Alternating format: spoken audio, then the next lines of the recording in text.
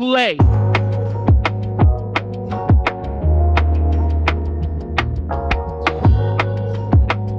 That's hot. So hot right now.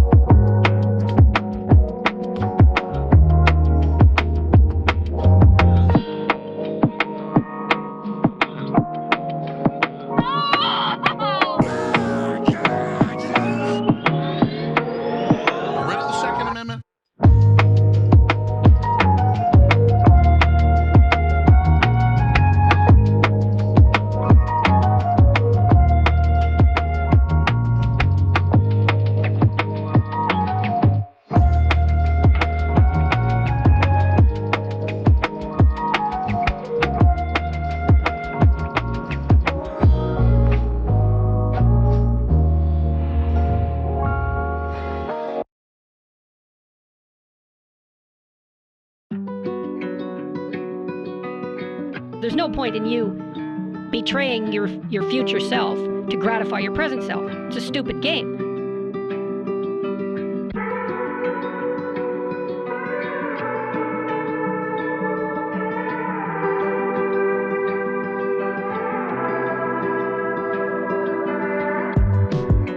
There's no point in you betraying your future self to gratify your present self. It's a stupid game.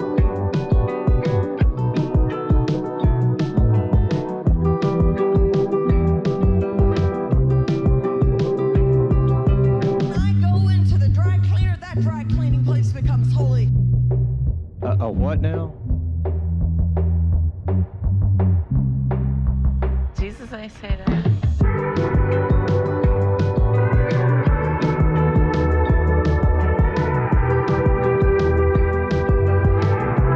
So I just want to address something. I was wrong.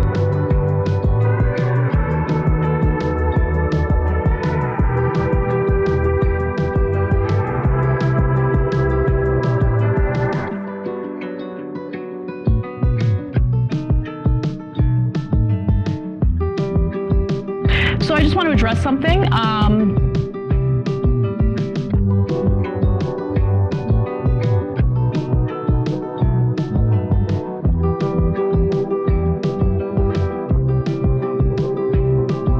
There's an old saying in Tennessee, I know it's in Texas, probably in Tennessee, that says, "Fool me once, shame on you." Fool me, you can't get fooled again.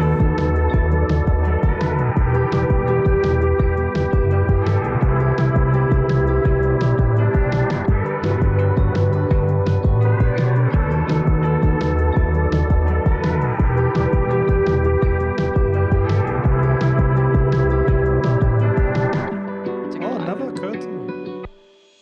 It's just crazy enough to work. Yeah.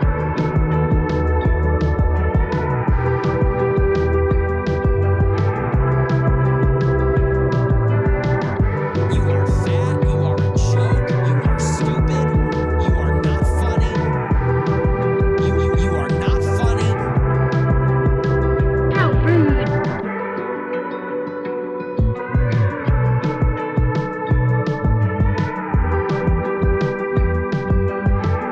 We have a demented, unintelligent person running the United States of America.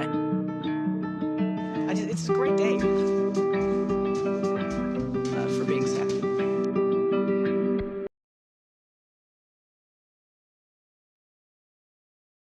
This is from 12 Rules for Life. I don't want reality. It's science. Break now.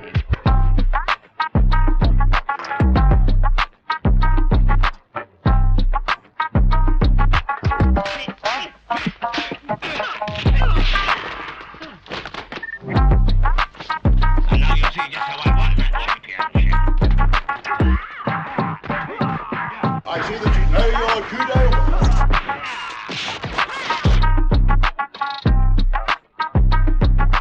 Facebook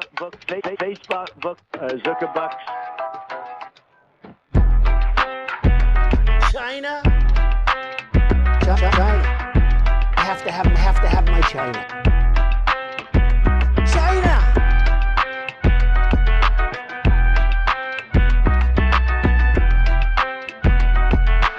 Donald Trump spent a lot of quality time with my wife. Don't be creepy.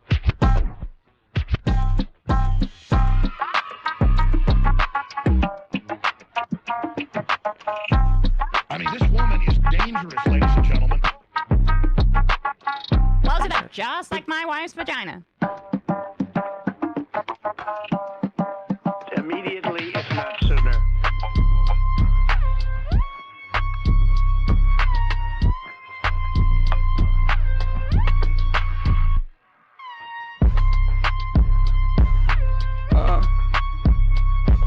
Your name, please? A fucking bitch.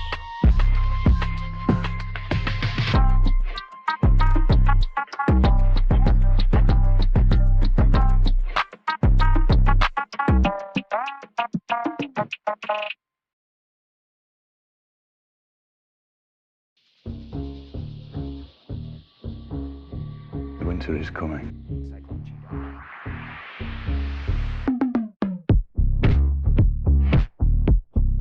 Cyclone Cheeto. Don't worry about it, little Marco. Gentlemen.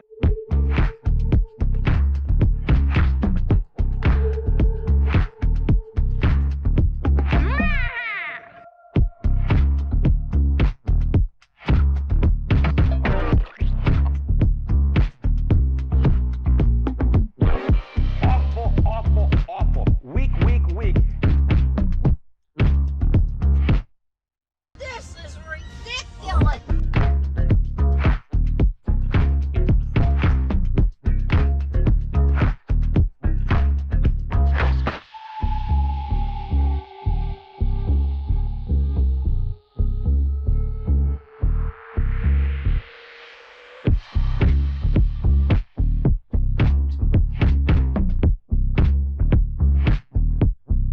I feel like I'm taking crazy pills. He looks good, and he looks good, and he looks good, and he looks hard.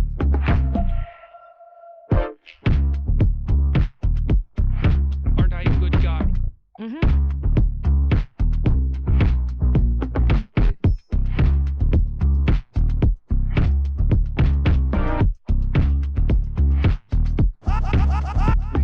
you not entertained?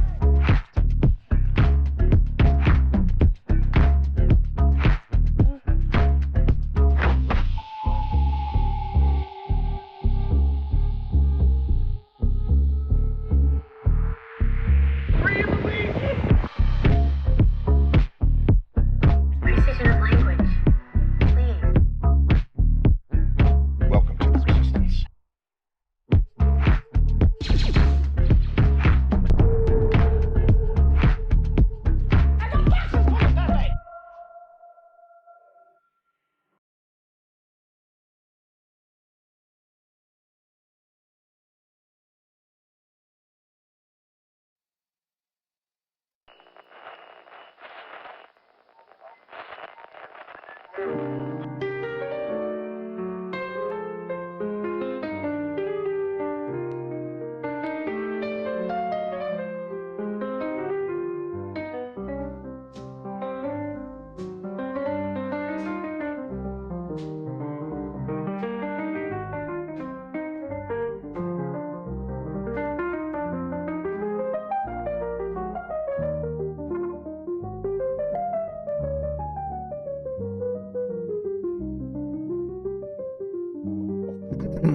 Here we are, once again.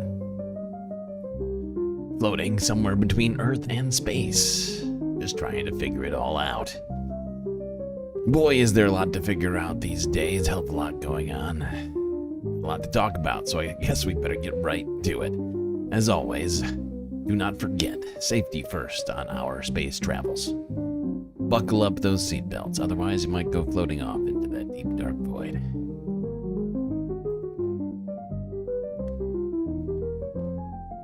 Space Fams, it's Sunday Fun Day.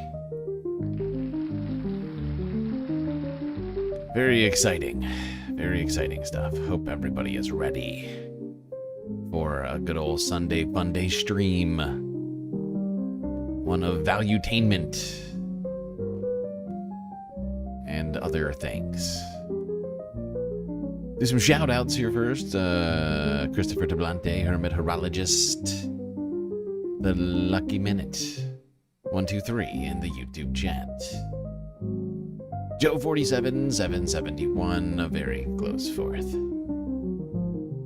Mozart also here. PB, Donald James X, Chuck L, Dukes 22, Monop, Look Bovine, Arvin Trevino, Orbeus Dragon, Bob Carmody.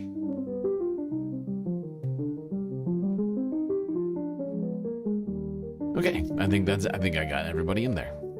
Good to see you, Space Fams. It's Sunday Fun Day. We're going to try and turn up the valuetainment to a 10. Oh no, what's happening right now?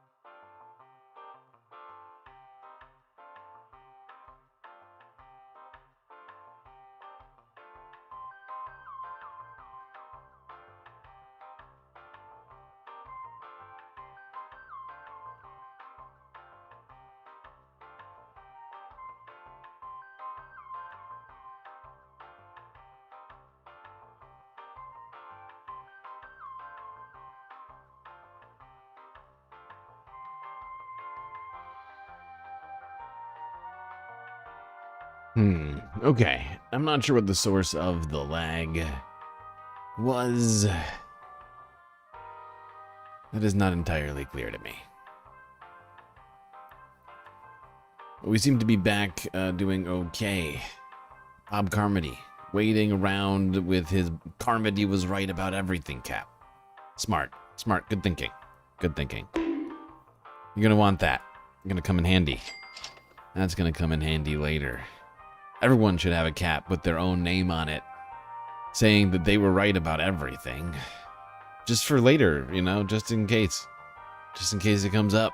Wouldn't want to find yourself in a life moment where you were in fact right about everything and you don't have the appropriate accessories to wear. That, come on. Okay. All right, well, we got a lot of stuff to talk about here today on this Sunday Fun Day. We're going to try and keep it as valuetaining as possible. And, of course, as we've been doing lately on Sundays, last couple months, updating on the Zohran Mamdani situation. Zohran Mamdani. And the New York City mayoral race. But we got plenty of other things to talk about today as well. More updates with the Charlie Kirk murder. The suspect alleged to have assassinated him. Hassan coming out of hiding? Coming out of from somewhere. We'll hopefully find out from where later today. The Emmys 2025 happening and ending just 30 minutes ago. Awards giving out to people. Did they deserve them? Hollywood stars and celebs, what do they know? Do they know things? Maybe we'll find out later. We'll talk about obsessions on the right wing with particular Hollywood films and or books that Hollywood films have been made about how to stay healthy and whether or not you can be healthy in the United States. Some environmental issues to cover. Oh, the Unite the Kingdom rally in the UK. Terrible gathering, which we will cover later as well. Stuff with Palestine. How people are trying to valuetain themselves while also being genocided. Plenty of other things happening across the world as well. Not all of it valuetaining, but we'll at least be keeping up with the world events while also perhaps doing some things that are less importance, but more valuetainment. That's the plan. That's the plan today. Just want to remind everybody that we have a galactic deficit goal we've been working on last couple days. Of course, we have 2 weeks to complete it, so plenty of time. We really just need to raise like $20 or so over there on Cash App, PayPal, or with new Patreon members. All of those, of course, we get that money immediately, if not sooner. Immediately, if not sooner. Okay, let's start the show in the United States. But I figured since it's valuetaining Sunday Fun Day, we would start it off by going back in time.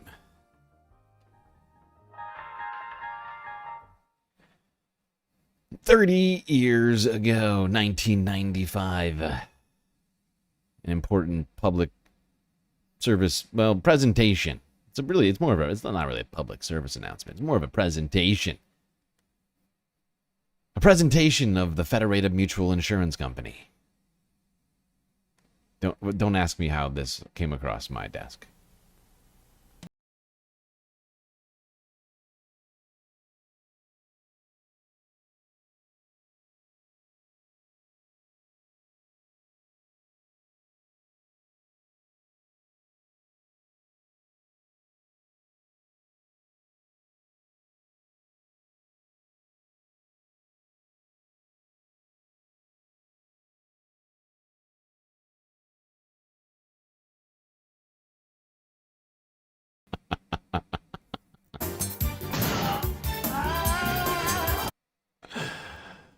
Oh my god. This kid looks erect. He's like, fuck it. I'm going for it.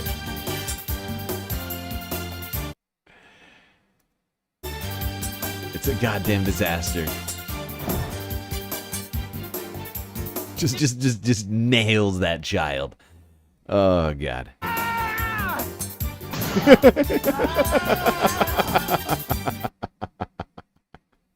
And some of these falls are such obvious pratfalls. Like they don't even kind of pretend like they're not literally jumping intentionally into danger.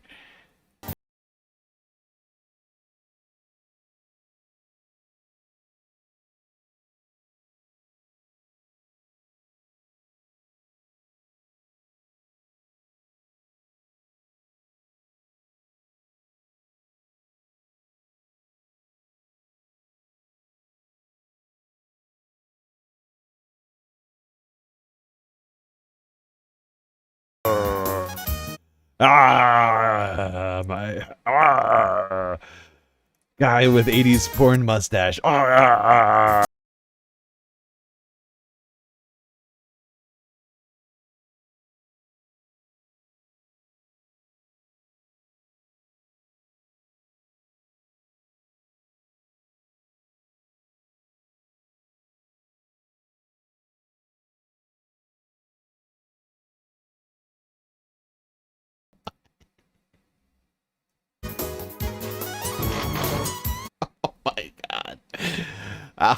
Why? This is so peak 90s. This is so peak 90s. It's insane.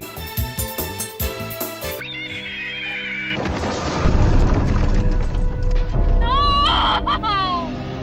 It only takes a second to be safe. Oh, the marketing. Wow. Wow. Action-packed. What an action-packed production from Mutual Life Insurance, whatever, Federated Mutual Insurance Company back in 95. Holy cow. People, it only takes a second to be safe. Oh, God. So true. So true. Well, in some cases, it only takes a second to be safe. In other cases, some people suggest that you need the entire National Guard to be safe.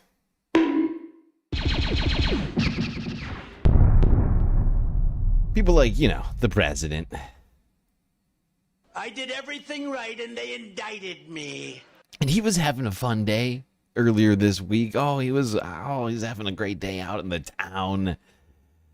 Here he is appearing outside of Joe's Seafood in D.C., coming out of the Beast. The Beast. The most armored limousine on the planet.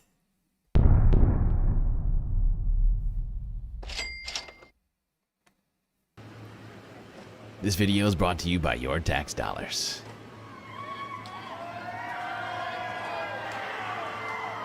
Boo! Some boos. I'm hearing some boos. I'm hearing some cheers. It's very mixed reception here at Joe's Seafood right now. Maybe because he's blocking off the entire intersection. Take some of the members of the cabinet out to dinner to say, Little Marco, Petey Hegseth, and my boy JD. Just a few of the good ones. Just some of the good ones, some of the great ones. Actually, got Caroline back there too. I guess we're like, we got a little DEI, need a little diversity here. So we were like, all right, Caroline, you can come too.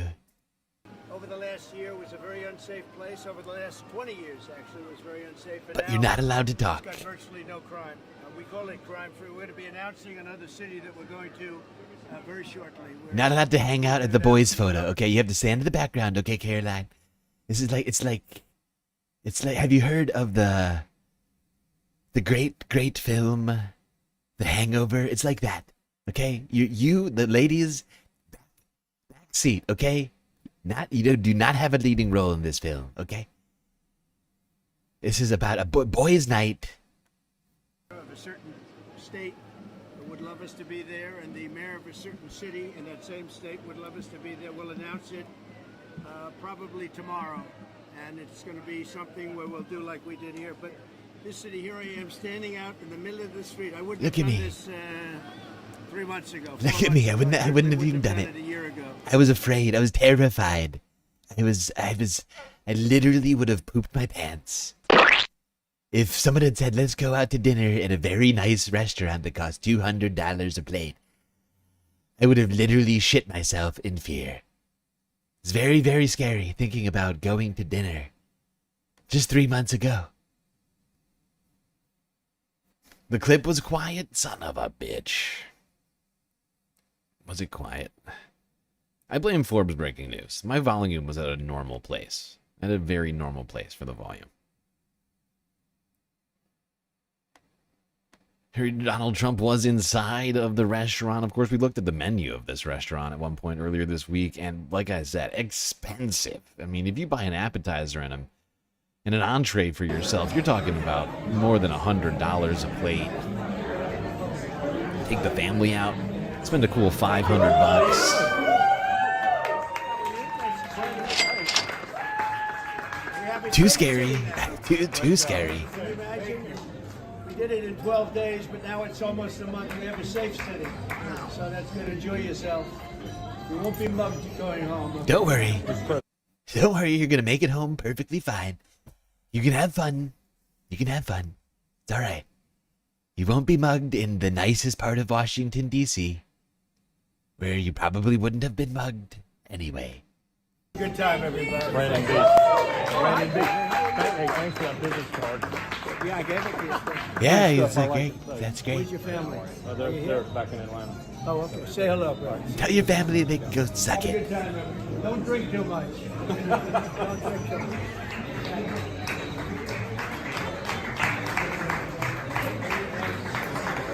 These guys don't appear to be clapping. Some people don't appear to be clapping for the president.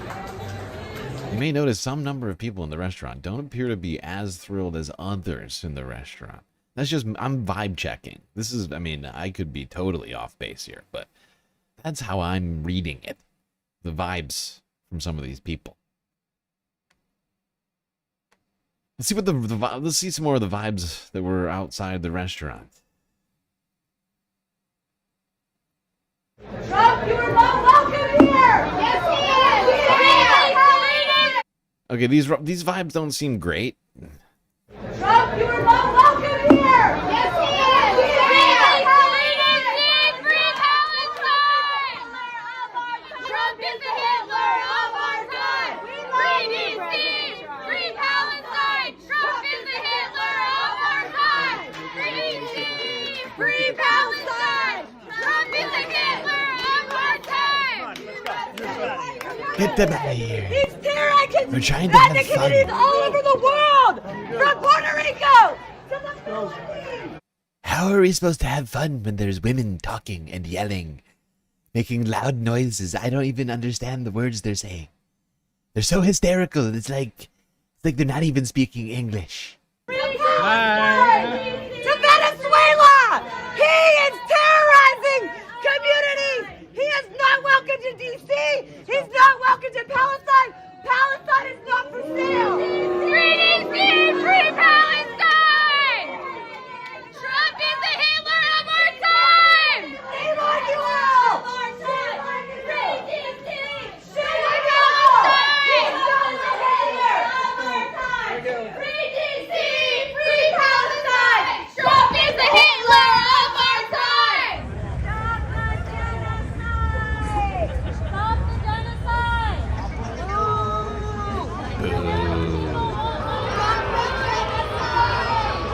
Stop slaughtering people in Palestine! No more weapons to Israel! Illegal. No more weapons to Israel! Stop bombing children! Everyone take a step back for me, please. Step back. We are not afraid of Trump. He is afraid of us. We are the people. We have the power. What I love about the irony of this, police line do not cross. I mean, there is a criminal inside of the restaurant. It's fair. He probably, I mean, an investigation maybe does need to happen.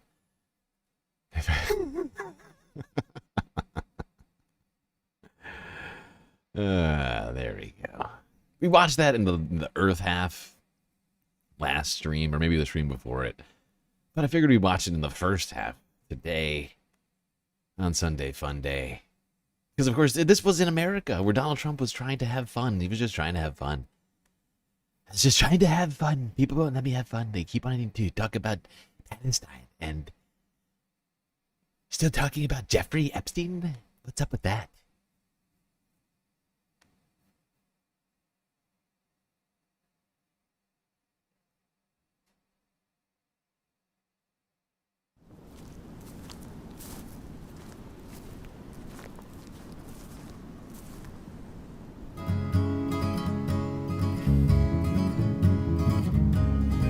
To the halls of Mar-a-Lago came a whisper through the day. What? From the diehards on the forums who wants prisons every way. I did everything right and No they one dared to indicted voice me. their questions, but they couldn't quite resist. The name they once defended was on Epstein's list. He's on Epstein's list. It was early in the morning when the news began to spread, with the headline cold and heavy like the shame across the land. He's betrayed us all completely, came the murmur through the mist. Could it be the man we trusted's really on Epstein's list? He's on Epstein's list. Then the silence broke in anger as the faithful turned away. You were supposed to drain the swamp, man, not go down the same damn way. All the signs they once ignored now came together in a twist, and the truths on his platform read that he's on Epstein's list. Illegal. He's on Epstein's list. Wasn't long before the diehards felt the rug pulled from below. They had memed and marched for nothing, now they're leaders just for show. 20 times they swore he'd save them from the globalist abyss, but he died and flew with demons because he's on Epstein's list. He's on Epstein's list. Now the mask had finally fallen, he's no martyr, he's just fake.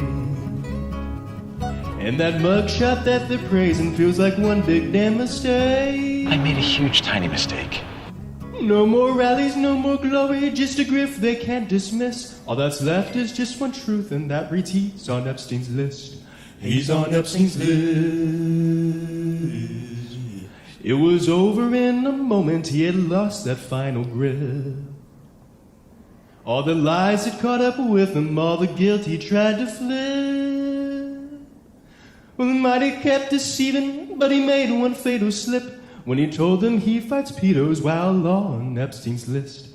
He's on Epstein's list.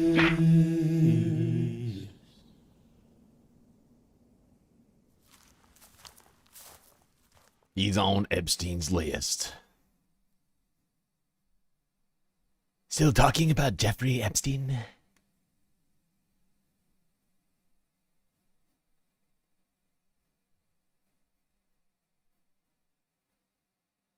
You're doing so many great things and you want to talk about Jeffrey? What is the deal? Right to jail, right away. Just figured I would throw that one in here. Been holding on to that for Sunday Fun Day. Buckaroo, cowboy, something or other. Give him the lazy eye.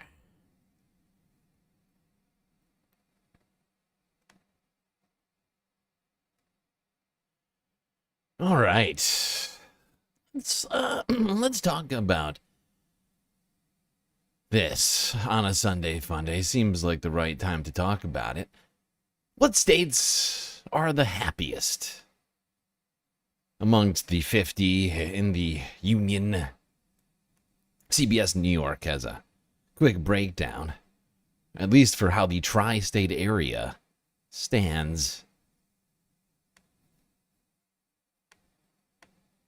Well, it turns out 2 states in our area are among the happiest in the country. According to a new Wallet Hub study, Hawaii took the top spot, followed by Maryland and Nebraska. But closer to home, New Jersey came in at number 4, and Connecticut took 5th place.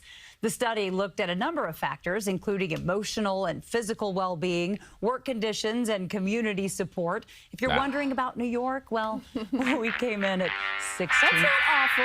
16th. It's Not bad, but congratulations, New Jersey. I know. I'm so happy. And I looked at this morning, and you mentioned the emotional well-being and the physical well-being. New Jersey was actually ranked number 1 there, which kind of makes me laugh because I think of emotional well-being. But anyway, I was like, oh, okay. At least my neighbors are emotionally stable. Yeah. You're being too hard on yourself, but yes. And Lonnie was going to stay. He took off. Oh, there's Lonnie. He's coming back. So Connecticut took 5th place. Lonnie has no microphone on, but congratulations, Lonnie. You and KJ 4th and 5th. I'm down at 16. Yeah. Can't even give Lonnie then, a microphone. New York, actually, as far as the emotional... He's lying. Okay, we'll take it. Happiness in the general geography of Lonnie has gone down precipitously.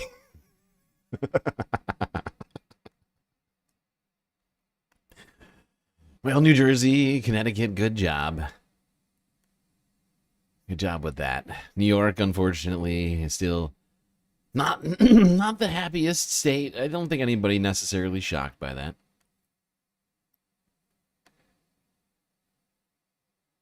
You know, it's people in New York are just a little cynical about life. Maybe that's all it is. You know, it's New York state of mind.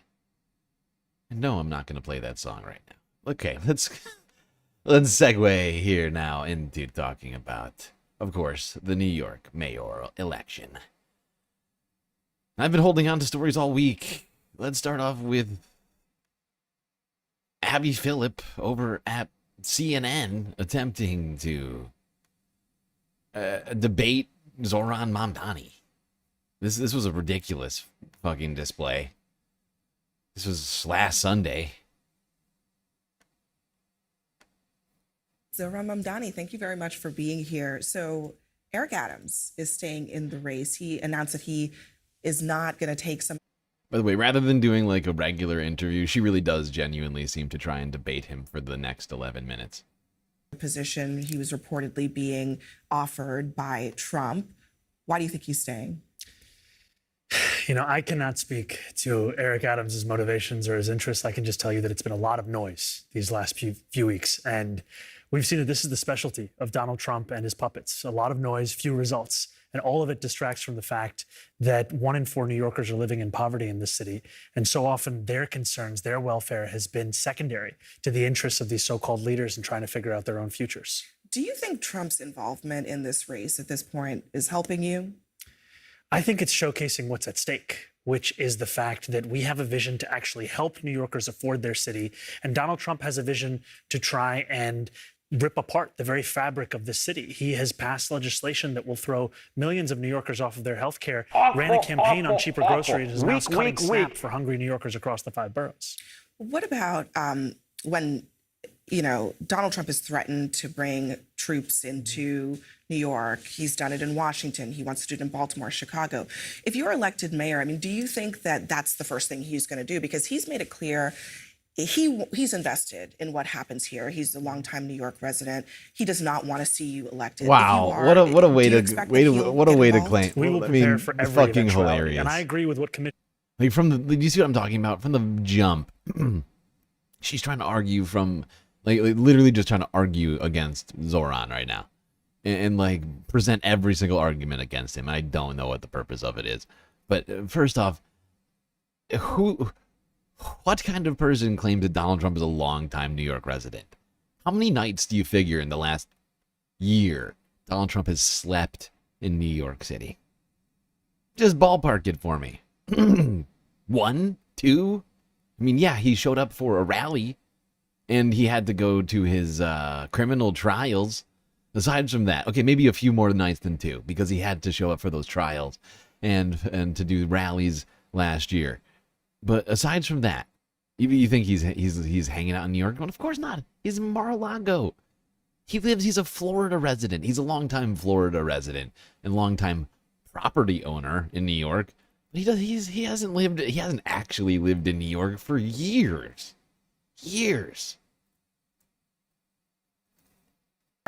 Do you expect that he'll get involved? We will prepare for every eventuality. And I agree with what Commissioner Tisch of the NYPD said, which is that we do not need the National Guard here. The NYPD can create that public safety for New Yorkers. And we've seen an example of how to fight back against this federal overreach in California, where you had the governor, the mayor, the attorney general work together to file a lawsuit that a judge recently found that the federal government was illegally deploying the National Guard there. That's the kind of partnership we need to see in New York. And yet that's exactly the opposite of what we saw when Andrew Cuomo was leading the state. So lawsuits would be your first step? I think lawsuits. I also think the fact that we look at our own law department, which has been on the forefront of some of the most critical cases in the country, and yet it's staffed at pre-pandemic levels, not even at the level that it used to be before COVID. That needs to be brought up with 200 additional lawyers. So in Baltimore, in the state of Maryland, just today, the mayor there and the governor, they're surging resources into the city to address crime, to address public safety. They're saying it's not anything to do with Donald Trump, but what are you going to do about public safety in New York? I mean, is there a responsibility that you would have to actually make the city safer for New Yorkers to address those concerns that are? Listen to every single question that Abby Phillip asks Zohran.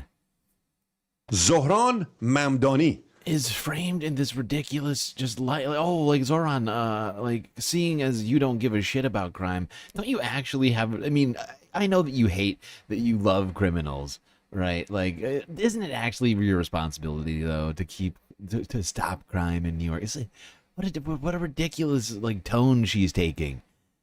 It's like, I know you love crimes, but isn't it really, as the mayor, shouldn't you really be doing something to stop it?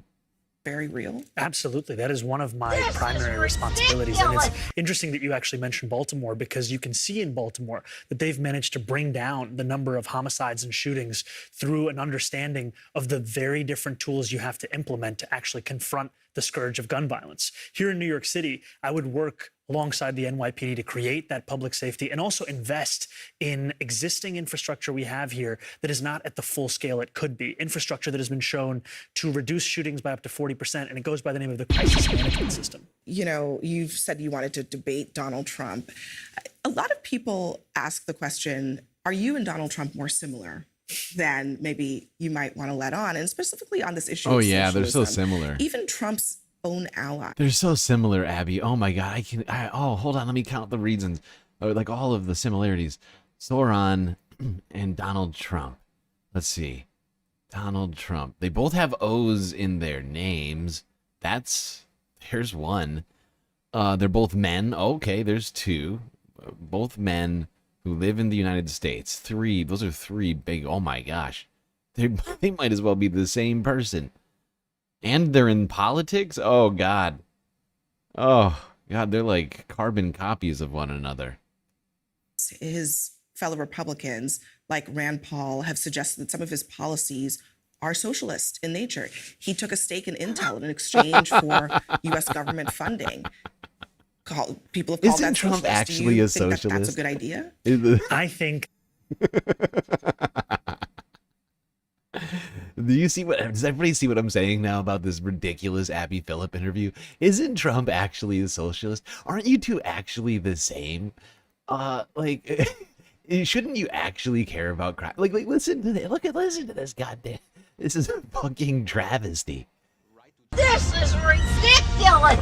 What a nonsense waste of time. Isn't Trump actually Donald a socialist, Trump and I though? have one thing in common, which is that we talk about the need for cheaper groceries. The difference between the two of us is that I'm actually going to deliver on that. And that's what I think is so frustrating, is that he spoke to the needs that New Yorkers had, that Americans had. They truly believed that his promise of a cheaper and a more affordable life was possible, but he's shown no interest in that. You look at his economic policies, they have exacerbated that crisis. Wouldn't be prudent at this juncture. Do you think that there are some things that Trump has done that are more socialist than capitalist? I don't think there is much that Donald Trump does that can be understood through the idea of ideology. I think he does whatever it is he decides to do each and every day with his own mind as the centerpiece of it. He's self-interested. Everything that Donald Trump does comes from a place of self-interest. The impact of your proposals on housing in this city. Oh my God. There's a lot of concern that it'll cause people to leave. That it'll cause dilapidated housing. That will cause landlords to go out of business. Oh no. But my question to you is, don't you just hate landlords, Zohran? Don't you just want New York to turn into the fucking, a post-apocalyptic hellscape with pizza rats running around all over the place, running the city?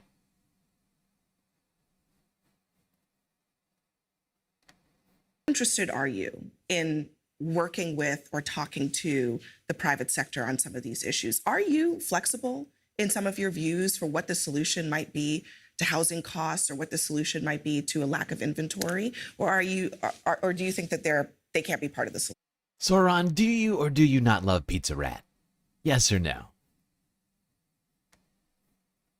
I think that every New Yorker can be part of the solution. And I am not only interested, but committed to having conversations with New Yorkers across the political spectrum. And I think for too long, leadership has been defined as someone who surrounds themselves with people who are quickest to say yes to each and every idea. You have to actually encourage and create space for disagreement, because that's what gets you the outcome of results. And when we talk about freezing the rent for the more than 2 million New Yorkers who live in rent-stabilized housing, that happened 3 times before under the previous mayoral administration. New York City is still standing. A bigger picture Oh question. my gosh. Tom Swazi. Wow. It's almost like He Abby and often CNN could have done the talks about- research and found out for themselves that actually there's been multiple rent freezes in New York. And somehow the island is still there. There's still landlords all over the place. And there's more people than ever. And Trump in the same sentence. But the suggestion there is that you know how to diagnose the problem, which you have on housing, on food, on childcare. But the solution that you're offering is all too simple. It's overpromising and in ways that you cannot deliver. Is there a risk You see what I mean about this goddamn interview? It's insane. Zohran, do you or do you not want Pizza Rat to actually run the city? Zohran, do you or do you not want this NYC to be a post-apocalyptic hellscape? Zohran, isn't it true that you actually can't do anything that you say that you're doing? Aren't you actually Donald Trump in a Muslim costume? Zohran, don't you actually want Sharia law and no-go zones for Christians? The Upper East Side? You might overpromise New Yorkers on things that you can't execute on. You know, I would call him a colleague because we are part of the same party, the Democratic Party. And as Ed Koch said, a former Democratic mayor of New York City, that if you agree with me on 9 out of 12 issues, vote for me. 12 out of 12, see a psychiatrist. We have to have room for disagreement within a party. Otherwise, we just become a monotone that doesn't accept the innate tension of people coming together. And this vision that we have for New York City, it's one that speaks to the scale of this crisis, much in the same way that when the former administration of New York City looked at childcare, they talked about developing universal pre-K. Many people thought that was unrealistic. Now it is a fact of life here in New York City. That is going to be the same, not only for freezing the rent, not only for making buses fast and free, but for universal childcare from 6 weeks to 5 years of age. A lot of polls saying different things, but I think the gist of it is that, you know, in the race as it stands now, you've probably got about a third of the electorate in the city. It's higher than that, but okay, thanks. Thanks, Abby. I can't listen to any more of it. Honestly, it gets worse over the next 4 minutes. I'm not going to lie. It's an 11-minute hit piece, an attempted hit piece on Zohran. And Zohran just deftly maneuvers through each ridiculous fucking narrative and question that old Abby throws his way over there. I'm going to start a goal now. We're almost at an hour. Might as well do it now. Oh boy, we are starting super late. I feel like it's going to be difficult for us to complete this goal.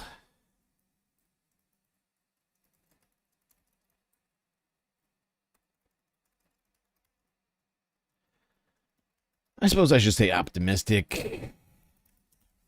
Okay. Give us all the content immediately, if not sooner. Content goal started. You can donate both to the content goal and, of course, to the galactic deficit financing goal by going to Cash App, PayPal, or Patreon. But, of course, YouTube, Super Chats, Super Stickers, and memberships, of course, count to the YouTube content goal. I think that's obvious. I think that's obvious, but perhaps not.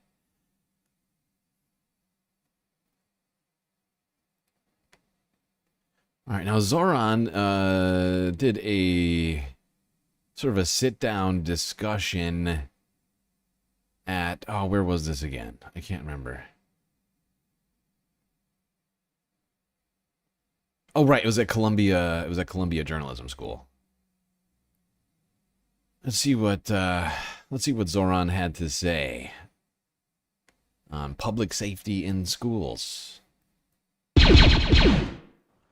What's your stance on school policing and the presence of armed officers in or around the public schools? You know, I think it is an indication of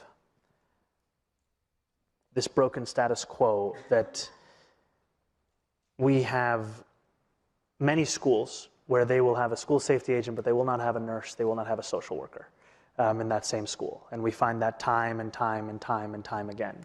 And I've been critical of that kind of an approach to our education system, and also the ways in which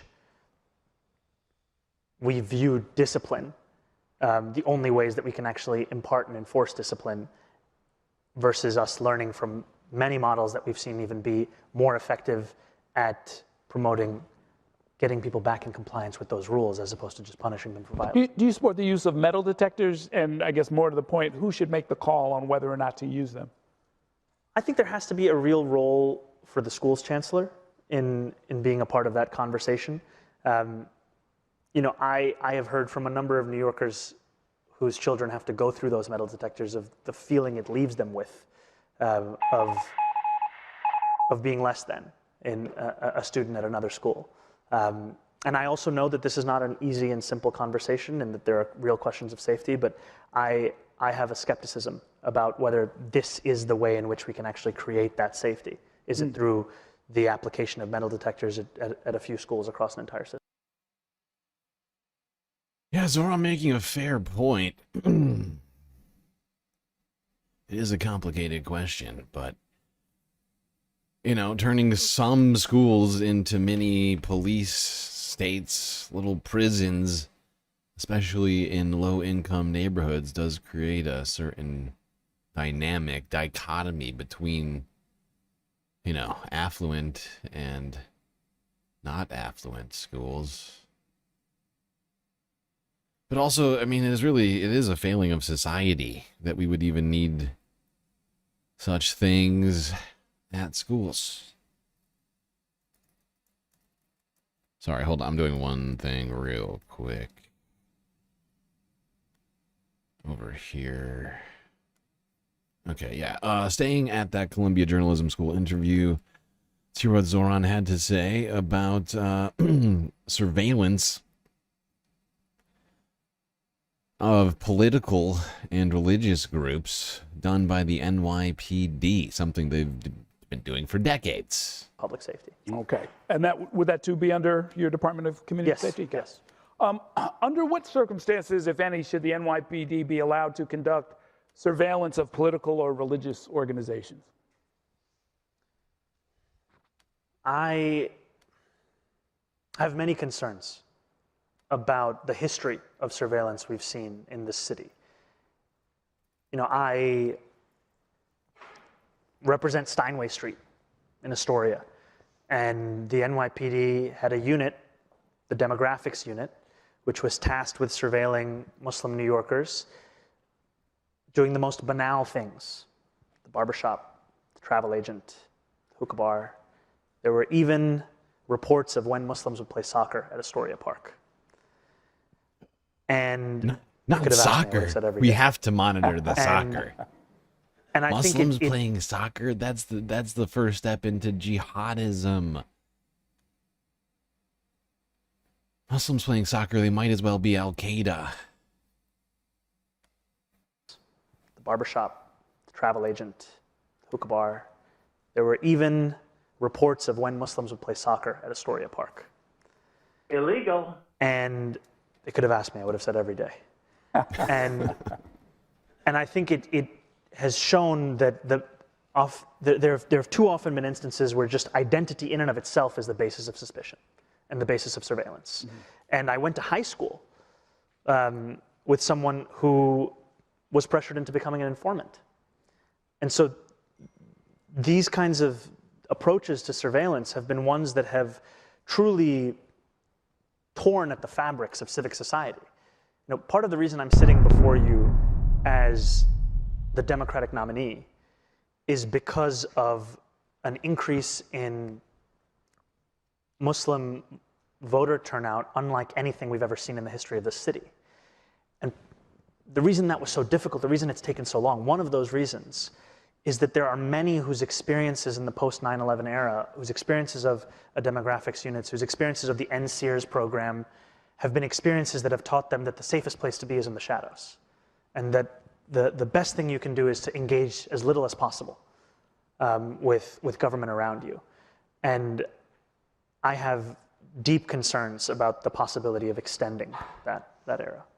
At the same time, would you acknowledge that it's an issue and it's a challenge, that if there are people who mean to do harm and they are hiding in the shadows, somebody's got to go and find them? If there is actual intent, right? If there are those who mean to do harm, that is absolutely, to me, a different conversation. What I am concerned about is the many ways in which it was the stories of entrapment and the desire to surveil, not on the basis of suspicion of that meaning, but rather that identity itself is a pretext.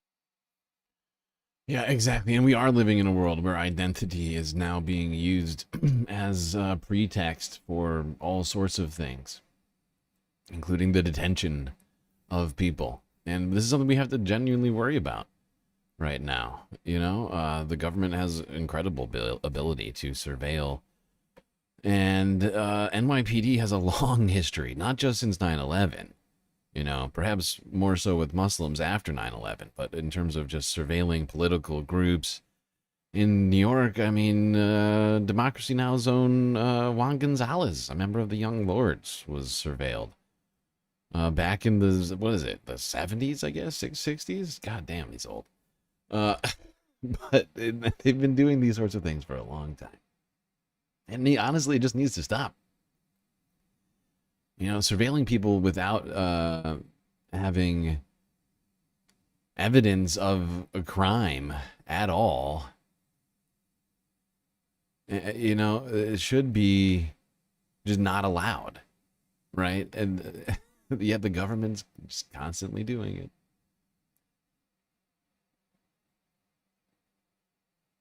All right. Now, while many areas of New York City are excited about Zohran, others less so. And far away, off in the Hamptons, dissent did so. Zohran Mamdani for New York City YouTube channel 5 days ago. A dramatic reading of the recent New York Times dispatch from the Hamptons.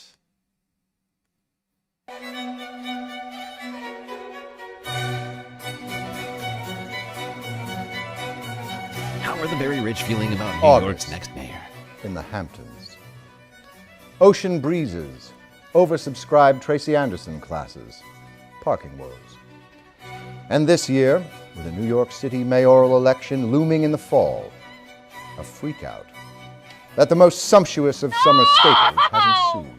Even overpriced lobster salad can't seem to make people out here feel better, a veteran political fundraiser said. Everyone is talking about it all the time.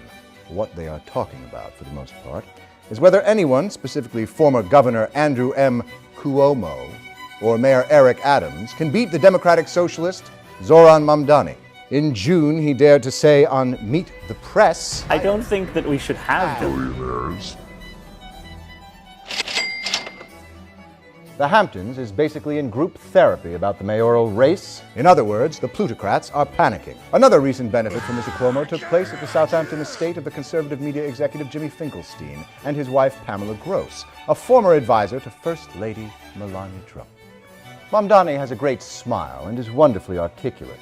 His social media is entertaining, and his promises sound fine until you look at the fine print, and they're not realistic.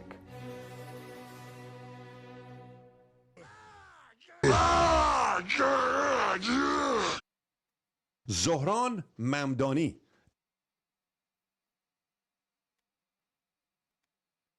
A brand new poll in the New York Times please on the shut up, John. mayor's race in New John? York City shows Zohran Need you to shut up Mamdani now. way, what did way I say to you? ahead I said, of his please shut up. closest rival. What was that? Well, yes, there we go. Like I said, please shut your mouth. Thank you. Well, there you go. A little bit of poetry, a little bit of culture on this Sunday fun day. Now let us keep on the path of discussing the New York mayoral race. 4 days ago, Zohran's lead solidifying,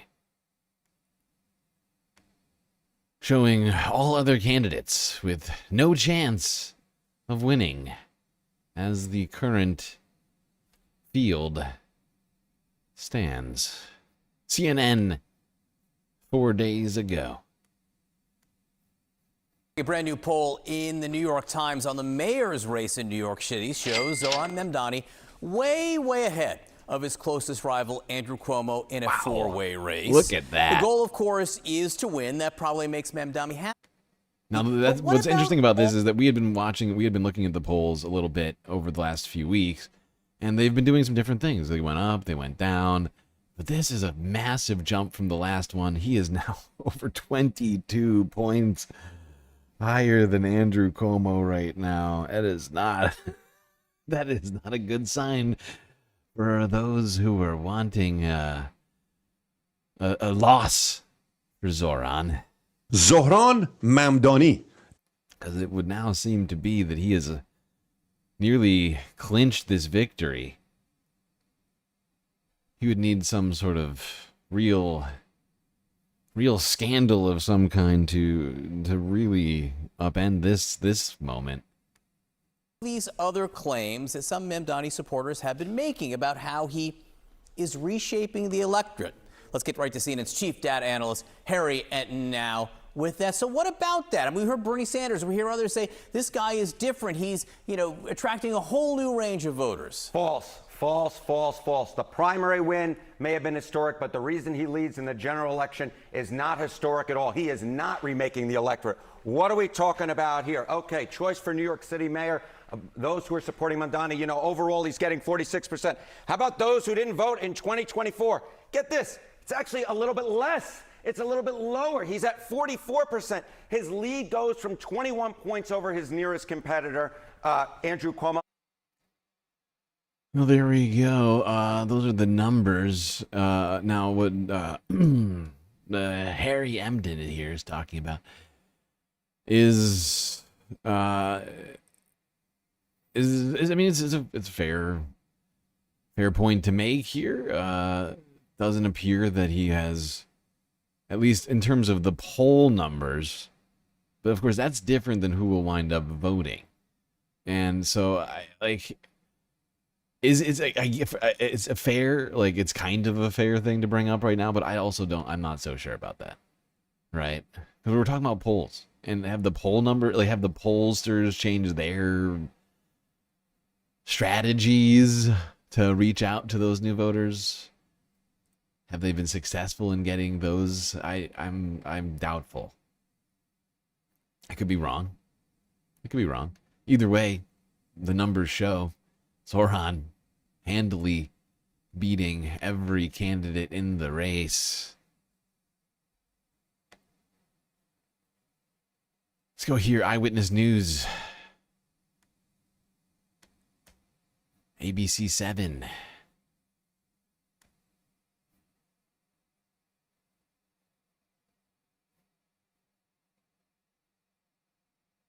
Well, a new poll out today on the New York City mayor's race shows Democratic frontrunner Zohran Mamdani maintaining a commanding lead over his three political rivals, including Andrew Cuomo, who is in a distant second place with 24%. But in a hypothetical head-to-head contest between Mamdani and Cuomo, the race becomes much closer, according to the poll. Meanwhile, today, President Trump addressed speculation. Even with that, and this is what I was saying over 2 months ago, is that the numbers were starting to play out that even if Curtis Sliwa and Eric Adams both dropped out, that this race would still go to Zohran. And it's, look, I was finally right about something good, chat. Look at that. I need one of these. Good guy. Aren't I a good guy? I predicted something good for once. I'm always predicting things that are bad. But I'm starting to, to the poll. Broken clock Meanwhile, right today, twice President a day. Trump addressed speculation. He is working to shrink the field in Cuomo's favor and to prevent Mamdani from becoming mayor. This, as some of the city's wealthiest landlords held an emergency closed-door strategy session to try and figure out how to boost Cuomo's popularity. Oh my God, the coalition of the landlords.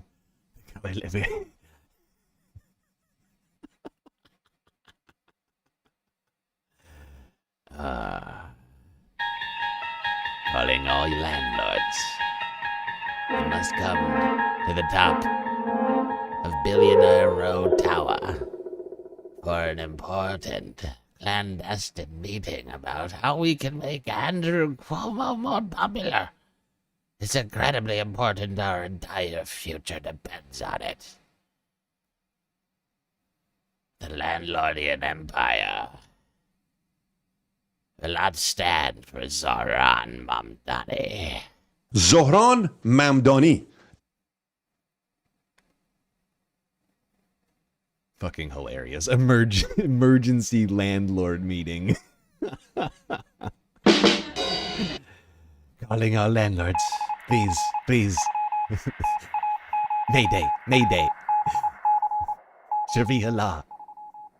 Rent caps. Oh my god, I'm sorry. It's just... It's an emergency. We have a democratic socialist on our hands. It's all over. How can we help Andrew Cuomo?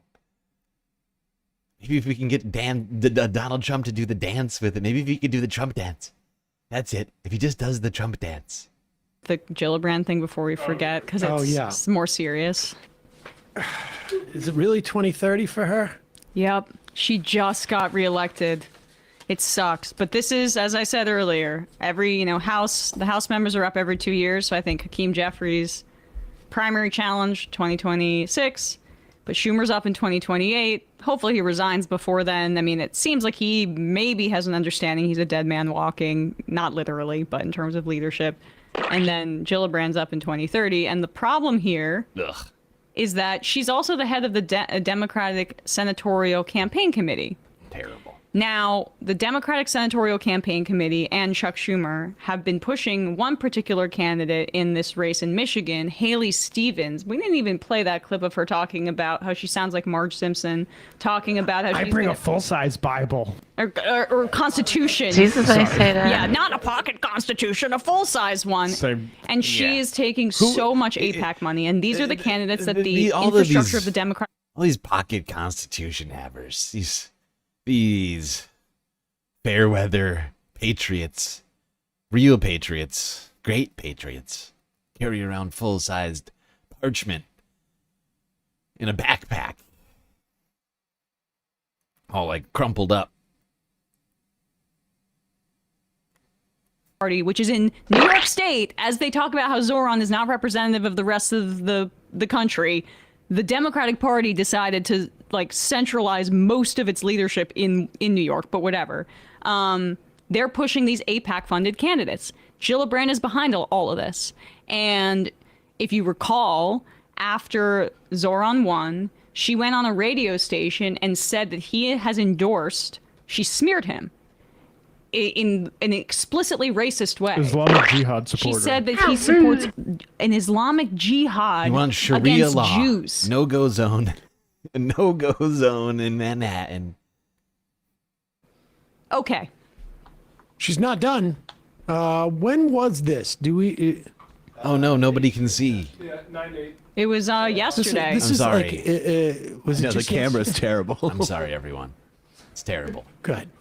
But the words they often choose to use are very hurtful and harmful and are undermining. So I'm going to work very hard with any Democrat who uses the type of language that is harmful and undermining and creative of anti-Semitism to tell them what it means and tell them how it's received. I will sometimes be effective, I will sometimes be ineffective. But 9 out of 10 Democrats are pro-Israel and want peace in the Middle East. The political concerns many Democrats have are around the political leaders. They don't like Prime Minister. What the fuck is Kristen Gillibrand drinking over here in this giant fucking, it's like a cooler. She's drinking some mud. She's drinking mud from a giant, a vat. Look at the size of this puppy. That's the size of a small child.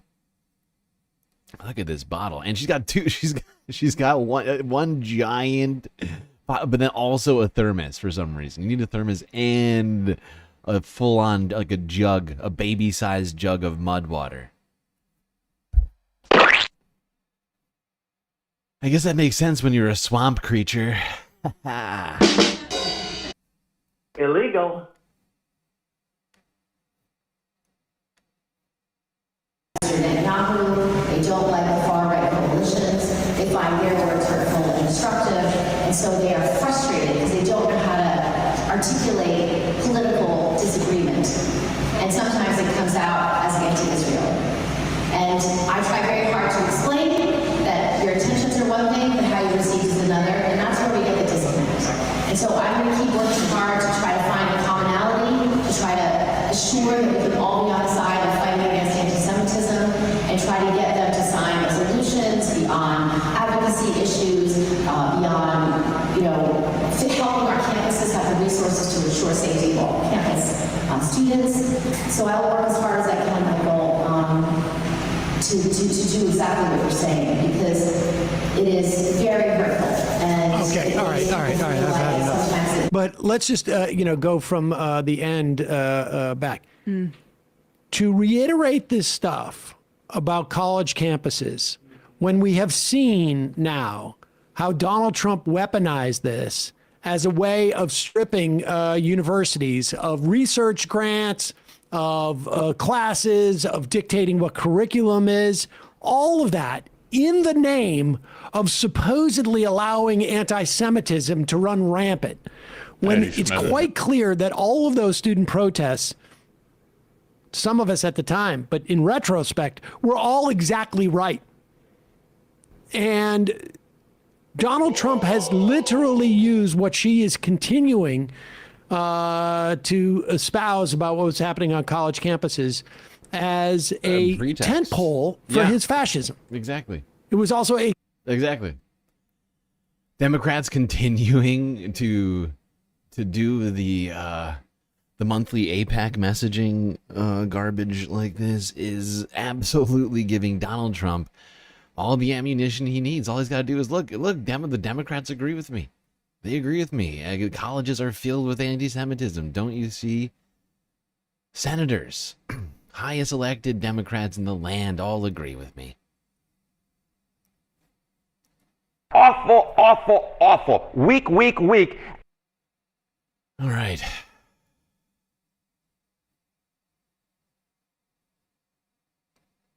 Unfortunately, Democratic leadership just cannot stop sabotaging themselves and the entire democracy. Let's keep talking about the mayoral race here. Andrew Cuomo going after Hassan.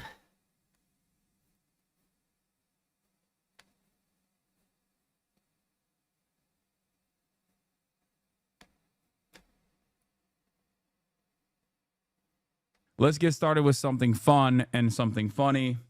As you guys know, Andrew Cuomo, Curtis Sliwa on the Republican ticket, and the current mayor of New York, Eric Adams, are running up against our boy Zohran Mamdani. Now, Zohran Mamdani is, according to the new New York Times Siena poll that just came out, basically beating everybody else on every single metric, every possible demographic by a landslide, or at worst, tied for the first in his weakest categories, which is older people. Okay? And what has Andrew Cuomo, who's supposed to be like the guy that is going to try and beat Zohran Mamdani after he lost in the primaries, what has he thought about doing as a line of attack? What has he thought about? Attacking Zohran Mamdani over, who's the current frontrunner? His connections to a popular Twitch streamer who has been supporting him from the initial stages of the primary. That connection to said popular Twitch streamer, me, has actually played a role in him beating Andrew Cuomo in the primary. Not like a super significant role, but somewhat of a role. So not sure exactly why he thought this would be a fantastic own. Okay? But that's right. Andrew Cuomo has decided to play the association game with Zohran Mamdani. Who are those other people? Victims of Hassan Piker? I love games. I assume, I don't know anything about this press conference because I didn't see it. I only saw this originally, and it launched me into orbit. But I suspect it's like 9/11 first responders and their children or something. But in any case, it is pretty. What a pathetic attempt at a smear. Andrew Cuomo knows no bounds of his shameful behavior. You should be ashamed of yourself for having that thought. America deserved 9/11, quote unquote, underneath Hassan. And then another poster board. Wow, they hit FedEx Kinko's hard before this fucking press event. They hit Kinko's, got another fucking poster board with Hassan and Zohran shaking hands. Don't you see, Zohran thinks America deserved 9/11 because Hassan. 11 first responders and their children or something. But in any case, it is pretty funny that America's most important city's mayoral race has gotten so completely out of control that they're basically trying to do like internet beef. That is where we're at. Lamont, I work in the office of David Friedlander. Yeah, shouts out to David Friedlander, who apparently asked Andrew Cuomo at this presser, because he's the one who actually took the photo and sent it. But shouts out to David, who asked him about his horrible numbers. Because as soon as I saw this, I immediately sent this photo to a bunch of my friends and said, "This is fantastic." Immediately, if not sooner. And then I also tweeted, "Great campaign, Mr. Cuomo," with this New York Times Siena poll that just came out. Zohran Mamdani leads by 22 points in a four-way general election. Mamdani is most trusted on affordability, housing, Israel, Palestine, and crime, taxes, dealing with the Trump administration, leads all racial groups, plus 4 out of the 5 boroughs. If the field holds, he wins. So while this is going on, and this is a horrible day to be Andrew Cuomo, horrible numbers coming out, what is he choosing to do? This. If this is your exit ramp, if this is what you think is going to, This is pathetic. This is pathetic. Andrew Cuomo, they are floundering. The fact that he thinks that this is an effective strategy. First off, more people in New York know who Andrew Cuomo is than Hassan is. Don't get me wrong. Hassan, he's famous. He's internet famous. Andrew Cuomo is the goddamn governor of New York. People know him a little bit better than they know Hassan, especially across the demographics in New York. And for him to be like, look, don't you see, Zohran knows this Hassan guy who you may or may not know. And Hassan thinks America deserved 9/11. Hassan said America deserved 9/11. Then you see here, April 2025, he shook hands with Zohran 2 times. Spoke to him for a full hour and a half. That means that, of course, Zohran Mamdani did 9/11. Zohran Mamdani. Illegal. That is how that works. Write that down. Okay. Let's keep going here. Let's keep talking about the race. Talk about the absurdity of the Democratic Party. Oh, you know what? I meant to put these together. I should have these together. Hold on. Sorry. Let's go to one more source to discuss this ridiculous attempt at a Zohran smear by the Andrew Cuomo campaign. Who other should we go to than the Majority Report? The heartland of America. Fuck yeah! Downtown Brooklyn, USA. Huge poll out today that has Zohran Mamdani up significantly against Curtis Sliwa, Eric Adams, and that other guy, Cuomo. Yeah! And even if Sliwa and Adams, well, I'll give you the numbers. The poll found 46% of likely voters plan to choose Mr. Mamdani, according to the New York Times, in this Times Siena poll. His support spans racial and ethnic groups, but is especially strong among young and highly educated voters. By comparison, 24% of likely voters in New York City said they would support disgraced former Governor Andrew Cuomo. The Times did not properly address him as disgraced. I added that. Who's running as an independent. 15% would back the Republican candidate Curtis Sliwa. 9% favored Mayor Eric Adams, the scandal-scarred incumbent who's also running on an independent line. Why did they not refer to former Governor Cuomo as scandal-plagued. He literally had to quit office because of a scandal. He might be more scandal than human being. He's certainly more scandal-scarred than Eric Adams. Seriously. He literally had to resign office because of the over a dozen accusations of sexual assault, and then spent billions of dollars of your taxpayer money defending himself. Let alone what he did with putting people in nursing homes in the height of COVID. Oh, the Moreland Commission, the IDC. I mean, it goes on His and top on. Everybody aides, knows he's garbage. Coco's corruption scandal. Yeah. But nevertheless, if Sliwa and Eric Adams dropped out of the race, according to this poll, Mamdani would still lead 48 to 44% against Cuomo. However, on this day, today, the ballots are now locked in.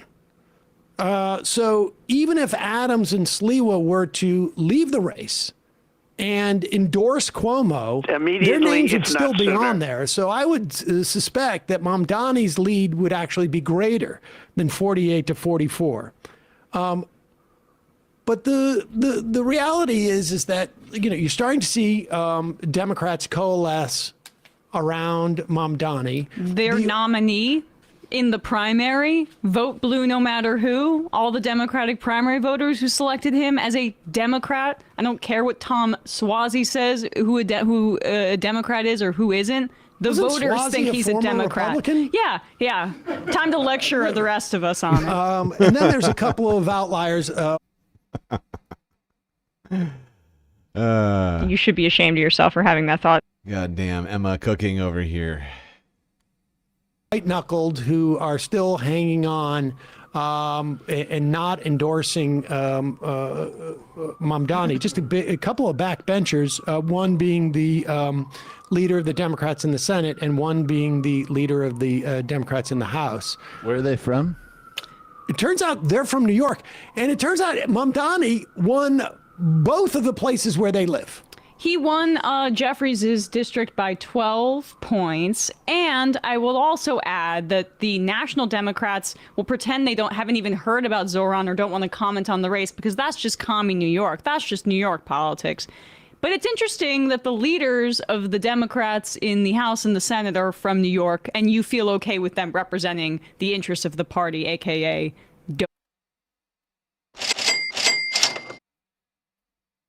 Follow the rich white man. Okay, hold on, wait. I forgot this was super long. Let me there. Oh yeah. Okay, yeah. This is yeah.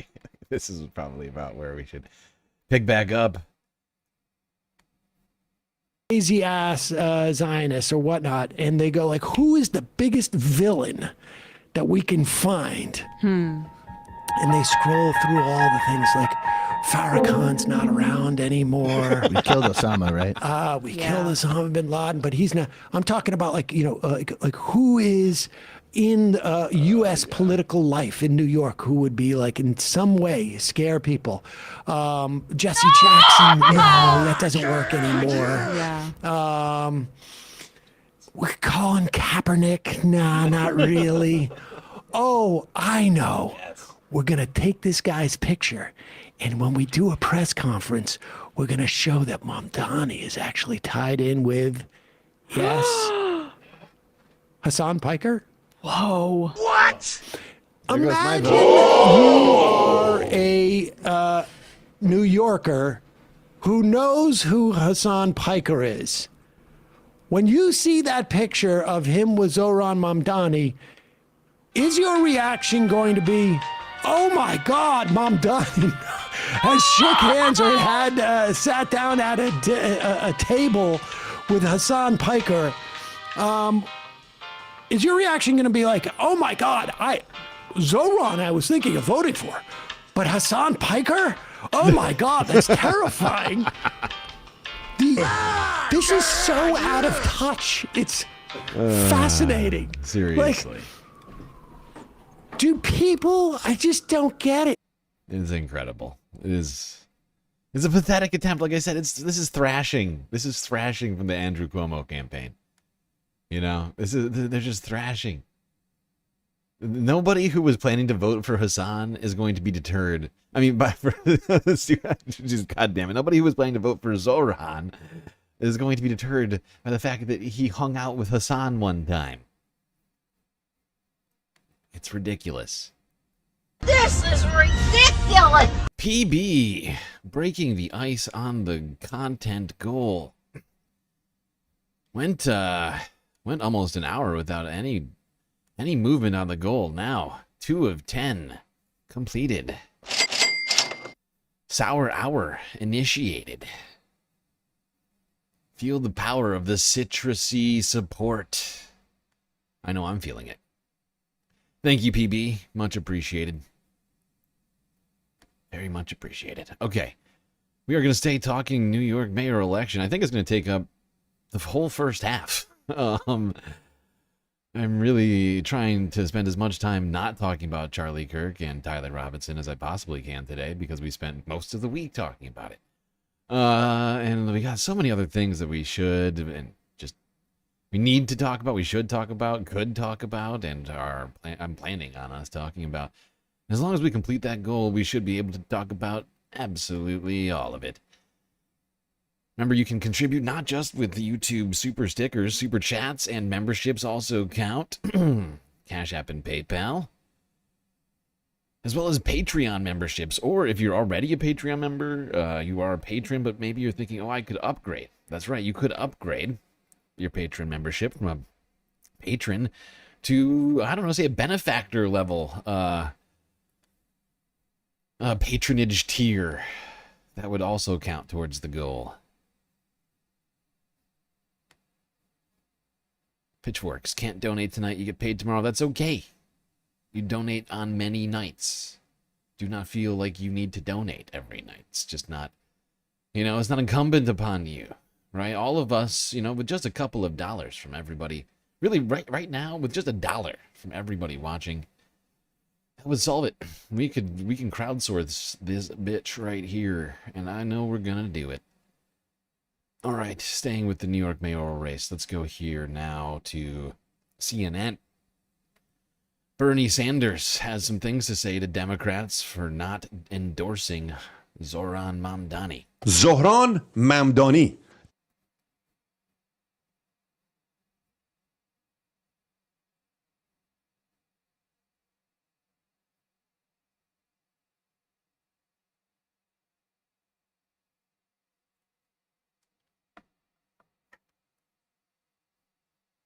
The Health and Human Services Secretary, Robert F. Kennedy Jr., unveiled his Make Our Children Healthy Again report today that includes a 20-page strategy document that focuses on food, lifestyle changes, pesticides, and screen time. It's slim on details, though, on the next steps that the administration may. Sorry, Catlin. We're not here for this. We are here for something else. Where is Bernie? Bernie, where are you, sir?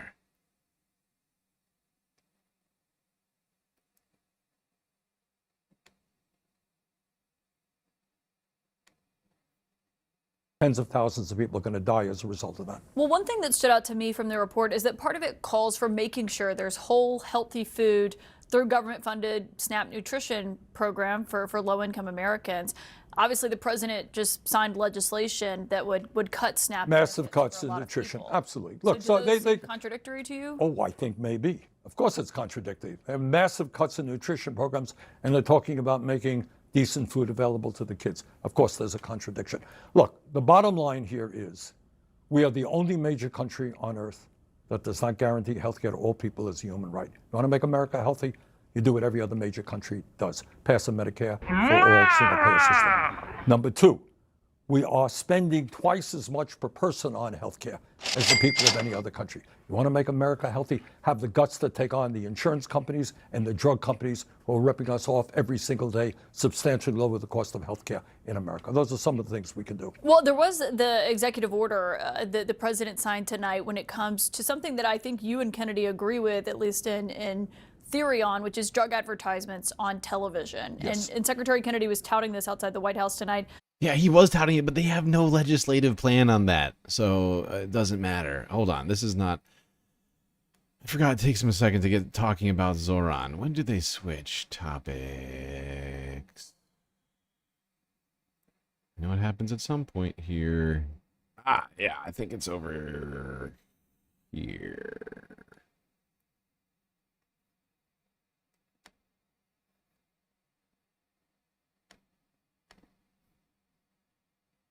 Is we have a Secretary of Health and Human Services who is literally undermining faith in vaccines. And that is one of the reasons why Trump should ask for his resignation. Can I also ask you about what's happening inside the Democratic Party, New York City especially? We saw Chuck Schumer today, the minority leader, meeting with Zohran Mamdani, who is the Dem candidate for mayor in New York today. He came out of that. He said they had a good meeting, that they know each other well. We're going to keep talking. He did not endorse Mamdani yet, though. Well, this is the way I look at it.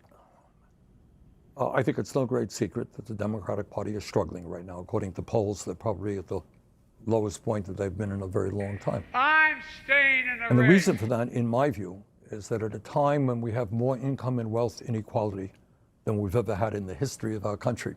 I don't know if you noticed, I'm sure you did, that Tesla is now proposing to make Elon Musk a trillionaire. He's got to get a nice, do it a good job, give him $800 or $900 billion, all right, which is insane. So you got 60% of our people getting paycheck to paycheck. We have the highest rate of childhood poverty and senior poverty of any major country on earth. You got half of older workers have nothing in the bank as they face retirement. You got a quarter of our seniors trying to get by on $15,000 a year or less. Have the Democrats really been saying, you know what, maybe we got to deal with this issue of income and wealth inequality. Maybe we have to take on the corporate greed so that we don't have an economy in which the very rich get richer while wages for the last 50 years for workers have been stagnant. All right, so that's the basic problem. Democratic Party has got to make a choice. Do they go with their wealthy campaign donors, very wealthy contributors? You think they're scared to endorse Mamdani? Or do they stand with the working class? Let me talk about Mamdani. There we go. Bernie Sanders responding to questions about the weakness of the Democratic Party and not endorsing Zohran Mamdani, the Democratic winner of the Democratic primary in the mayoral race in New York City. It is awful. It is weak. It is pathetic. Zohran's been out there. He's been hitting the pavement, hitting all the events, hitting all the media, getting his message out there.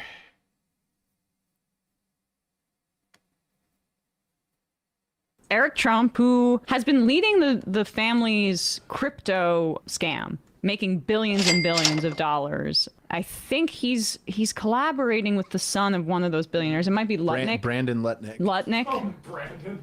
Brendan. Brendan. Fitting name. Let's go, Brandon. Oh. Boo. Boo. Brendan. It was Brendan, I thought, yeah. not Brandon. Yeah, no, that's why I'm booing. That's why I'm booing. Okay, Brendan there you go. is a derivation that I don't appreciate. It's an unapproved usage of although we always love Brendan Finn here at the Majority Report. We make an exception for him regardless. It's just the petty vanity of differences. You have been fined for an unapproved use of the word Brendan. So Eric Trump went on Fox News, weighed in on Zohran. He doesn't seem to get why people are so interested in this guy. He hates Israel. He wants to, imprison Netanyahu. He's been pretty vocal about that. He doesn't like the Indian population. He's literally gone after Modi and said that Modi was a war criminal. Zohran he hates Indian people. Can you pause it, actually? He's a self-hating Dude, Indian. He's of Indian descent. He's of Indian descent. Emma doesn't. He grew up in Uganda, but he's of Indian descent. I know that you're conflating all. Emma doesn't get it. He's a self-hating Indian. People like Eric have been using the term self-hating Jew, and now there's a new one. It's the self-hating Indian. Okay, that's what's going on. Of course, I'm kidding. I think Eric is just too stupid to know that Zohran is Indian. He probably doesn't even know that Eric is probably so stupid that he's not aware that there's a large. I mean, it's certainly not a majority, but there's a fairly sizable ethnic minority of Muslim Indians. But there are Muslim Indians, and they are persecuted by Modi. To Eric Trump, if you're against Netanyahu, you're against Jews, and you're against Modi, you're against Muslims. Do you see how Indians are. the Republicans are obsessed with the diaspora of countries that they can use as propaganda objects for capitalism, whether it's Iran, whether it's Cuba. Now it's basically Hindu nationalists that they're trying to appeal to with this Modi thing. But they will never advocate for the liberation of all people. They'll always pick a group that they can use or that they feel like is aligned with them and their. Al Sharpton literally said the antifantada. Yeah, and Eric Adams said the what was it, the global enchilada, the global infantada, the global the global yeah, what was the, I can't remember what he said.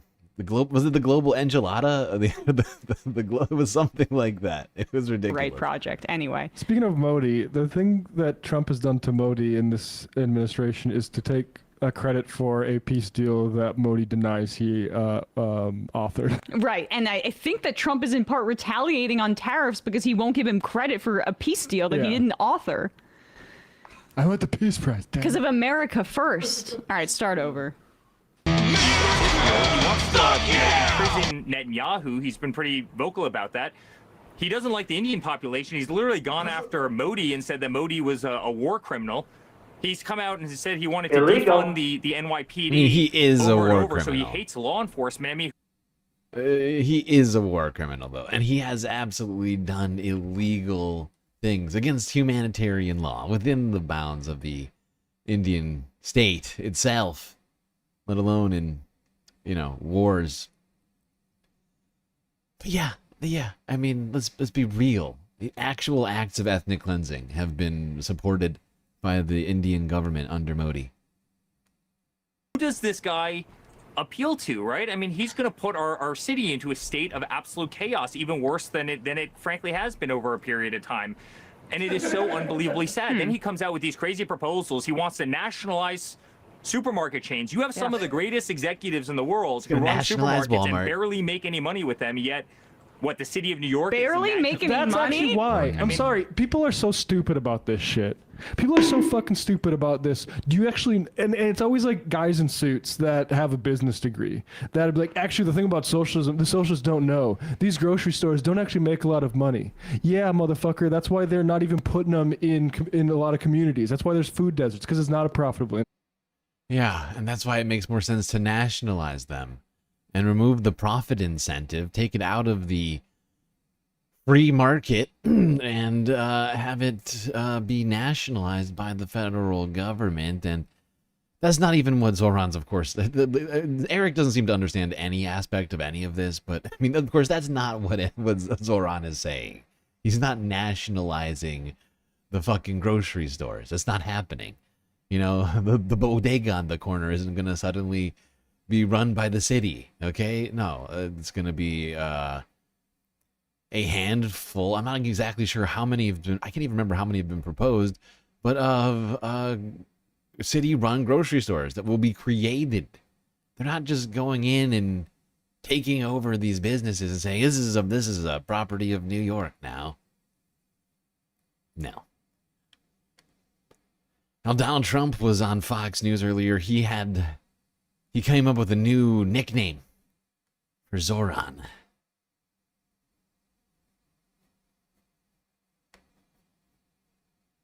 Fox News 2 days ago.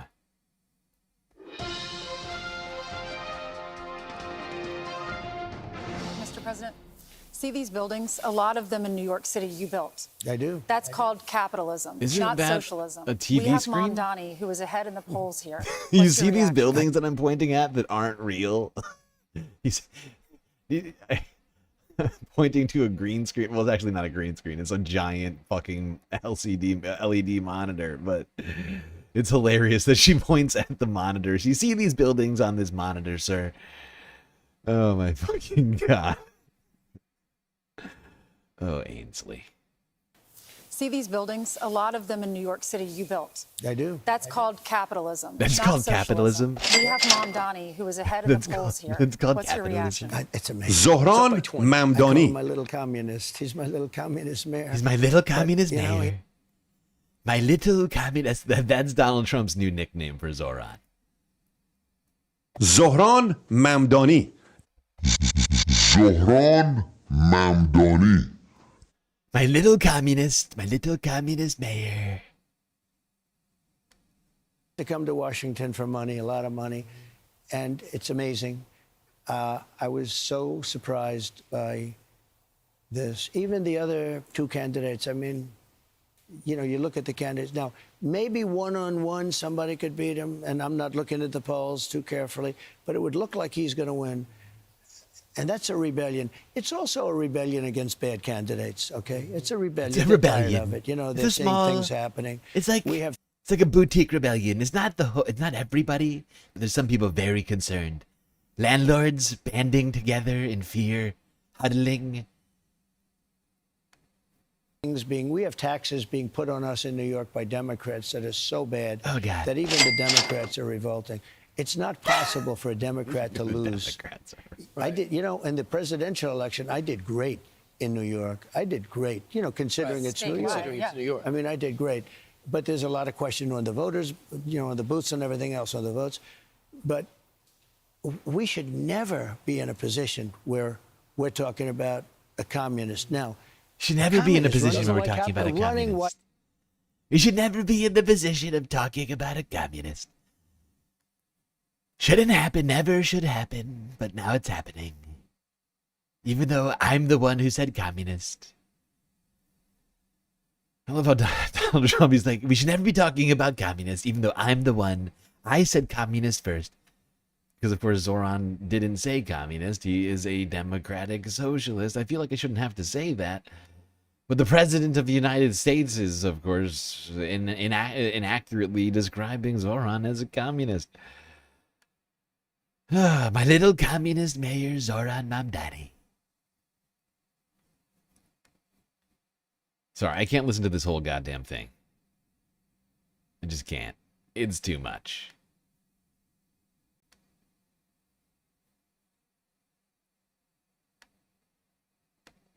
Eat the rats.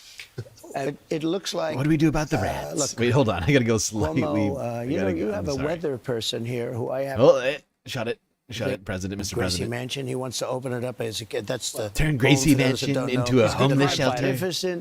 magnificent home of the mayor. It's beautiful. Gracie Mansion to me is like Should a not have fabled cats. place. If you're in New York, no, we don't need to have thousands of cats. You didn't living want in cats the- to eat the rats. Oh wait, I forgot about this. Wait. I forgot Looks about like- this. I forgot about this. Hold on, we gotta go further back. I forgot. There were some gems in this motherfucker. I take it back. We gotta watch it. I take it back. There are some hilarious things that Donald Trump says during this thing. They beat the hell out of my hand. My hand is like a. Oh my God, and warrior. this too. They Son shake- of a and they're bitch. strong as hell. The I police. forgot. I somebody's- forgot. Sorry. No, we these gotta go guys- back. Oh yeah. Hold They on. take- Son of a bitch. You know, I made a huge, tiny mistake. Now, a communist running Doesn't like capitalism. running what could be, because it's, you know, so badly run, but what could be. I'll tell you, if I were mayor of New York, it would be the greatest city in the world so fast. Are you going to get more Because involved? we have such great cops. You know, I looked at the police, New York's finest last night. They all wanted my picture, I'm proud of you. autographs. They beat the hell out of my hand. My hand is like a wounded warrior. They shake, and they're strong as hell. The police, some of these guys that, Oh yeah. they're taking, you know, it's based on merit again. So now they're very strong. When they shake your hand, and some of them are crying. Because they never cried when they were born. They didn't cry, but now they're crying because they love our country. They love me, and you know they know it's law and order. Completely unprompted. Completely and totally unprompted. Donald Trump just suddenly breaks out into, look, the police, they're really strong now again, thanks to our great policies of merit. They're really strong. I was shaking their hands, and that's why my hand is so bruised. Look at it. It looks like an eggplant. And that's because they're just so meritorious. Such competent police now. They're just brutalized my hand. It looks like it's mashed up and destroyed. And it's like, oh god, it's terrible. I can barely hold the marker. Oh god.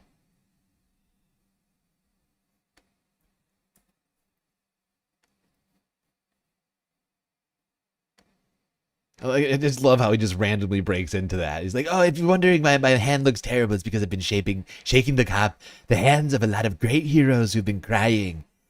Oh, they came up to me, they were crying. They said, sir, I'm sorry I'm hurting your hand, but I'm just so thrilled. I'm just so thrilled to be in front of you and your great glory. You know, it's based on merit again. So now they're very strong. When they shake your hand, and some of them are crying because they never cried. When they were born, they didn't cry, but now they're crying because they love our country. They love me, and you know, they know it's law and order and stuff. They want common sense. Sir, may I shake your hand? May I please shake your hand? And they're crying, and they're shaking my hand. I'm saying, everybody's crying. But here's why that really matters to Ainsley's question, is because he's not pro-police. He's pro-social worker, just sending them out there. And if those cops aren't back, they're not going to do their job. So you got Cuomo, Sliwa, and Adams. Are you calling for those three to drop out? Well, I think they have to have one candidate. One stay. And it would look to me like Cuomo, frankly, is leading the other two. And look, I'm a Republican, but Curtis is not exactly primetime Republican. You know, he wants cats to be in Gracie Mansion. He wants to open it up as a kid. That's the home, for those that don't know. He's a good crime fighter. The magnificent home of the mayor. It's beautiful. Gracie Mansion, to me, is like a fabled place. If you're in New York, no, we don't need to have thousands of cats. He did want cats to eat the rats.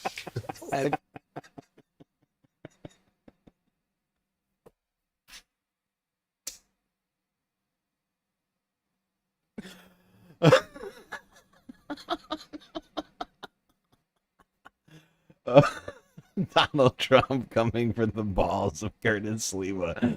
So, we.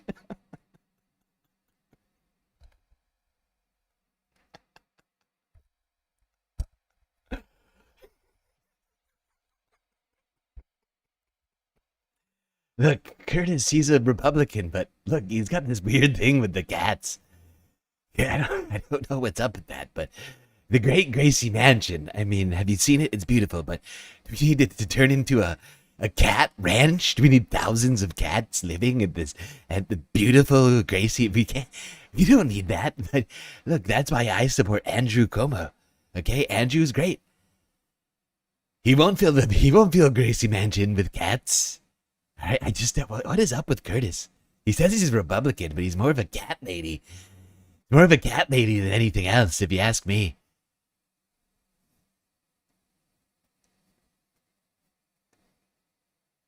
Oh God!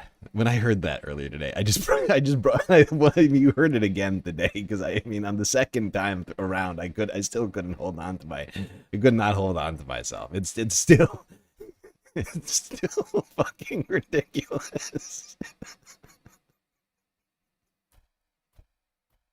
On every level, it is funny. I objectively, on every level, it is funny. I'm literally crying right now. Oh my God. First off, the image of Curtis Sliwa in his little red beanie and his little red jacket with the guardian angels hanging out at Crazy Mansion. With literally thousands of cats. Just thousands of cats roaming the halls up and down. You got like paper. You got like litter, like an entire room dedicated to litter boxes. But Donald Trump just like the fact that Donald Trump even brought it up. You're like, look, I Curtis is a nice enough guy, but do we need thousands of cats? Is that necessary? Do we need it? I don't think. I don't think we need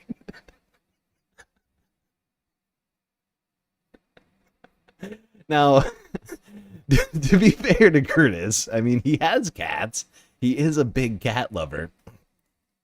He doesn't have thousands of cats. Okay, if we're being real, the president is exaggerating a little bit. I think the last number that was reported, I think he had a baker's dozen cats. I think he's got 13 cats or something close to that. Like he's got a large number of cats, but it's not even in the hundreds of cats, okay? Okay, it's not going to be thousands of cats taking over Gracie Mansion. If you have a dander allergy, better stay away.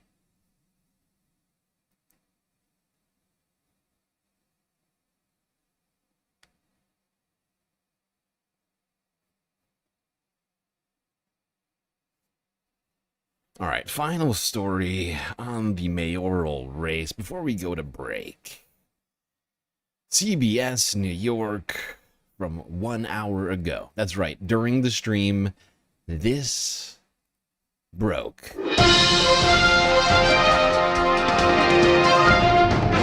Kathy Hokul endorses Zohran Mamdani in New York City mayoral race. What? About time, Kathy. What, 6 weeks out, finally? Jesus Christ. Took long enough. And now to that big development in the mayoral race. Governor Hokul's endorsement of Zohran Mamdani. Alan Devlin explains what is behind Hokul's announcement and has reaction tonight from the candidates. Governor Kathy Hochul made it clear in her opinion article in the New York Times released Sunday night who she believes is the best choice for mayor of New York City. The question of who will be the next mayor is one I take extremely seriously and to which I have devoted a great deal of thought. Tonight, I am endorsing Assemblyman Zohran Mamdani, said Hokul. She went on to add that making New York more affordable was a primary joint goal between the two, also saying, Zohran and I don't see eye to eye on everything, and I don't expect us to. I will always reserve the right to disagree honestly and to argue passionately, but I also believe that New York State and New York City are at their best when we stand together against those who attempt to tear us apart. The endorsement comes as a recent New York Times Siena College poll shows Mamdani widening his lead in a four-man race. Former Governor Andrew Cuomo coming in second, followed by Republican candidate Curtis Sliwa, and Mayor Eric Adams rounding out the set. Well, it's a political. Well, there you have it. After many, many months, some say too many months. What is it? When did the primary end? I mean, it's ridiculous. It's fucking ridiculous. But after many months, Kathy Hochul, governor of New York, has very, well, I was going to say bravely, but it really doesn't take any bravery as the governor of New York to endorse the one and only Democratic mayoral candidate in the race. And certainly not 6 weeks before the election, but hey, at least she did it. I mean, I guess one of these.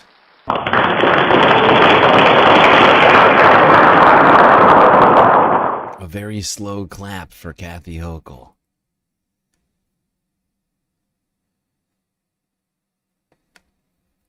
All right, everybody. That's going to bring to an end the first half of the show, but don't worry, we have many more halves planned for you today. All sorts of stuff. But first, we need to take a quick galactic intermission. Just to remind everybody, before we go to break, that we do have a galactic content goal going on right now to ensure that we get every single bit of Sunday Fun Day valuetainment out of this stream.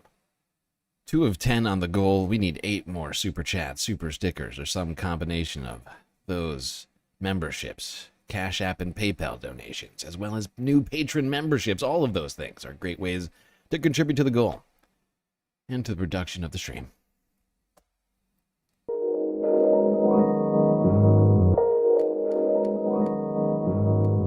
Why is reflex on?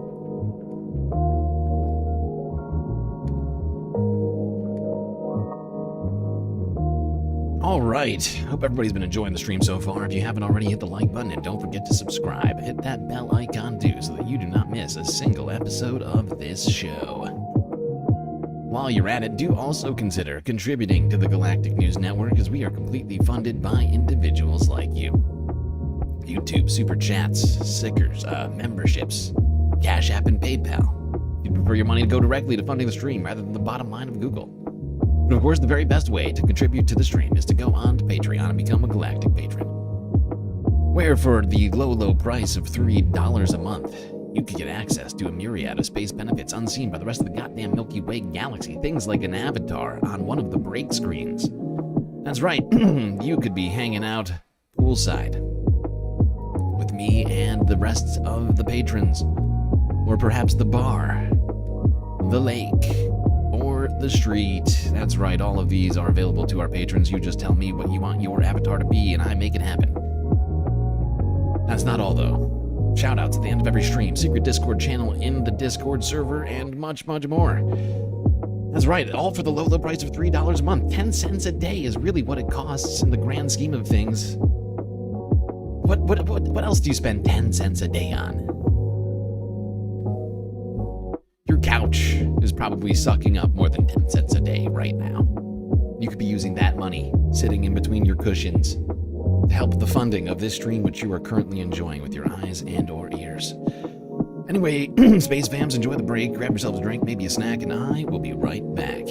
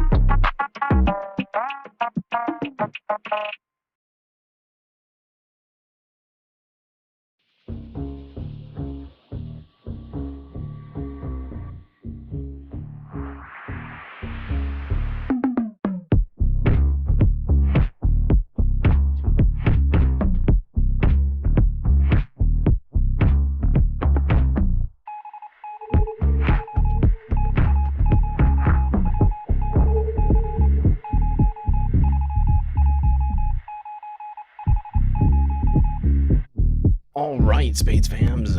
I think you know what that sound means. That beeping in your ears, of course, means that it is time for us to begin the second half of the stream. So you'd better get your little space buds back in your seats, otherwise you are going to miss it, and that would be sad. You would not want that to happen, I am sure. So prepare yourselves. Prepare yourselves. The second half of the Galactic Stream.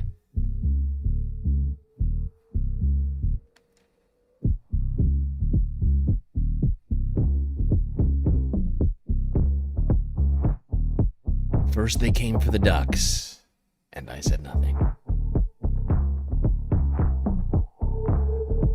Then they came for the axolotls, and I said nothing, for I was not an axolotl.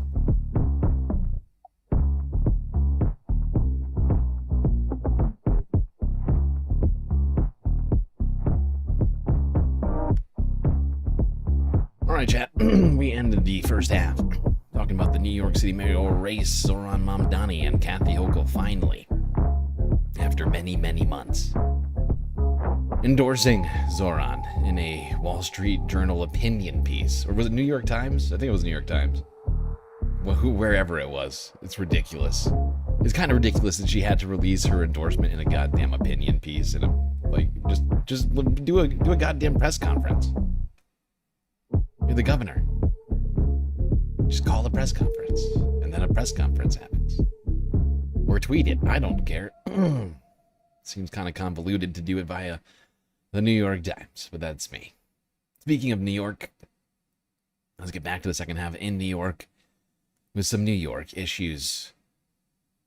There's a whole bunch of very unjustified hubbub going on in Queens over the name of a deli.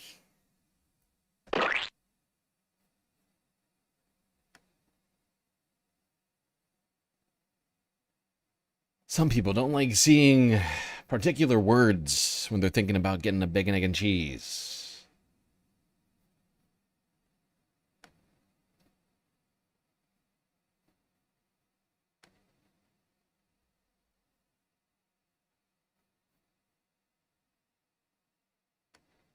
The Gaza Deli and Grill. What are they selling bombs here or something like that? Like, it's just bacon, egg, and cheese. Look at this. I think that's ridiculous. Just the name, it shouldn't really change anything about this deli. Come on! Does the name of this bodega, Gaza Deli and Grill, invoke fear when you hear it? According to the New York Post, the name of...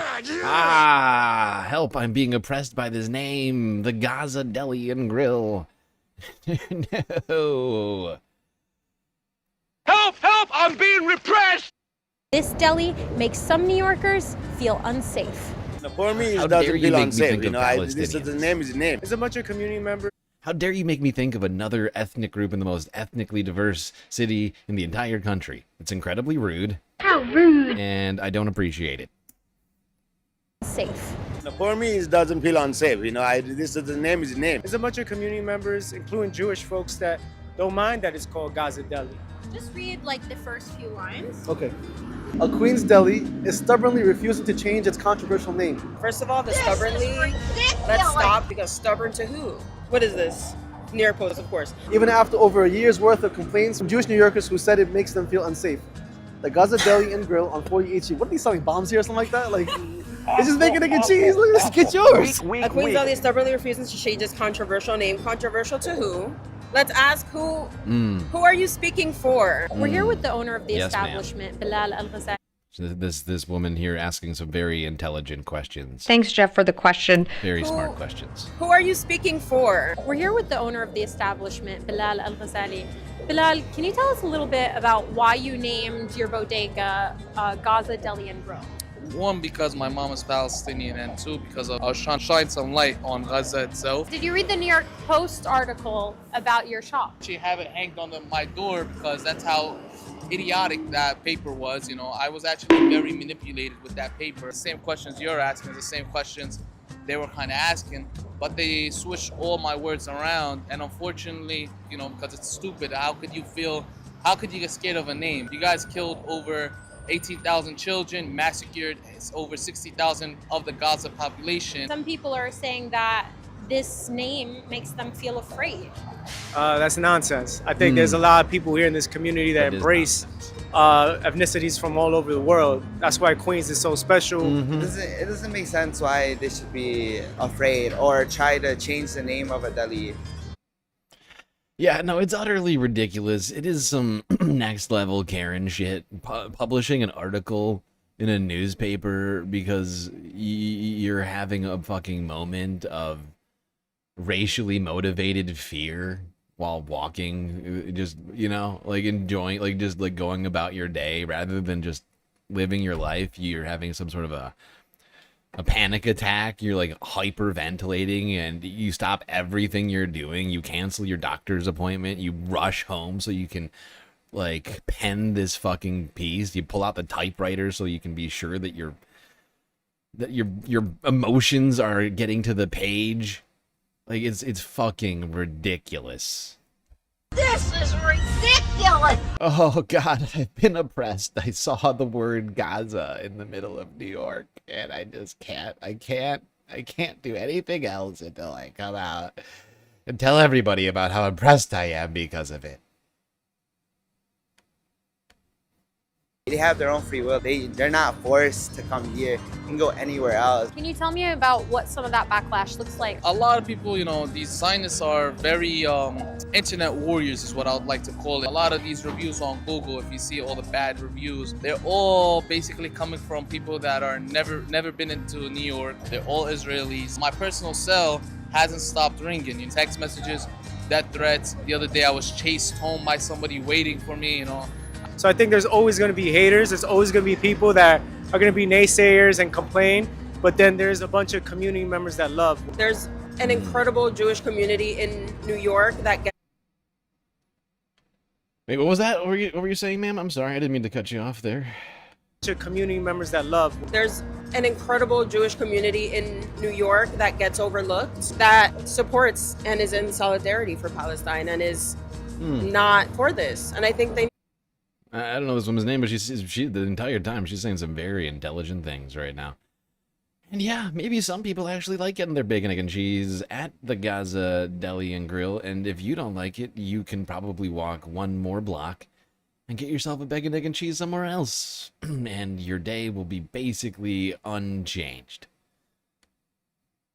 And you can stop crying about it on whatever medium you like. Or continue crying, I guess, but you know, maybe just leave us alone. Anyway, that felt like a fair enough Sunday fun day story right there. I just found it kind of hilarious that anybody would decide to have to take the time out of their day to go after this corner store for their name. A name that only offends rabid Zionists and Islamophobes. That's basically the only people that could possibly be offended by that.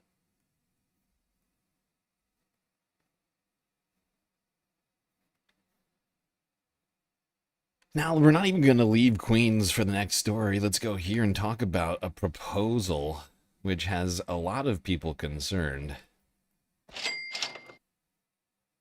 A casino being proposed. Could a casino be coming to a parking lot at Citi Field? Mets owner Steve Cohen's proposed Metropolitan Park would include a Hard Rock Hotel and entertainment center at a 50-acre lot at Willets Point.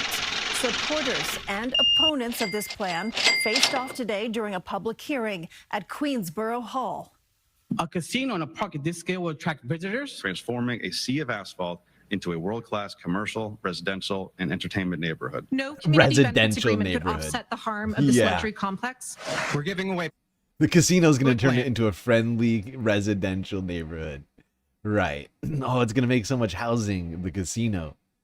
Right. That's how casinos work, of course. Park at this scale will attract visitors, transforming a sea of asphalt into a world-class commercial, residential, and entertainment neighborhood. No community benefits agreement could offset the harm of this luxury complex. We're giving away public land to build a giant vacuum that sucks cash out of our community. An advisory committee has until September 30th to decide whether the plan advances. Yeah, I think to the that state man put it the very board. best way possible. We are proposing building a giant vacuum that is going to suck money out of the community. That's all it's going to do.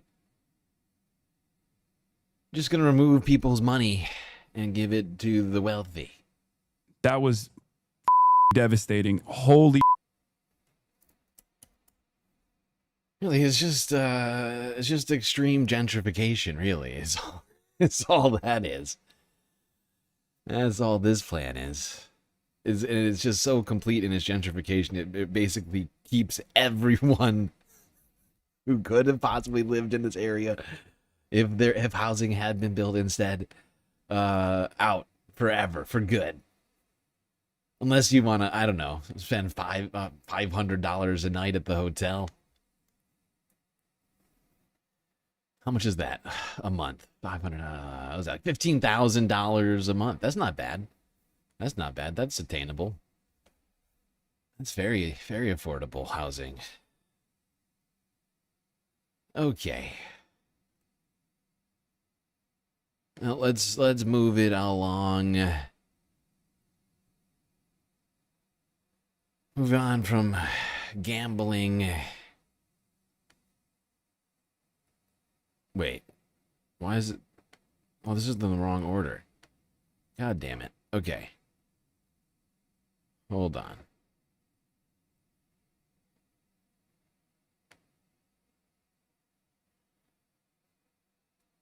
Although, oh, do I want to do it in the... Wait. Oh, God damn it. Hold on.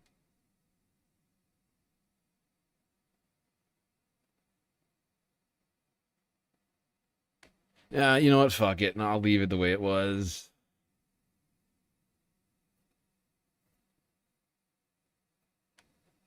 All right, we're just gonna move. Let's move on from the talking about New York issues to talking about the assassination of Charlie Kirk. I couldn't not do the stream without talking about it at least a little bit. It has basically taken over the entire discourse this week. And just to remind us of some of the discourse around this, I figured we'd go back in time a few days ago to when this all transpired. This was Hassan's reaction to finding out about the death of Charlie live on stream. That was devastating. Holy, America is so absolutely I feel like I'm taking crazy This pills. is insane. I never thought I would see something like this. Was it a handgun? But I guess if there's one country where something like this could happen, it's this one. Hassan Piker is a 34-year-old progressive influencer and political commentator. He has millions of followers on YouTube and Twitch, where he's known as Hassan Abi. Piker reacted to the shooting on Wednesday. Over the last 10 years. Counting or not counting gang violence? Where you can click. Oh, he's dead. Oh my God, he's definitely dead. Oh my God, I can't believe I just saw that. Oh my God.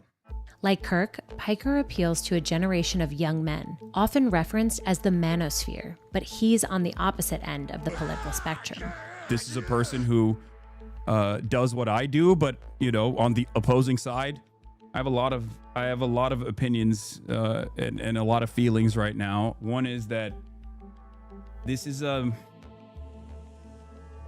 person that I have known and have been that I've debated in public settings since 2016. He was set to debate Charlie Kirk at Dartmouth College on September 25th. It is the most horrifying thing I've ever seen. Jumping on with us for our call. Maybe made more horrifying by the fact that I know him personally. I've known him for years and was supposed to debate him. I don't know, and like what he does for a living. I mean, look, I have a policy of not living in fear. And you know, but we'll see. I might have to reconfigure certain things. I gotta say, it really, I think it really says something about the times that we are living in. that we have come this far in the media sphere, that CNN has become a Hasanabi industrial complex clip channel. But here we are, 2025, CNN posting those sweet, sweet Hassan clips. Gotta get those clips. Gotta get that money. And that clip did much better than most CNN videos, not gonna lie. If it gets views, it's news. Write that down. Now, this is one of the theories that we haven't even entertained around here, haven't even talked about. And I figured on Sunday Funday we would discuss it. I still don't give it any credence. And I listened to a good portion of this. I don't think Hassan gives it much credence either.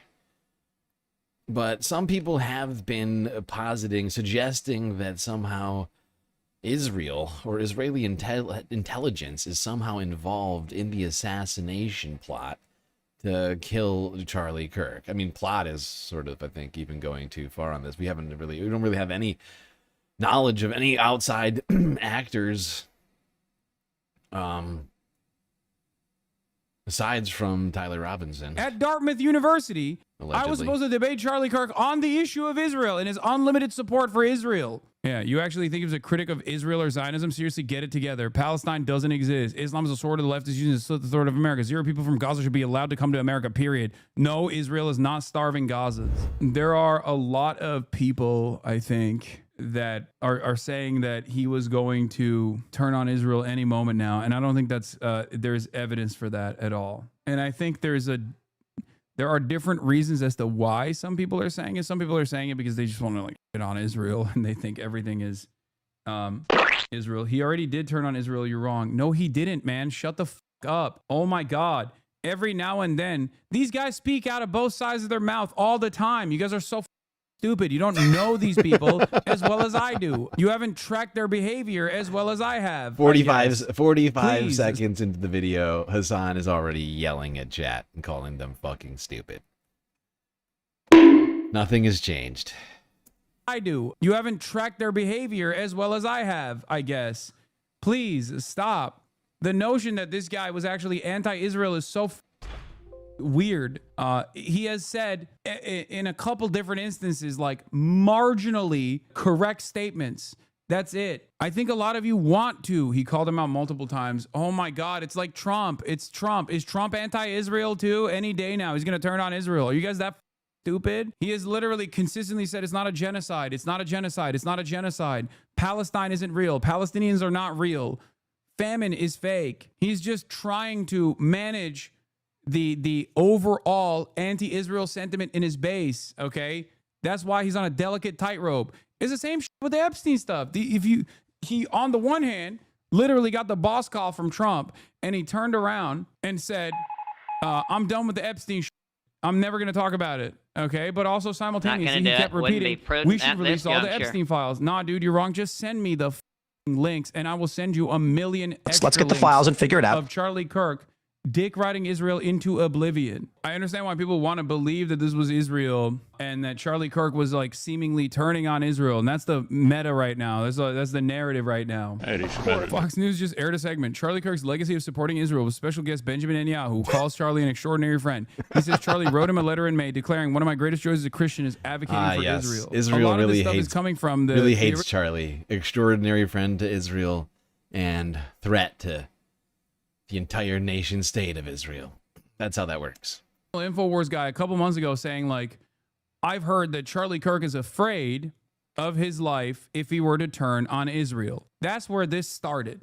That's where these suspicions started. There was another Groyper guy who went viral as well, also a couple months ago, where he said like, Charlie Kirk is going to turn on Israel and then Israel's going to kill him. But team civilization here. If you look at his interview with Ben Shapiro from 2 days ago, so 1 day prior to him getting shot and killed, you will probably develop a better assessment on his opinion on Israel than whatever random clips that were put together in an effort for these guys to at least like make themselves appear more palatable to the populist right who hate Israel. Charlie Kirk quite literally was in favor of mass deportations for people who were critical of Israel. Immediately, Israel's if not not starving sooner. Gazans. Being lied to?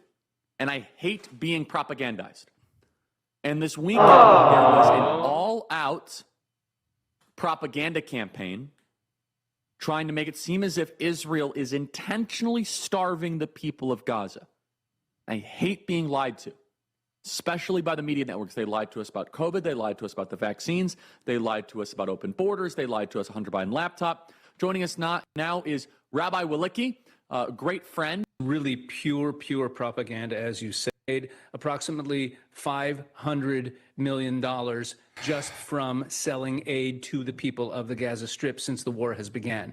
So Israel has realized for a long time that this is a problem, because while the aid has to... I posted a link to watch all the videos and tell me he wasn't calling him out. You're wrong or too afraid to admit it, in which in the later case, I don't blame you. You said post the links. Now watch all the videos and tell me you disagree. We both know I'm right, and I don't blame you for also not wanting to be hit by Israel. You think Charlie Kirk is anti-Israel, and you think me, this guy, is actually afraid of calling out Israel? Are you lobotomized? Then watch the videos. What do you mean? The video is him literally saying that Israel's not starving people. This was at the peak of Israel starving people. Watch all 3 videos and tell me he wasn't turning on them. Oh, okay. 1 minute and 49 seconds. Let's take a look at some of the, and I already explained this to you. Tim Pool does this all the time. Ben Shapiro doesn't do this because obviously he's like even more pro-Israel than these guys. But independent media is much more aware of the audience's attitude. And therefore, they have to manage a situation that is an 80-20 issue for their base. Charlie Kirk knows that a lot of his fans hate Israel. At the Turning Point USA conference, he literally saw it. He saw it in real time. Let's take a look at these clips, but not the one where he conducts an interview with Ben Shapiro. Epstein with his little friend Ghislaine and Ghislaine's father, Robert Maxwell, who is obviously a spy of the Israeli intelligence agencies, that there was something else going on here. Epstein was not some sort of whiz kid hedge fund manager. Epstein was playing a part. Epstein was a LARPer. Epstein was cast for a specific role, and he played it really well. The sweatpants and the Harvard jacket, the kind of disheveled hair, looking as if he was so smart and above the clouds that he was doing advanced mathematic equations on the back of napkins. But if you actually go into some of the videos of people that met with Epstein at the time, they said he was awfully unimpressive when it came to finance and markets and economics. And it's nothing new that if you're in the intel agencies, you want to try and get as much blackmail on powerful people as possible. Easy. Follow not the rich hard. white man.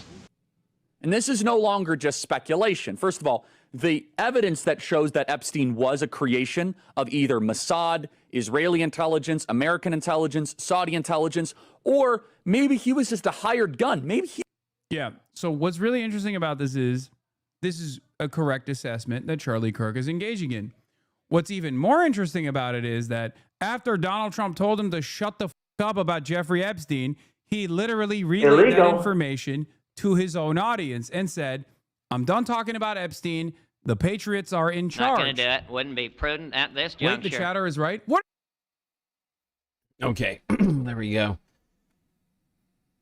Yeah, so it doesn't seem that there was a lot, and that, you know, I entertained it for like very briefly throughout all this, that maybe there was something like that, some sort of a motive like that.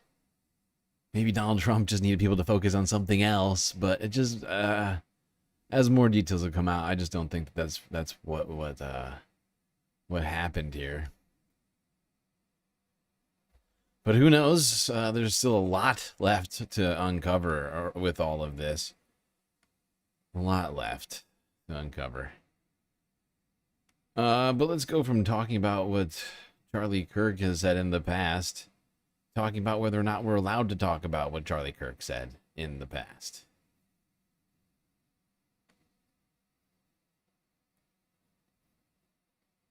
We return to that hideous killing in America. Two things that we picked up on yesterday. I think one of these problems was solved. I began yesterday's programme not really having a very clear idea of who Charlie Kirk was or indeed what he stood for. And I ended it with a much clearer idea, which it is not quite as straightforward a process as you might think. I got a few messages yesterday complaining that we were playing out clips of what the chap actually said, the self-styled free speech champion. And then I bumped into Ian Dale yesterday evening, and he said, "Oh, you're getting a lot of flack on Twitter." And I said, "Well, what on earth have I done now?" And he said, "Oh, people think that you were wrong to play out clips of Charlie Kirk talking." I'm like, how can anybody be cross that you're playing out? I mean, what would he want in the aftermath of his appalling murder? Would he want his positions, his arguments, his messages to be more widely disseminated than ever before? Or would he want people to essentially censor him posthumously? How can it possibly be... I don't know. I gave up trying to work out what passes for the logic in the minds of these kind of people a long time ago. It's not true, is it? I'll never give up trying to work it out. But I gave up much hope that I would ever succeed. And the other bit that was missing from the analysis, from the entire story, was the definition of who they were. So Donald Trump moved immediately, as Donald Trump will always do, to turn this tragedy into whatever would be most to the benefit of Donald Trump. And so he elected to list attacks upon Republican politicians, refer to attacks upon Republican politicians, and completely ignore attacks upon Democrat politicians, many of which have been undertaken by people who were proven to be Donald Trump supporters or Donald Trump admirers, and talked about radical left rhetoric. I heard a lot of talk, I've seen a lot of talk about they. I'll play you a clip in a moment of a Fox News commentator saying they're at war with us. And I genuinely don't know who they are. And obviously there's a frisson of concern, not necessarily fear, that it just means anybody who keeps telling the truth about these people and this movement. Anybody who, for example, considers it absolutely unconscionable that you could pardon insurrectionists who attack the Capitol and left illegal and left the police officers traumatized, terrified, and yeah. And unfortunately for James, he's not aware of the fact that Charlie Kirk was very much Stop the Steal Boy back in 2020, 2021, and in fact bust people to the Capitol. And was very much pleased when Donald Trump pardoned all of the Jan 6ers.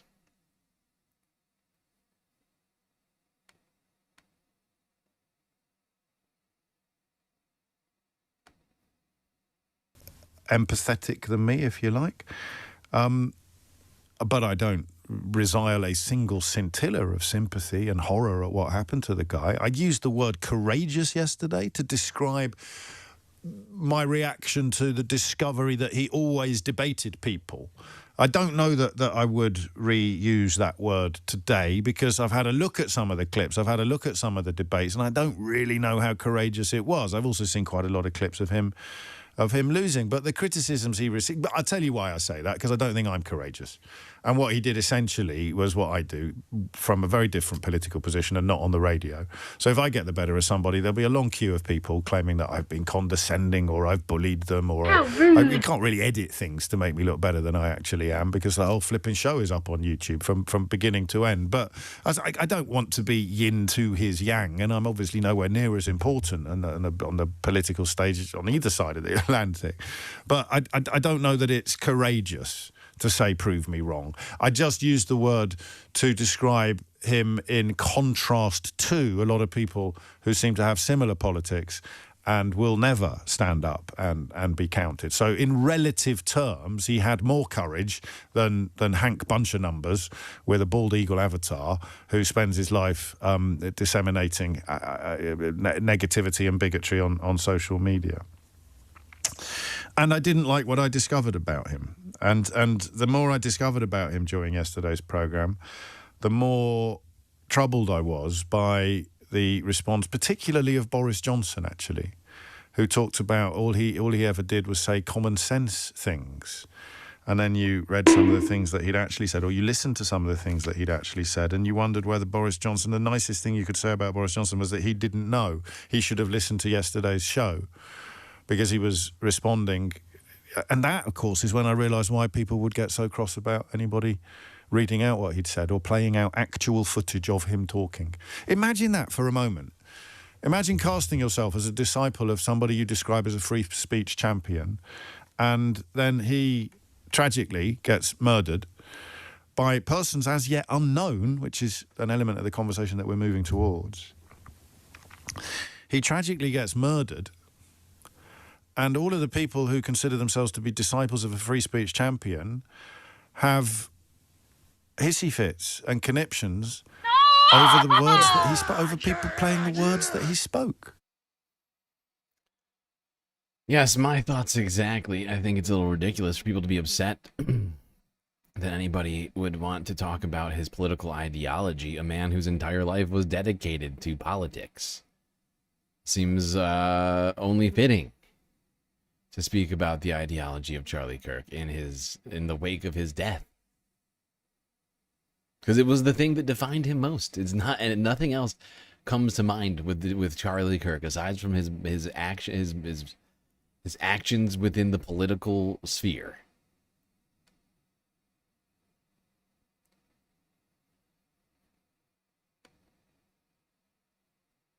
All right. One more of the sort of, I guess what we're calling the run-up to talking about what's happened in the last 24 hours of the new stuff. Let's go here to listen to Mehdi Hassan, his appearance on BBC Newsnight a few days ago. I believe this was on Thursday. What happened to Charlie Kirk was horrific. Charlie Kirk hated me. Charlie Kirk said I should be deported from the US. But obviously what happened to him was horrific, and we all condemn it, and no one should be killed for their speech. But for the Republicans to cynically weaponize this, it's kind of disgusting. This country really needs to take a long, hard look at the level of gun violence and political violence. And it is a very, very scary time at a time when people are ratcheting up and up and up. I'm joined from Washington, D.C. by Mehdi Hassan, Editor-in-Chief and CEO of Zeteo. Mehdi, welcome to Newsnight. Sometimes after terrible things happen, it feels like a moment when countries come together. From your perspective in America, does that feel like it's happening now? Sadly not, Katie. America right now, these crises, these tragedies, they don't bring us together. They actually push us further apart, partly because of social media and the algorithms and the clickbait and the grifters, partly because of the politics of this moment. And, you know, we just heard Donald Trump, the President of the United States, speaking there. You just played a clip from him. I've seen presidents, both Republican and Democrat, speak after crises. George W. Bush after 9/11, Barack Obama after multiple massacres, Joe Biden.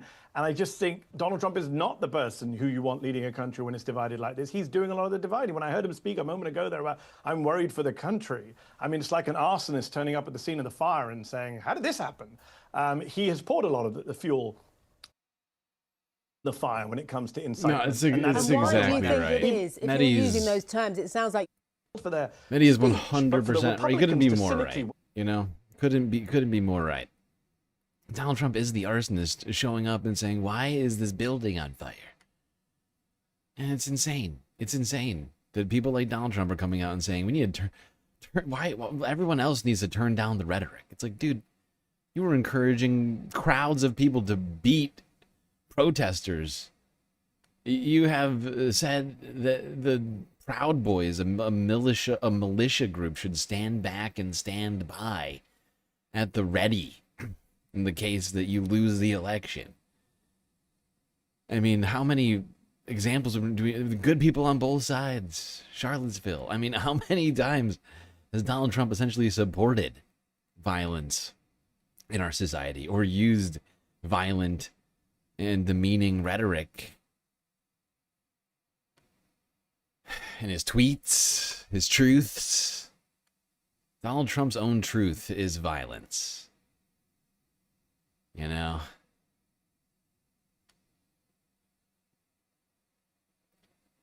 All right, let's go here. I've had it pod 15 hours ago. Meltdown on Fox News incites more violence towards the left in Charlie Kirk aftermath.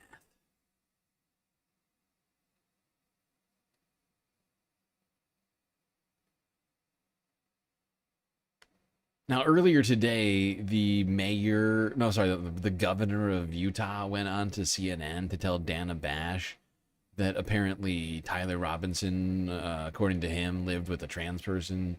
And so this is, in fact, the fault of all trans people everywhere. Happy Sunday. The F Your Feelings crowd has their feelings hurt really badly because they want everybody to feel the way they want them to feel. They want to dictate the way everybody has to have a meltdown all at the same time. And while I was saddened and horrified to see public shooting of Charlie Kirk, I can certainly understand why people that are Black that have heard the overtly racist things that this man has said wouldn't feel a whole lot of empathy. Overtly for that. racist? And so this is a What did Charlie Kirk ever say that was overtly racist to Black people? Certainly not things like saying, oh, Black people had it better before civil rights. Oh, wait, he did say that? Oh. And this is a free space where people get to feel how they like to feel. And so they are trying to blame the left because we're not feeling the way they want us to feel. And their feelings are hurt because they say that we call them fascists and use Nazi references, which we do because that's what they act like. And here's an example of Nazi-like behavior casually on a Fox News weekend morning program. Play the clip. They have given billions of dollars to mental health and the homeless population. A lot of them don't want to take the programs. A lot of them don't want to get the help that is necessary. You can't give them a choice.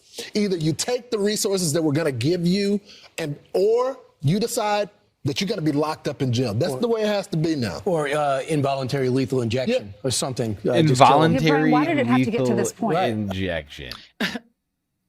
Involuntary lethal injection. There's another word for that. It's called murder. Because if you haven't committed a crime, you're just killing someone involuntarily.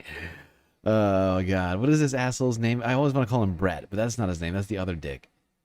I always think his name is Brett. This is Brett Bear, but that's not Brett. What is this dick's name again? That is insane. Involuntary lethal injection of the homeless mass. I mean, this is literal Nazi talk. This is like Hitler. Hitler would love this. He's like, this is a great idea. This is a great idea. I have not heard such great ideas since I read my own book, Mein Kampf. Okay. Brian Kilmeade just says involuntary lethal injection. He's talking about euthanizing a homeless population, and the two co-hosts just go along with it. Like, yeah, like why haven't we done that yet? And then their feelings are hurt that we call them fascists or that we use Nazi references. It's important to remember that Hitler didn't just go after the Jews. He went after enemies that he called vermin. He went after homosexuals. He went after homeless people. He went after mentally ill people. It didn't just stop. The biggest concentration of it were the Jews, but it expanded far beyond that, the hate. And this is just streamlined on Fox News. And then they act so shocked. And they're such snowflakes when we call them out for being and saying what they are.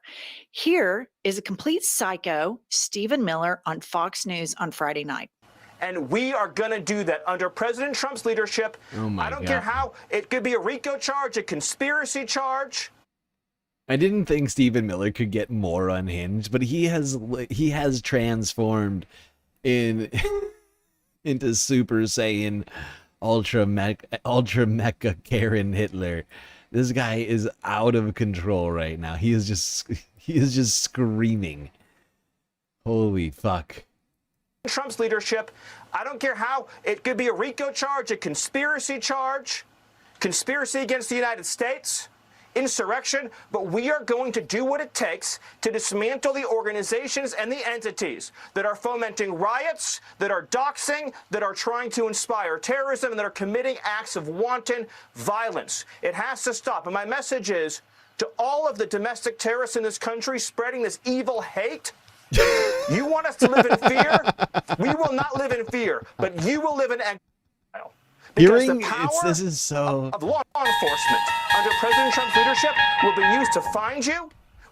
This is so fucking Twilight Zone. Stephen Miller yelling about domestic terrorism as if he hasn't fully supported every right-wing domestic terrorist's actions in the last 20 years. It's fucking ridiculous. It's fucking ridiculous. This guy loves domestic terrorism so long as it's leftists who are dying. People trying to get abortions are dying, or you know, whomever else. You know, black people at church, that's fine. But Charlie Kirk? That's too much, man! That's too much! To take away your money, take away your power, and if you've broken the law, to take away your freedom, Sean.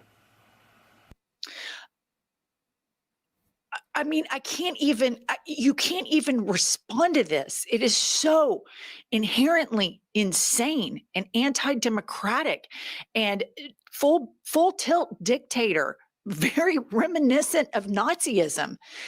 That's just simply what it is. And he's talking about what they're going to do is they're trying to go after George Soros.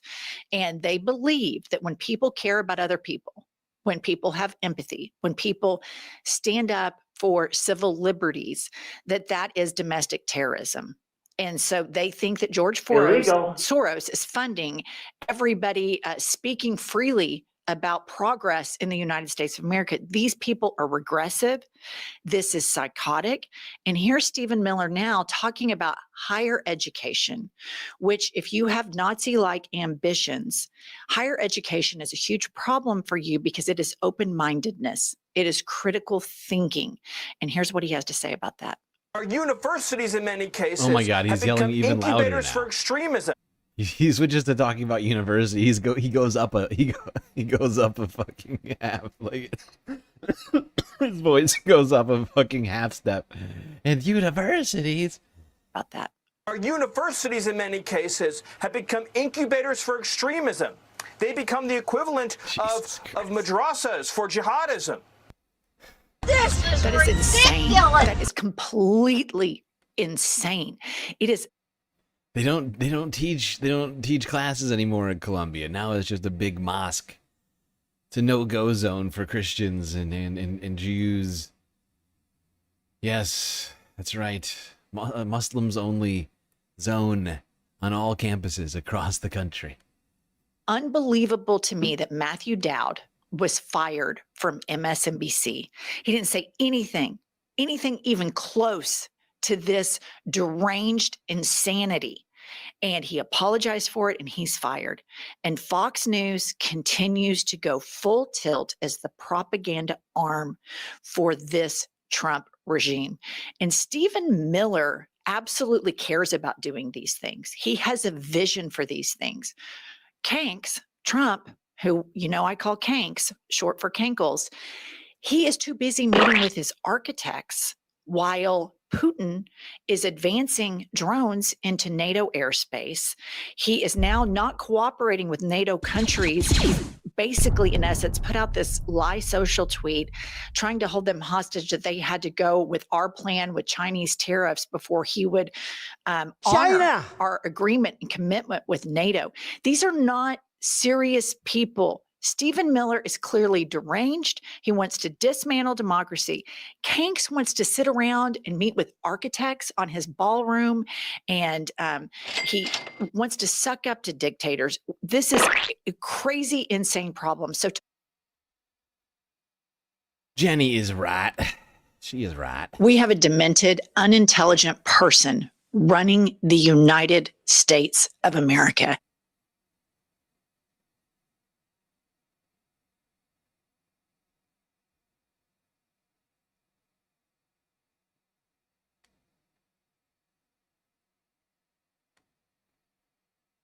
Drama queen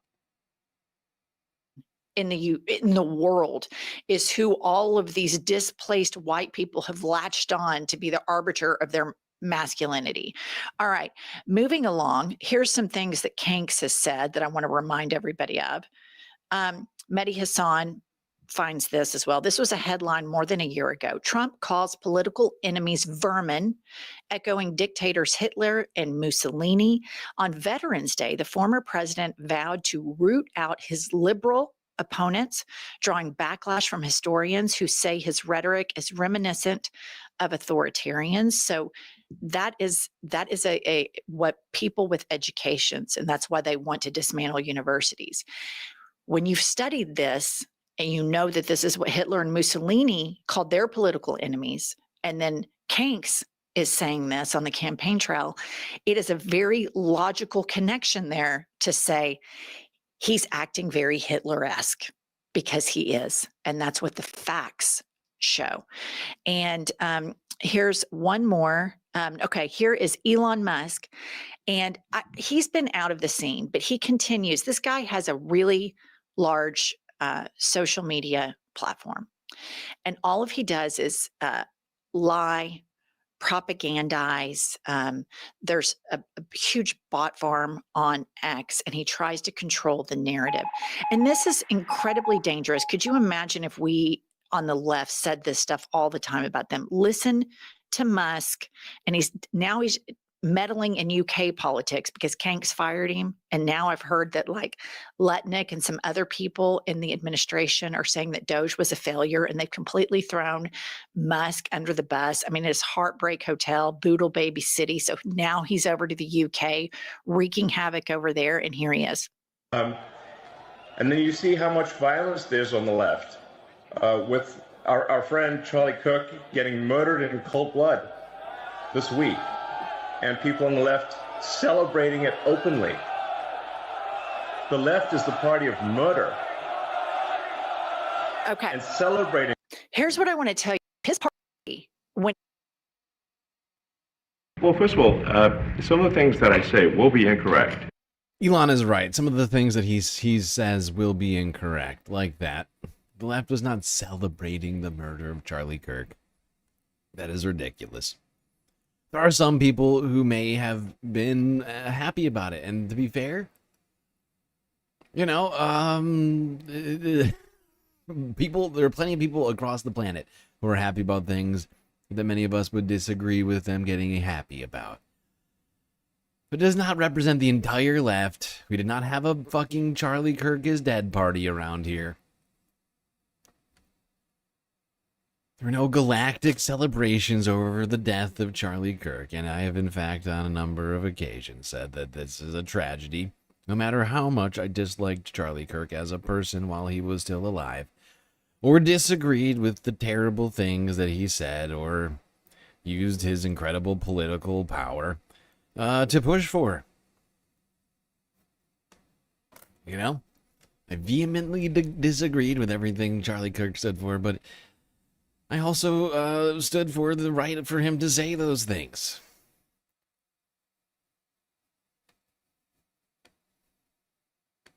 I don't think he deserved to die for that.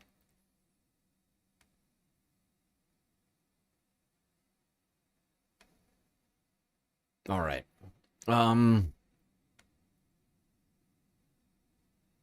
Fact is we still are clinging to democracy, and we have to try and work things out diplomatically with words before it all comes crumbling down. The fact is they're the ones who are tearing down that democracy that keeps us from tearing each other apart over things that we're saying politically.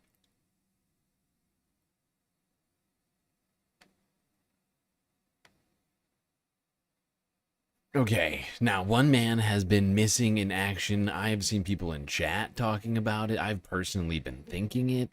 I've in fact been searching for this particular person who has been missing in this time where I think many people were like sort of counting on him to give us at least some insight on a particular aspect of everything that's been going on with regards to Charlie Kirk's assassination, that being online meme culture, and the man in question being one Hassan Piker, who after taking 2 days off, has emerged. What were the reasons for his disappearance? Let's find out.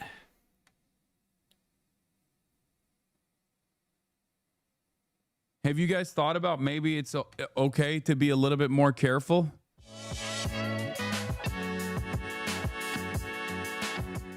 Today's a Sunday. I'm back, and I hope everyone is having a fantastic one. Regardless, it's been a long time. I took 2 days off, as you guys know. Had to take some time off. Because my little bro got married. That's right. I was out and about, making sure that process was running smooth, and it did. It was an incredible experience overall. Lots of emotions, lots of crying, lots of tears, lots of laughter, lots of joy, and the cake was spectacular as well. Also, Cutie Cinderella, I need to say, Cutie Cinderella is officially Ottoman. She had like 8 baklavas, bro, at the event. That's okay, too much, man. I'm gonna keep it $150. My speech was off the cuff. I freestyled. I made a lot of jokes. People loved it. Austin didn't show, but you know that's for we're spoiling Fear and content at this point. When I'm giving you my personal news, we're basically spoiling Fear and content. Yeah. So Hassan Piker. Yeah, that's true. That's what I was doing. I was doing that at the wedding. This is true. I don't know how you guys caught this photo of me. I made sure that I wasn't showing nothing. But yeah, for those of you who don't know, I'm live. I'm alive. Obviously, a lot has taken place in the last 48 hours where I was gone. We're going to get to it. We're going to talk all about it. But there's a reason for it. I took a break because I went and I had to, you know, be there for my brother's wedding. And yeah, bro, people are so funny. Like, I just started. This is the part of the broadcast where I tell you about my personal news, and there's hella people going, talk about this, talk about that. Everybody needs to calm down, bro. I'm like 11 minutes in. I just started. Everybody calm down. Quit bothering Hassan. How rude. Well, there you go. Hassan is in fact back. Wasn't hiding, as some had suggested, in fear for his life. The Trump administration coming after him for criticizing Charlie Kirk in the past, calling him a fascist, or in fact hiding from responding to other whatever things, just doing some family stuff. Let's go a little later on in the stream. More things. Wait. No. Wrong. Start at the beginning, you asshole. His grandmother was more. His grandma was upset that people call him left wing. I know. I saw that too. Yeah, that was also crazy. His grandmother was more upset at the fact that they were calling him a leftist than at the fact that he had shot Charlie Kirk. Like, she was like, listen, high profile figures is something that I'm, you know, not too fond of, but I can understand it. Viral TikTok, your mention. Guys, people like Dean Withers were crying over Charlie Kirk's death. I think I saw this one. They were friends. I remember one time on Hassan's stream, he brought up how like Charlie Kirk asked Hassan in person to hang out. Like, this shit was a joke to him. And Hassan said no, because this shit is real life and he doesn't put Charlie Kirk. Also, guys, you remember that like sex tape between Destiny and Nick Fuentes? Destiny was giving Nick Fuentes a head or some shit.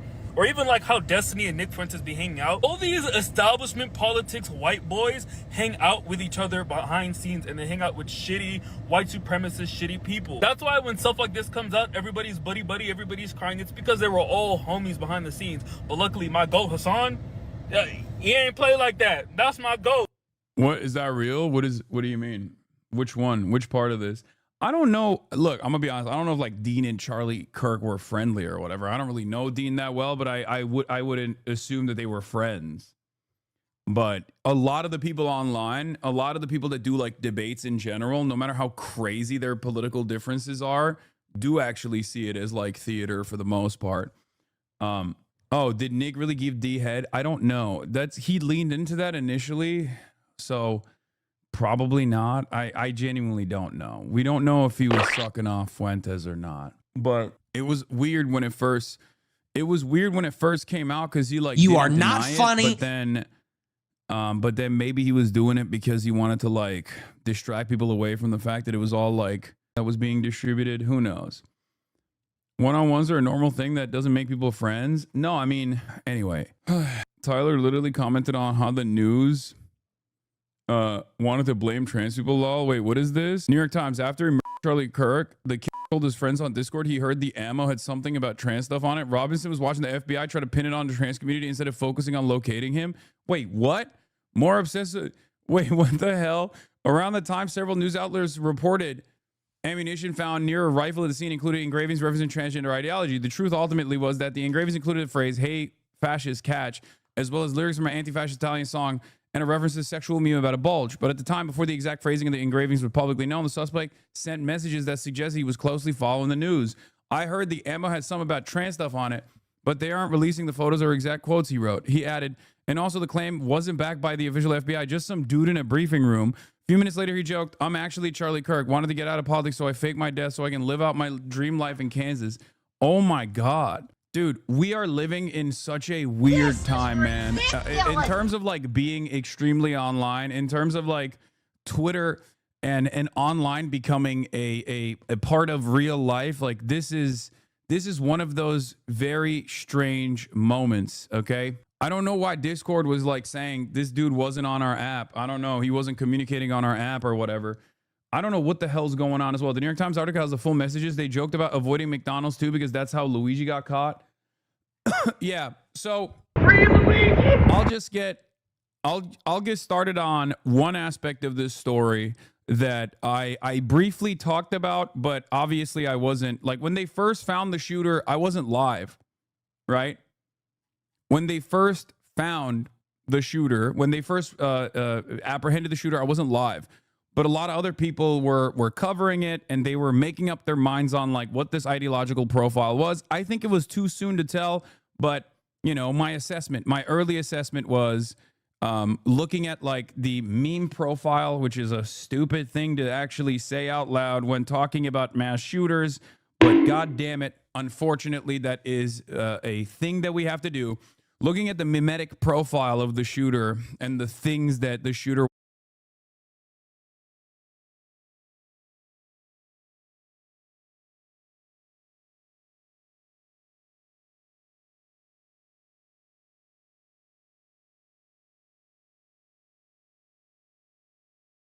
to communicate, I basically said, look, it's too soon to tell the ideological background, but it's like very obvious that he has like a right-wing family, Mormon family, all this stuff. You know, some family members are connected to the military. Early on, they thought his dad was like law enforcement, and they found out that wasn't the case. That's whatever. But like, he clearly was a white kid from like a real ass American Utah family, right? And even Governor had. How did I not notice I was muted this whole time? The mimetic professor of memology, Hassan Piker, here to teach us the ways of mimetic profiling. That's a new study of criminology. Is the mimetic profiling of killers. It's about this. Even Governor Cox himself was like, "Oh, I was praying that he wasn't one of us. I hope there was like seriously. some Muslim trans. That was one of the guy creepiest, from Idaho or whatever, or from not from this country." I gotta say, it's one of the worst takes that have come out of this. You know, aside from people like Stephen Miller saying that we need to go after all leftists, but in terms of like the the early days takes that came out of this thing. With Governor Cox coming out and saying he was really hoping that it would be, like Hassan said, a Muslim trans person from Iran, a Hamas member from like that was basically what he said. It's fucking insane. I was really hoping that it wouldn't be one of our own Utah, and then I'd have to turn the looking glass inwards and be like, what am I doing wrong? That would have been way easier. It turns out he's one of us. And I saw that and I was like, that's a weird thing to say out loud, buddy.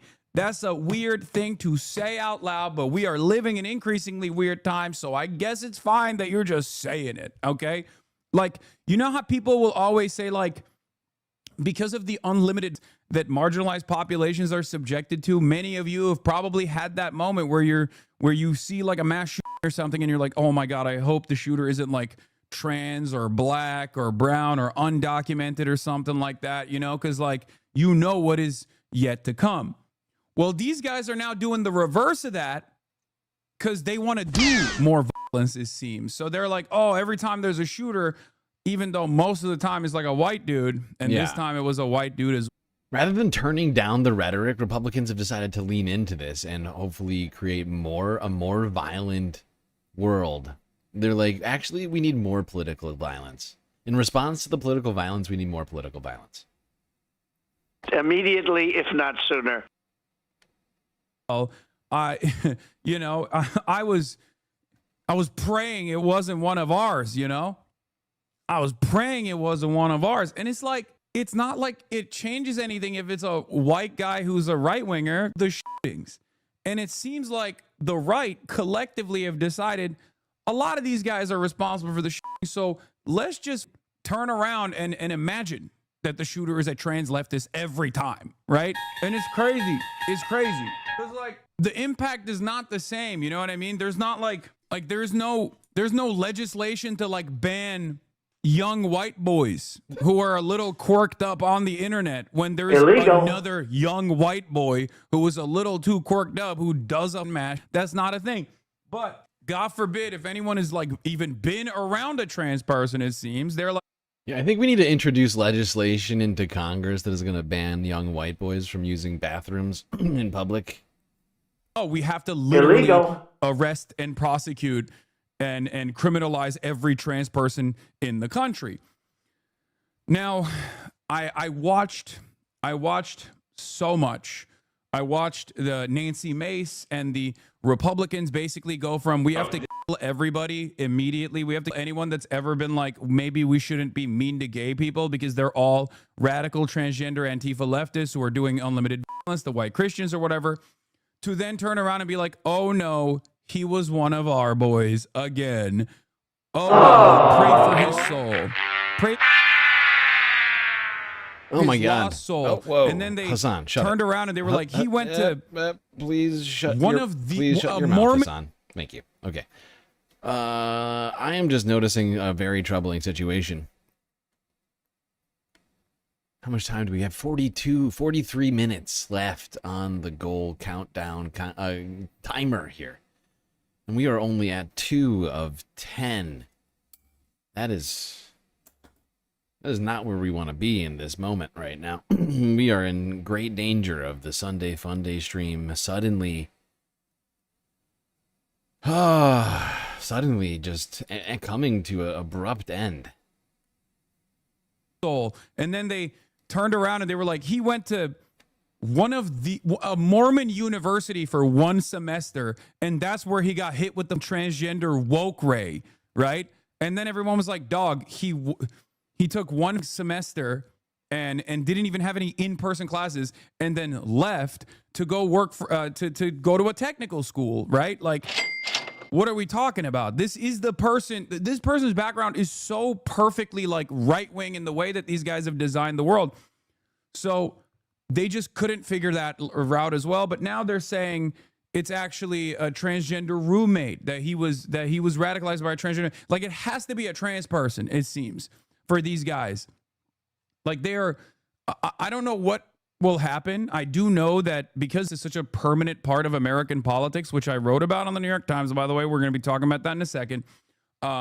It's an inevitability that these things will continue to happen unless, in the absence of any sort of like serious legislation to stop, it has happened every other week, and it will most likely, unfortunately, continue to happen. And I guess in the next phase here is going to be like, was the shooter ever around a trans person at all? Like, we have to look through the next school shooter if they've even been in. Yeah. Yep. They're just gonna have to deep dive this thing. And if he ever was like even in the same room as a trans person, that'll be enough. That'll be enough to blame it on trans people. At all. Like, we have to look through the next school shooter. If they've even been in the direction, if they've even looked in the direction of a trans person, that's probably how they got radicalized. Like, that's where we're at now. Like, these people are trying to say, like, oh, you were roommates with a trans person, I think, and therefore that's the reason why you did a mash. Like, it's just so insane. And what's extra messed up is that people are like, the media is dropping the ball in spectacular fashion. So I don't even know. I don't even know what to say. It's just, everything is wrong. Everything is busted. Everyone is angry. I guess like the only thing I'm hoping for, and I said this like the first couple of days, is, maybe these guys will just focus on the burger aspect of things, and we'll just like get it out of their system by being like, we're going to cancel a bunch of people. We're going to cancel a bunch of people on the left that we are claiming is, responsible for the death of Charlie Kirk. And then they'll turn around and they won't engage in acts of something like that. Hopefully. What is this viral tweet about you? I think I saw this. I saw this one. Yeah. If God forbid a leftist like Hassan Piker were a lot of centrist Dems wouldn't even publicly mourn him. The idea that any GOP governor would fly flags at half-mast for him like Dems, like Dem Govs or for Kirk is beyond laughable. That's the imbalance we have in this country. Anyway, seriously, no, I mean, fucking, it's true. His grandma was upset that people call him left wing. I know, I saw that too. This is laughable. Yeah, that was also. This is laughable. Can you imagine? I'm trying to think of a good example. Like Alabama governor, what's her name? Aunt Lydia. Sarah Huckabee Sanders. Can you imagine?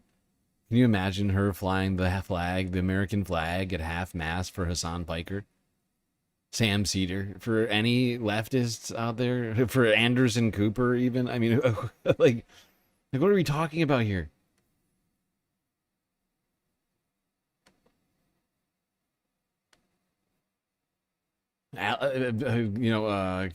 Greg Abbott, governor of Texas. Can you imagine him doing that? Flying all flags at half-mast across Texas for Hassan Piker? Never. Literally, it would never happen. It's a fucking joke. Crazy. His grandmother was more upset at the fact that they were calling him a leftist than at the fact that he had shot Charlie Kirk. Like, she was like, listen, high-profile figures is something that I'm, not too fond of, but I can understand it. But do not say he did it because of radical transgender Antifa. No! We are a Republican family. That's what she said. It was crazy. Anyway, she probably doesn't know what's going on with the grandchild anyway. So, like, there's so much, like, secondary secondhand, third hand, fourth hand, like, totally irrelevant information that people run with and then try to retract after the fact. Also, this person's tweet that went viral, this person sucks so much ass. This guy, I don't like Hassan Piker, but if he died tomorrow, Fox News would be celebrating Trump, post a shitty AI meme celebrating his death on True Social. This dumb, literally, this Destiny dick riding piece of shit once famously said Donald Trump should deport Hassan because I don't like him. Like, so he's just farming, okay? Don't get it twisted. That motherfucker's just farming. Anyway, I don't like people invoking your name in this discourse, even if it's hypotheticals. I know. I don't like it either. Okay, so Joyce Carol O's defending you after late for that. You're quoting your New York Times article. Yeah. So where was I? All right, so a lot has taken place. Let's get started. Even Moist Critical is spreading misinformation that he's a leftist. Look, guys, everyone is spreading misinformation, and at a certain point you have to realize, like, are people spreading misinformation if they're just like rehashing what high-profile legacy publishers are saying? Because high-profile legacy publishers are dropping the ball without doing the proper investigation. Without doing the proper investigation, they're just like moving forward with whatever sound bites they can get. And one thing that's actually interesting in this process is like no matter how biased the police are, no matter how incompetent the police are, even cops, detectives, when they're setting up a shooter profile to figure out an ideological motive for a suspect in the aftermath of a situation like this, they will go to friends right? They will go to the friends of the shooter and they will go to the family of the shooter, but they won't actually move on with that as like key pieces of evidence until they fully fleshed out a psychographic profile for the shooter. The media, on the other hand, is so horny to not get outflanked by the likes of, I don't know, Steven Crowder or whatever, that they are deciding that some random fucking neighbor actually can give us a convincing case on who this person is, right? Oh, we went to a friend. The friend called him a leftist. And then they retract the article and they go, okay, maybe the friend didn't know what the fuck he was talking about. He's just like talking out of his ass. So this is what's really annoying about it, where I cannot even fault the likes of, I don't know, Moist Critical for going along with what he is seeing in the news and then responding to it. Having said that, however, like I said, given what I know about like right-wing meme profiles with shooters, the last one being the Minneapolis church shooter that we talked about. If you remember, the Minneapolis church shooter was a far-right neo-Nazi that was most likely radicalized in one of these Telegram groups, not dissimilar to the Colorado school shooter that actually shot up his school an hour after Charlie Kirk was shot and killed at UVU. Illegal. And yet, the reason why I'm bringing that one up is because people said, oh, that's transgender radical Antifa. That's a transgender radical Antifa shooter. And they still are saying that. That wasn't the case. And the reason why I say that wasn't the case is because that shooter in Minneapolis very clearly showcased a meme profile that is consistent with far-right neo-Nazi, extremely nihilistic, esoteric neo-Nazi school shooters and mass shooters in general. And what I mean by that is like, here we go. Hassan Piker, professor of memology, prepared to break it all down for us. Okay, Hassan. Professor, please take it away. he was venerating, you know, Anders Breivik and the Christchurch shooter, like all these different white nationalists and white supremacists. Whereas this shooter's memes did not reach that standard at all, which is why I said, Tyler Robinson, Kirk's alleged shooter, came from a Mormon family in both law enforcement and the military, but I'm not so certain if he himself was right-wing. A lot of the memes posted on the casings are ironic or of the left variety, different than previous far-right shooters. It's too soon to tell, but this is important to understand. As well, I said, I think people need to understand that there's a massive online far-right wing community that hated Charlie Kirk. This is something that I've brought up as well. Nick Fuentes, contrary to popular opinion, you are not contrary funny to how he's presenting himself right now, Nick Fuentes has actually said infinitely more violent shit about Charlie Kirk than I ever have. Okay? So it's not like I had a more cordial relationship with Charlie Kirk as opposed to Nick Fuentes. That is the reality. That is the irony, because everyone in the far right and everyone in the right wing thinks I'm responsible for this, and they keep saying I'm the one who's responsible for this. Fuck you, Hassan, you did this. Meanwhile, if you look back at his statements, Nick Fuentes' statements about Charlie Kirk, you will see like he talked about fucking doing an endless amount of violence to him and also Turning Point USA and whatnot. So they have been hunting and pursuing Charlie Kirk for quite a while, as a matter of fact. So, but that doesn't really matter in this moment, because like everyone on the right is very clearly trying to get together and use this as an opportunity to attack their ideological opposition, their enemies. They're using this as an opportunity to say like, no, it's the left that's hateful and all this stuff. So that's what's so crazy about this entire situation too, because like as far as I can remember, I don't think I've ever said anything that's remotely as violent about Charlie Kirk as like Nick Fuentes has. I mean, here's some choice ones, I think. I mean, there's a lot of metaphor that he uses as well, to be fair, and metaphors are things that I've used as well in the past, not directionally against like Charlie Kirk or anybody like that, but those metaphors are obviously being used currently in clips that are completely clipped out of context to make it seem as though I was like advocating for violence against the right or whatever the fuck, which is yet another story that I'm going to be covering as well. So, but ultimately, I'm still of the mindset that it's like entirely too early But one thing I have noticed is, and I suspect that there is, I've noticed the tendency of the right to basically go along with misinformation no matter who's doing it, right? What I mean by that is I saw a fuck ton of liberal accounts posting the shooters like a photoshopped t-shirt of the shooter wearing like a Trump shirt that's not real. I saw so many people immediately go, this is a groiper, this is a groiper, this is a groiper. And I wasn't online at the time. And, you know, I didn't have the opportunity to like seriously go back and forth on this stuff at the time. But I wasn't so certain. There were people saying he was a DSA guy. I knew that that wasn't real. They just like doxed another random DSA guy, which was really fucked up, but you know, classic. But a lot of people, and I think what's more interesting is that a lot of right-wingers, I think when they saw the shooter, also decided he might be right-wing. Okay? What do I mean by this? Because once they found out the demographic background, once they found out his like family, his family history, the right toned down the calls for civil war and decided we got to lower the temperature, decided we got to pray for this young boy's soul, this young boy's heart. That was insane because I felt like I got slapped up, like I got whiplash from how quickly they went from we have to kill every leftist person because this was very obviously a transgender Antifa leftist to we have to save this boy's soul by praying for him. And immediately, and that led me to believe that maybe they think he's right wing. And I don't know if it's because they have more information that I was not privy to, right? Here's the Nancy Mace tweet compilation. That's the classic one that everyone is obviously pointing to. Time to bring back the death penalty.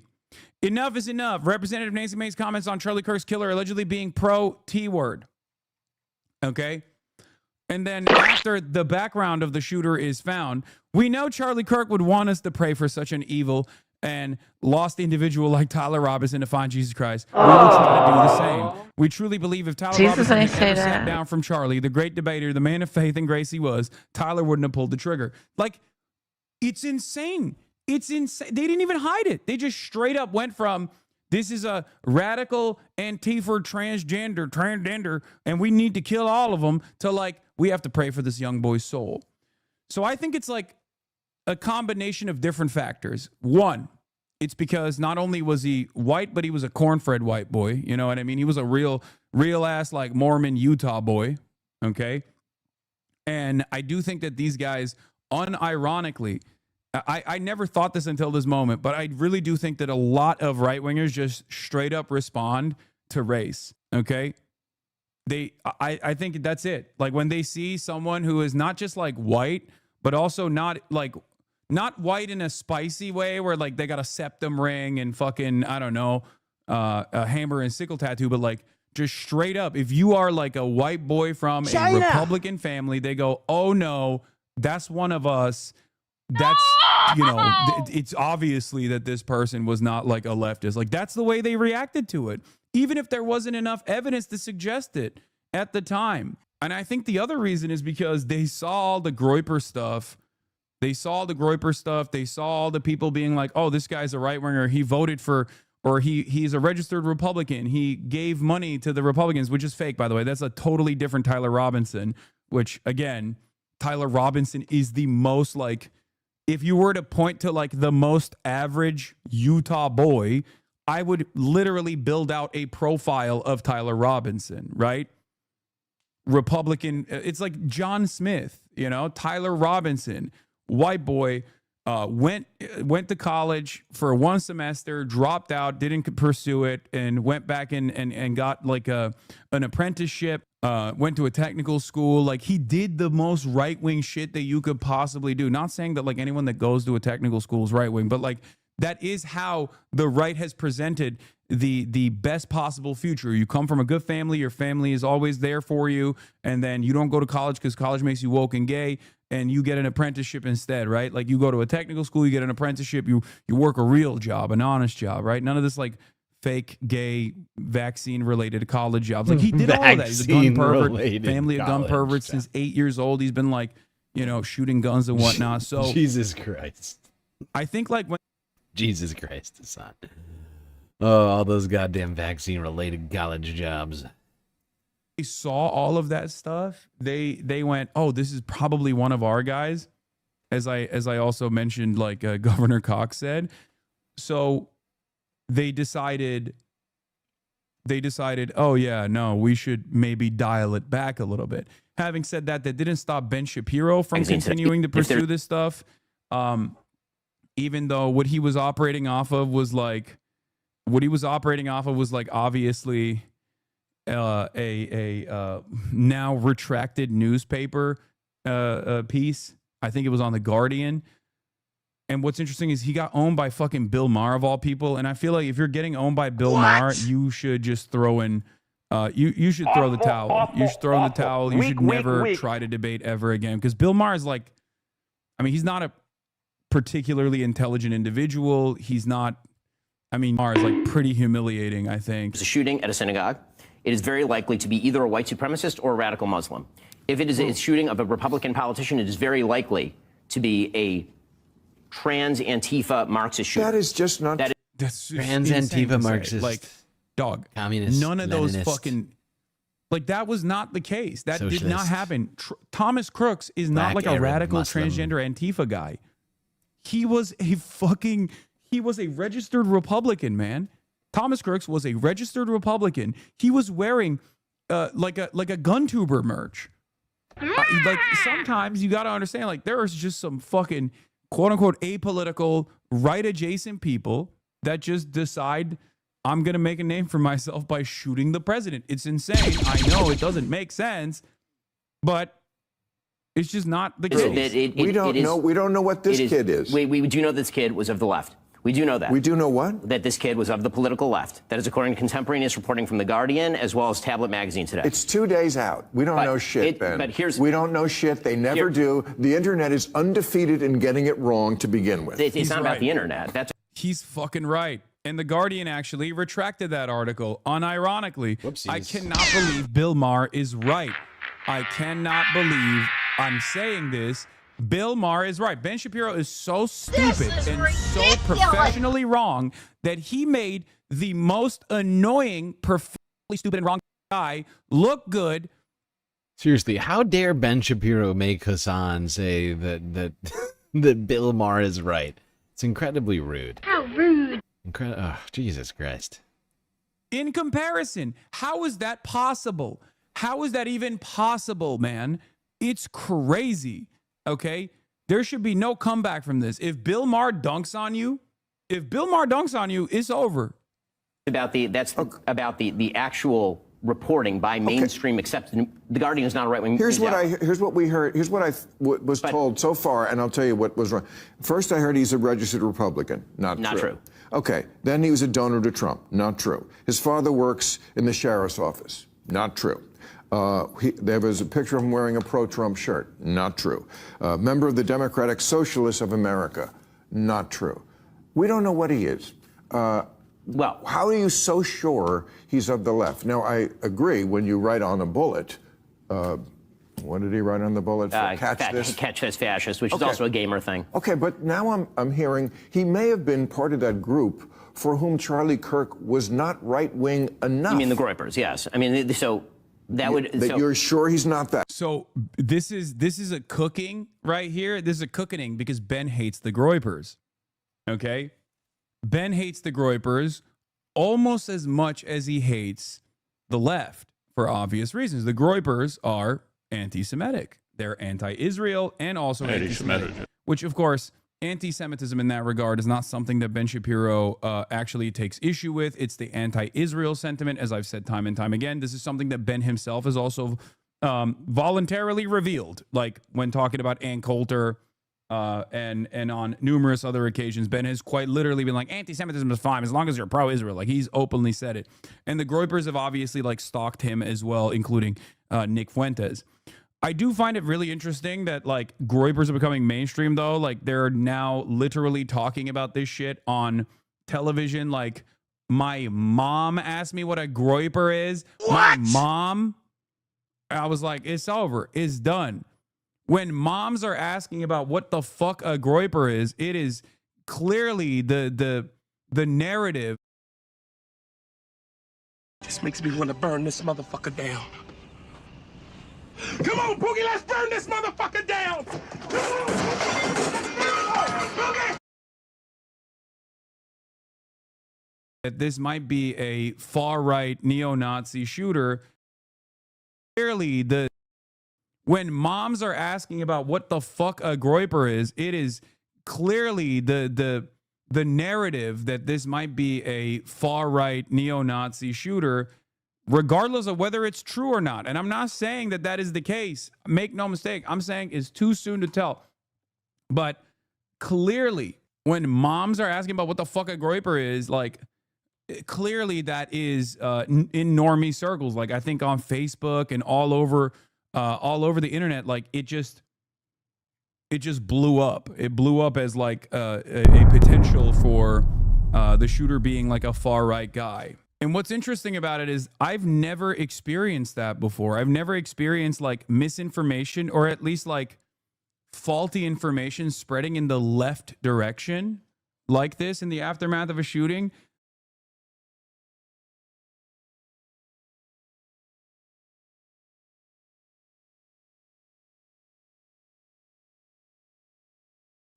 But it was actually weird to see so many right-wingers also go along with that and like recalculate their messaging out of the fear that this might be a fucking groyper. Isn't that crazy? Like, I think right-wingers are so susceptible to misinformation that they're more susceptible to misinformation than real, accurate, truthful assessment and truthful analysis. That if you just make stuff up, they're more inclined to believe it. If you just go, hey man, let's dial it back real quick. Let's wait a couple days before we figure out exactly the ideological profile of this person. He's alive, you know, there will be interrogations and whatnot. Nope. As long as you lie in either direction, you can lie in the left direction, you can lie in the right direction. Right-wingers will jump on board, it seems, which is crazy. But yeah, it was very interesting. It is crazy. I feel like I'm taking crazy pills! Oh, I'm muted. Thank you. Yes, thank you, everybody. I noticed. I noticed after I said that.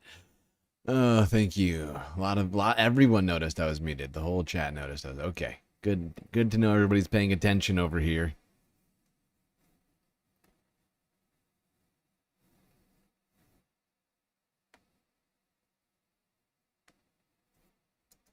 This TikTok explains the memes on the bullets. Yeah, this is my goat.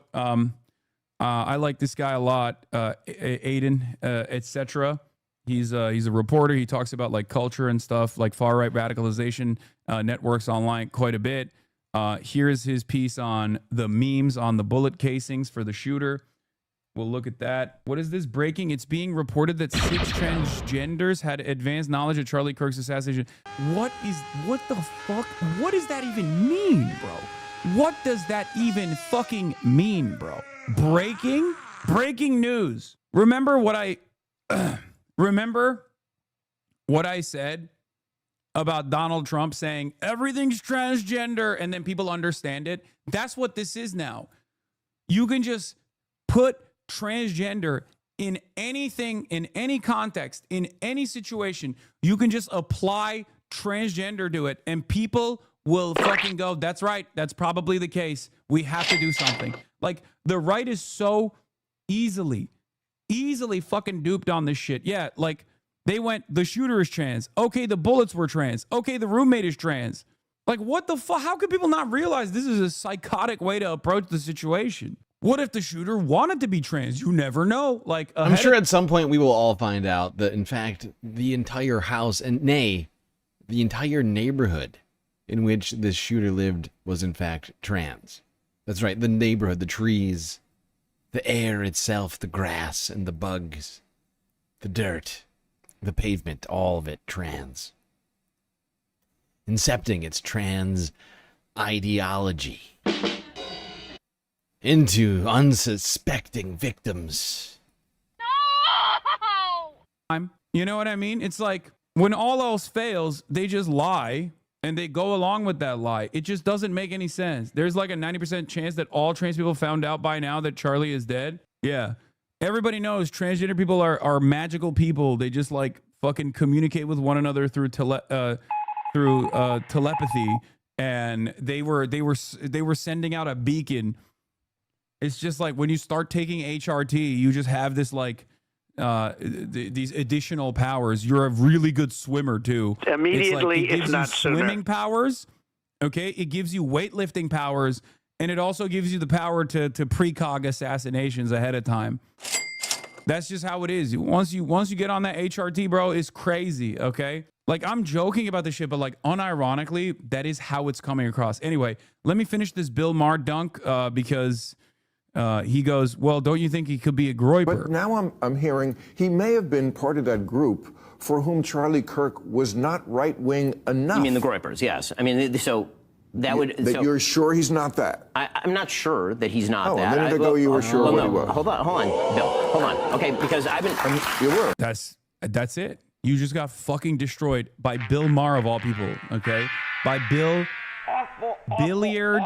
Jedediah Maher, dude. Come on. Anyway, here, let's look at the meme, the meme analysis of the casings and stuff. I'm gonna go pee real Charlie quick. Kirk's life was engraved with a 12-word furry bashing meme. Notice his bulge, ooh woo, what's that? Which tells us an important thing. This assassination was a shitpost. That is the lens to analyze it through. Another of the casings references a video game, Helldivers 2, and a specific bomb that you could send on your enemies in the game with the command up, right, down, down, down. This command line sort of became a meme in image boards where it would be deployed to kind of represent, ending an argument, but almost more so as just like, if you know, you know. And that sort of signals the in-group there. Another of the four casings references Bella Ciao, which is an Italian anti-fascist anthem from the World War II era that has stuck around and remained very popular online. It's been used both in left and right-wing political contexts, and it's used in a lot of video games. And then the fourth and final shell casing was engraved with, if you're reading this, you're gay, LMAO. This was a shitpost. It was designed to be maximally disruptive and incomprehensible, cloaked in layer upon layer of irony so that nobody would know what he really meant unless they were our guy. This performs a kind of nihilism that plays really, really well on particular image boards and Discord servers where this guy spent most of his life. And I say most of his life because that furry meme is from 2013. He was 10 years old when it was first posted and became popular. He, like you and I, grew up alongside this part of the internet that trickled out through the other platforms that we went on and has actually informed and driven a lot of our politics. Half of the administration right now is content creators who are wearing masks, going out on these deportation raids, the guys who are staffers of Republican members of Congress in these different executive departments, the guys who are 19 years old called in by Elon to doge things. These are all Reddit kids. These are all guys who were on 4chan in 2013, laughing at that furry meme. Now, the question everybody's asking is, was this kid a groyper? And the question everybody's parents are asking is, what is a groyper? So groypers are the most extreme fringe of this kind of image board nihilistic culture that I'm talking about. They're led by Nick Fuentes, who is a content creator and a streamer. You are and not they funny. Really are about transgressing any boundary that exists. They are like explicitly white nationalists. Really bad, horrible people. The name groyper originates from this variant of Pepe the Frog, which comes about in the late 2010s, and these guys adopt it as a kind of collective self-portrait. Great breakdown, by the way. They make it their profile picture, they make it their moniker. There was the Groyper War of 2019, in which Nick Fuentes and his people trolled Charlie Kirk and Turning Point USA, showing up at these debate events and asking questions that would... Like, it feels embarrassing to know all of this. But I guess it's gotten to a point where like you kind of have to know this stuff now because like a lot of this like extremely online shit is having an impact in the real world. Like I don't know how to describe it beyond like I knew about all this shit. Most of you know about all this shit. I spent most of my political career talking about this stuff as well. And it's just crazy that like, which is why we're all very upset that you disappeared. Hassan. Hypocritical telling you to be normal and not be so fucking online. I really gotta say, and I mentioned it before. And before we started consistently getting telling on you that like the bus driver / Charlie breakdown. Like I was saying before, I literally was like, dude, where is Hassan right now? He is the #1 go-to guy to help us break down, as he's laid out, the memology, the mimeticness of this individual, and he's just been missing for 2 days.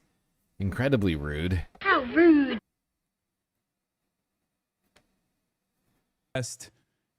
Should be applied here. Like, can you describe the situation to a bus driver in 60 seconds in a convincing manner? And now I'm realizing, like, we might need to explain all this to the bus driver. The bus driver test might not be that valuable or reliable any longer.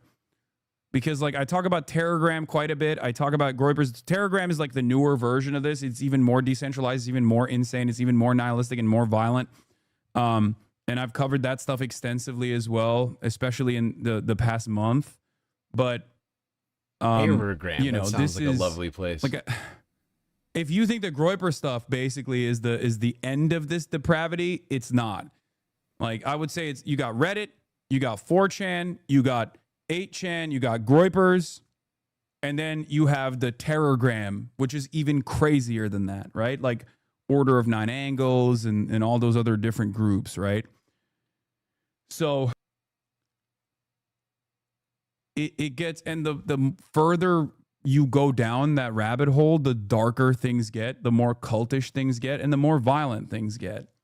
But okay, well, there we go. A couple more videos on Charlie Kirk.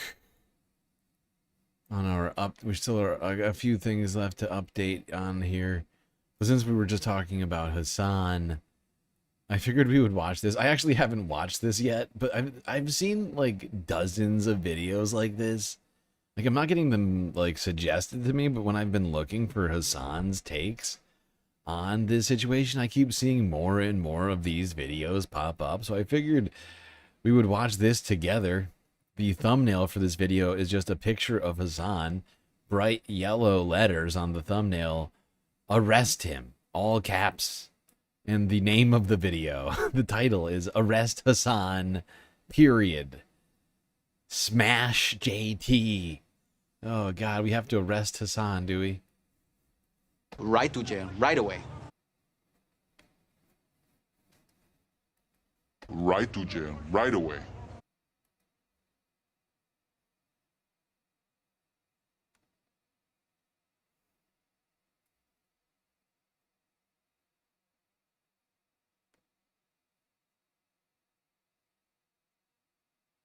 This is actually crazy. This actually video crazy. compilation that's Dude, been this going dude is around the reacting to internet his right now. own tweet. I reposted it and just said arrest Hassan after I saw this. I don't know if you guys have seen this or not yet, but this video is nuts. Now I know people always talk about, oh, Hassan says crazy stuff or wild stuff, and oh, he should be banned for this and that. If this doesn't convince you that this dude should definitely be banned and potentially arrested, I don't know what. Illegal.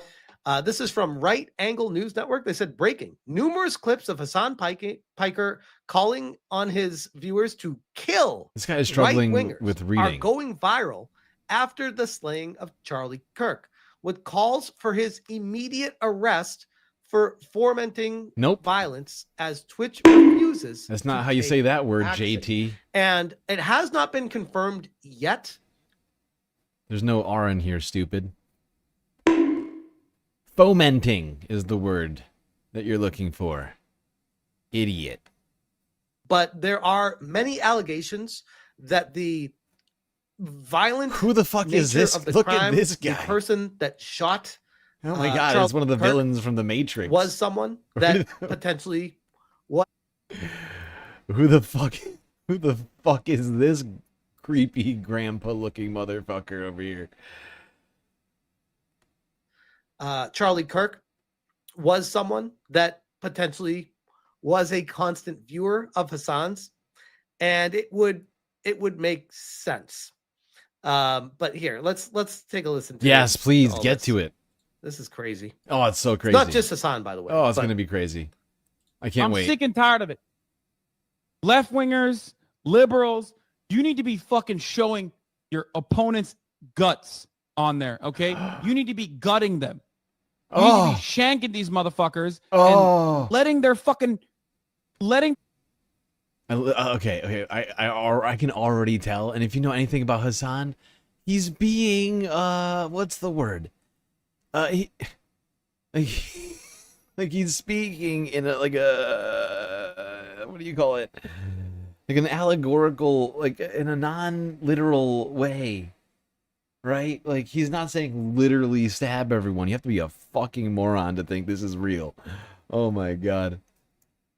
You need to be shanking these motherfuckers and letting their intestines just ride on stage. What? How could somebody watch this guy and be like, man, that's good content. I want more of this. Says the dude sitting in a chair with googly eyes. This? Says the guy with the googly eyes headrest chair and the wall covered in what appear to be some sort of weird anime cards. Why does anybody watch this? I don't even get it. What's up? I don't actually, hold on, I need to get the voice. Why does everybody even watch this? I don't even get it. Why do people like Hassan? I don't get it. Why is he making so much more money than I am right now? I mean, one, props to him for actually sitting in his chair and talking into the microphone, as opposed to not even being there while his TV's playing. But still, this is insane. What the fuck is this shit, man? Slice him up.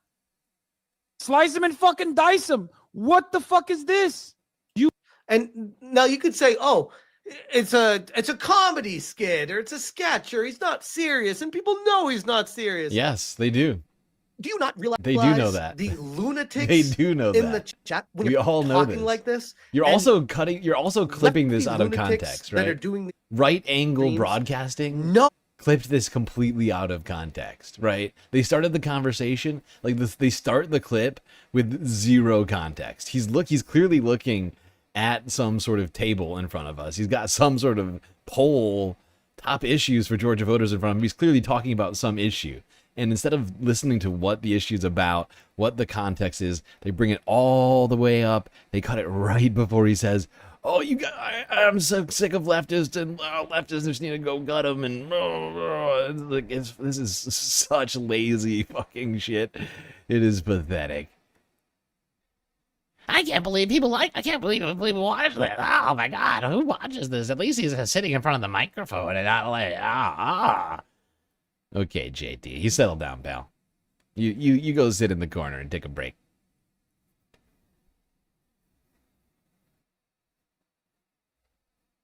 All right, how are we doing on time? Ah, shit. Oh, God, we are in dire trouble right now. The break is coming up. The goal is ending. It's a goddamn disaster we have on our hands. And we only have 2 of 10 right now finished on the goal. Oh, this is tragedy. Potential early, unexpected end to the Sunday Funday Galactic stream? Is that possible? Could that happen? No. Say it ain't so. Now, while weirdos like this guy we just went to and numerous others are calling for the arrest of people like Hassan for having said things in the past that aren't nearly as violence, what do you call it? Not inducing, but fomenting as people like Charlie Kirk or Nick Fuentes or many other right-wing podcasters have said, real-world consequences are in fact already taking place. Apparently, companies are now firing and suspending employees over their social media posts containing Charlie Kirk. Help! Help! I'm being repressed! Illegal. Free speech warriors. What I love about that most is that in his life, Charlie Kirk was like so up in arms about like exactly this. Like, think about this, okay? Just for 1 second. Okay? In Charlie Kirk's life, he was so upset about social media censoring and people losing their jobs for things that they did on social media or politically outside of work, right? And in this case, right? Like, think about this. People are losing their jobs for what they did on social media because of their discussion of Charlie Kirk. The full circle irony is incredible. It is beyond compare. The fallout from Charlie Kirk's killing has spread to the workplace. People are getting fired for comments that seem to celebrate or glorify the assassination of the MAGA activist and father of 2 young children. These companies and organizations have reported either terminating or suspending employees for posts about Kirk, and that includes Middle Tennessee State University firing a worker they say had, quote, zero empathy for Kirk's death. Conservative activists, Republican lawmakers. Okay, please shut your mouth. MSNBC firing somebody. Wow, really, MSNBC is fucking pathetic. Who got fired at NBC? I think actually I might have heard about this and I cannot remember who it was. Somebody lost their fucking job at MSNBC for criticizing, great lover of free speech, Charlie Kirk. Middle Tennessee State of University. I am true blue.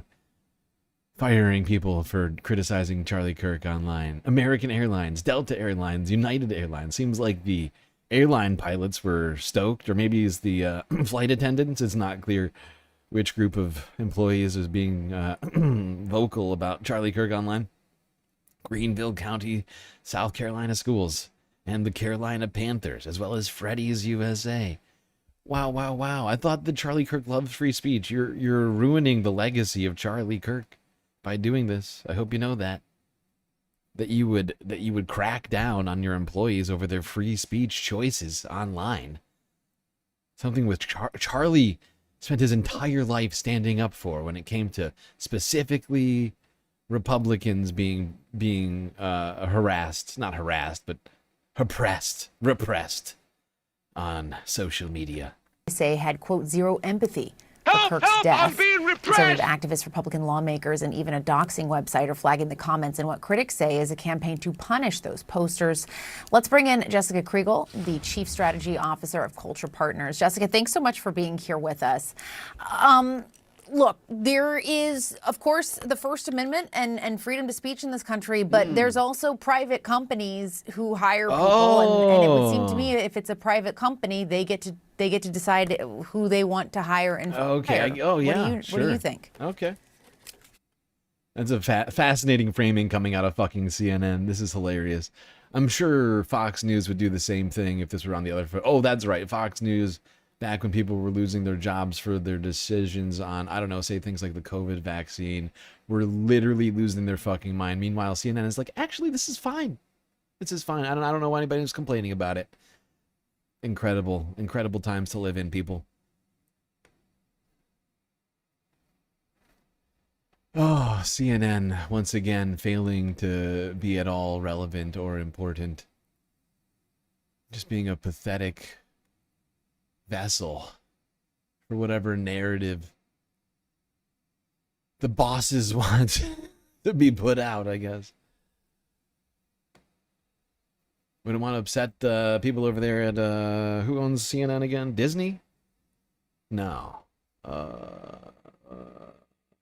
Not Paramount. Is it Paramount? No. Discovery?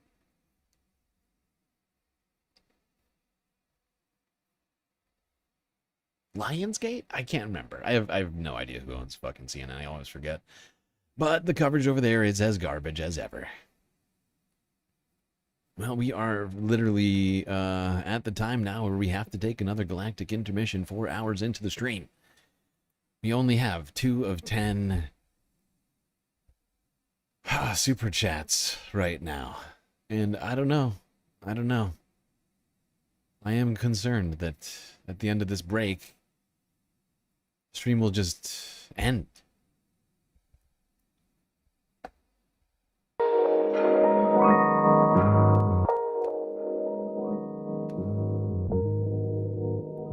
Okay, I hope everybody's been enjoying the show so far. If you haven't already, hit the like button and don't forget to subscribe. Hit that bell icon too so you get the latest notifications. While you're at it, do also consider contributing to the Galactic News Network, especially if you're enjoying the show and you want it to continue. All sorts of great ways for you to do that. YouTube, Super Chat, Super Stickers, and memberships. Cash App and PayPal. But of course, the very best way to get the most base benefits for your Earth dollars, Patreon, where you can become a Galactic Patron for the low, low price of $3 a month. All right, chat. Enjoy the break. Grab yourselves a drink, maybe a snack. I'll be right back.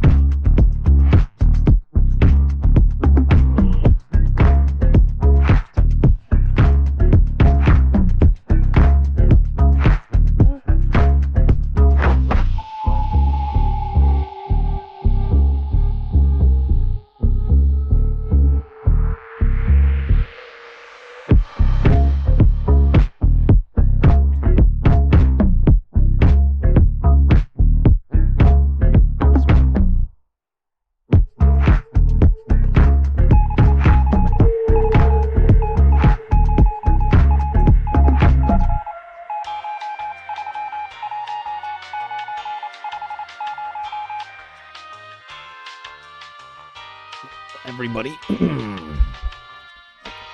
we go. Hello. Good to see all of you folks here today. I don't know if you know this. We still haven't completed the goal. And we've gotten through 2 halves, which is the free portion of the stream. We got 2 of 10 that we needed in the time that we were given. And some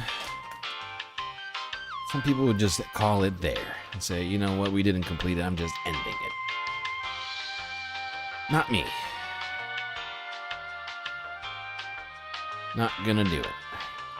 Not gonna do it. Wouldn't be prudent at this juncture.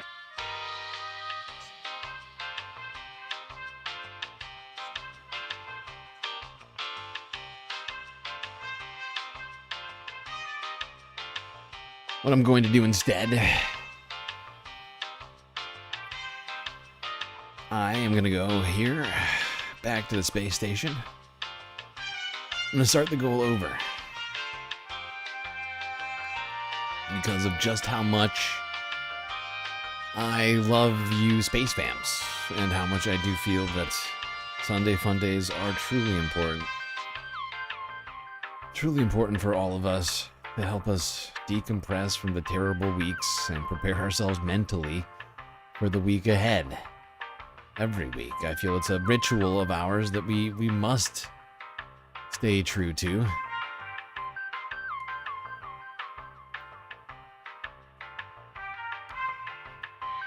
So I'm gonna add another hour onto the goal. Restart it. Oh shit. Sasha G coming in with the sweet, sweet super sticker. Getting us 2 closer to completing the goal immediately. Immediately, if not sooner. Before I get even started. Which is actually helpful because I'm going to switch it then from a 10 super chat to a 5 super chat goal. Full hour to get this puppy finished. Technically it's 6. I'll take 5. 5 seems good enough. And just a reminder, everybody, you can contribute both to the content goal and the galactic deficit goal. Because, of course, we do have a deficit that we are running right now. We must finance it, just like the U.S. government. Only way to do that here is through revenue. Since I literally can't tax the space fams, I must implore you, beg even, your great consideration in contributing over on either Cash App or PayPal, or becoming a Galactic patron, or upgrading your patron membership, because all of those ways of contributing we see the benefits of immediately, if not sooner. Immediately, if not sooner. Yes, indeed. All right, well, the goal is started. I will not continue mumbling on about money. That does not behoove us. We must continue on with the content. Got another hour. No questions asked.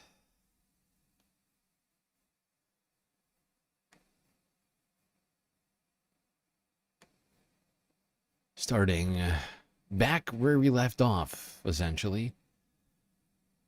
Let's talk more a little bit about Charlie Kirk. Because, of course, I mean, why wouldn't they? The Kennedy Center in D.C. held a goddamn memorial, a prayer vigil for Charlie Kirk today.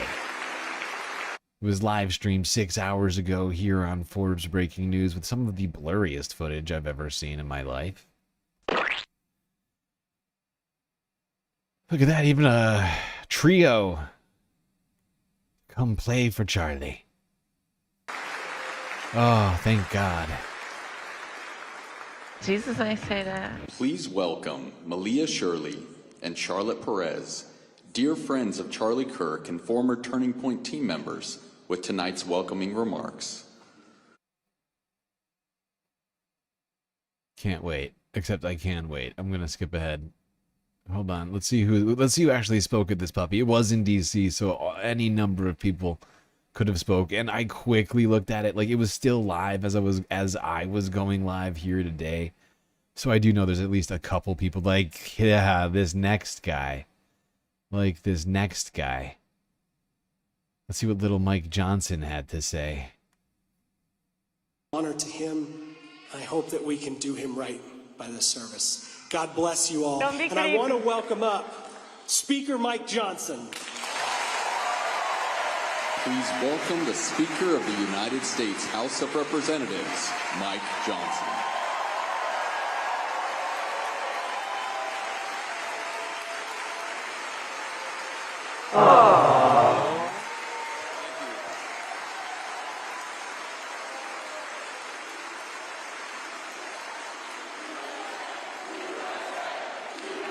Oh my God, the footage is so bad. I should have picked it. I should have picked a different live stream. Jesus Christ, Forbes. Get it together. It's like the footage is so blurry and choppy. This is ridiculous.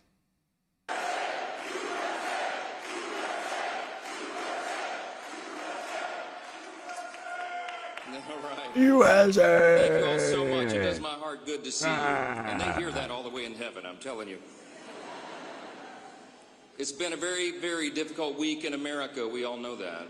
It's been a mixture of unspeakable Oh my God, I can't watch sadness this. and grief. I cannot watch this. Hold on. I'm sorry, but this is terrible. This is just horrendous.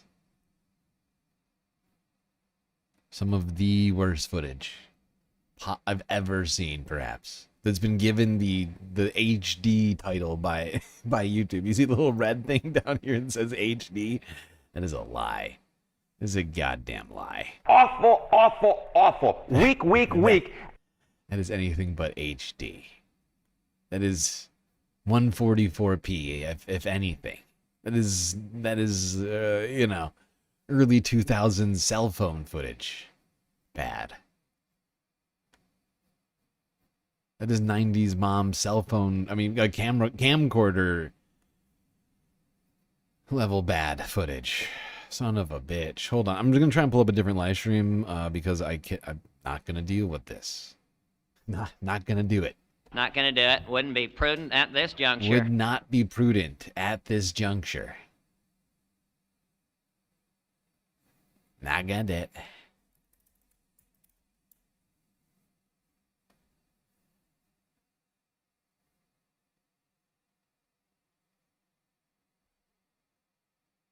To be frank, HD standard is pretty low. You shush, Soul Life, okay? This is no 1080p. I mean, it maybe is 1080p, but it's shot through, I don't know, literally, like this is being shot through a sensor from 1996 or something. It's horrifying. It's terrible. It's the worst thing I've ever seen. Show some goddamn respect for Charlie Kirk, okay? God damn you, Forbes News. Have you no respect for Charlie Kirk? Couldn't give us decent footage of his prayer vigil, of all things. Unbelievable.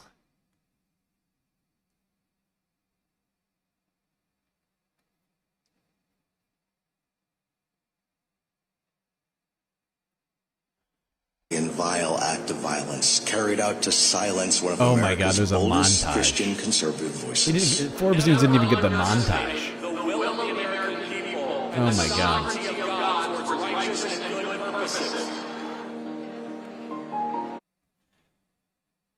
Forbes is so shitty they didn't even get the fucking montage in the video. It's pathetic. That is pathetic. You call that journalism? Call that journalism, Forbes breaking news. Charlie was more than a broadcaster. More like Forbes He was a broken fearless news. defender of truth and a Get it? Get it? Broken? Never mind. faithful servant of God. Sir, a great His assassination was not just an attack on Charlie. It was an attack on free speech and on the values Charlie championed every day. Oh, God. Together, we will ensure that his voice, his message, and his legacy will live on for countless generations to come. In a world where voices are silenced and truth is often drowned out by the noise of the moment, There are those who rise above the fray, those whose courage, conviction, and clarity light the way for others. This is fucking wild. I cannot believe this is a thing. I cannot believe that this is a fucking thing that happened. This is at the goddamn Kennedy Center. This isn't at like a local high school or something. Or like a church. No, this is the goddamn Kennedy Center.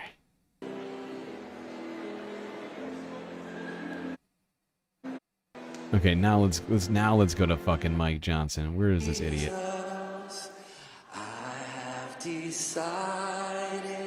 Oh my god. This feels more like a cult meeting than an event at the Kennedy Center. Charlie, and they decided that it was better to move to the heartland because every day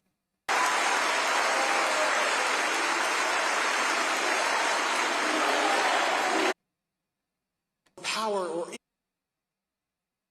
I hope that we can do him right by this service. God bless you all. And I want to welcome up Speaker Mike Johnson.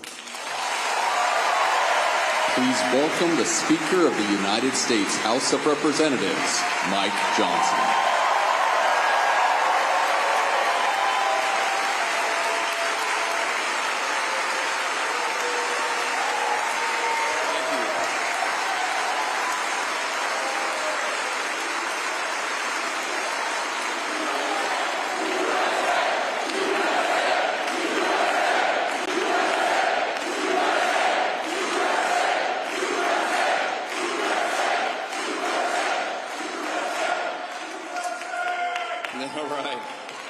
Thank you all so much. It does my heart good to see you. And they hear that all the way in heaven, I'm telling you.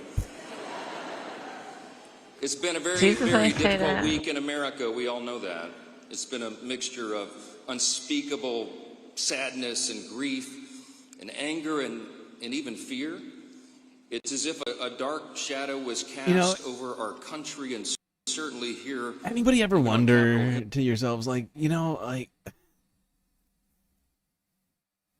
like when these people, these like Christian nationalist types like Mike Johnson talk about heaven. Oh, heaven can hear us. Heaven can hear us chanting USA. Do they imagine that like only like there's like a USA only section in heaven, and that like in the theoretical like I mean we're talking about very much a theoretical thing here.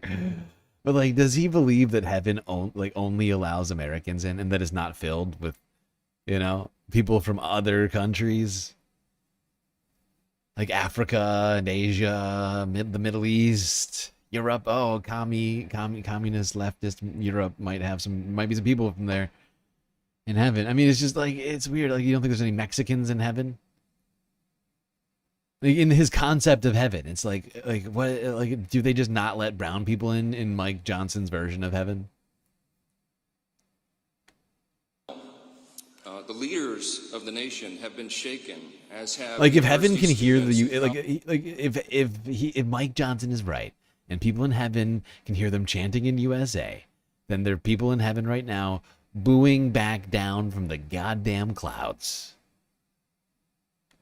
Students and young people all across the country. It's as if the ground was shifted beneath us. We all felt it deep inside. And did it deep inside? Ugh. We remember that our dear phrasing. Charlie. Deep.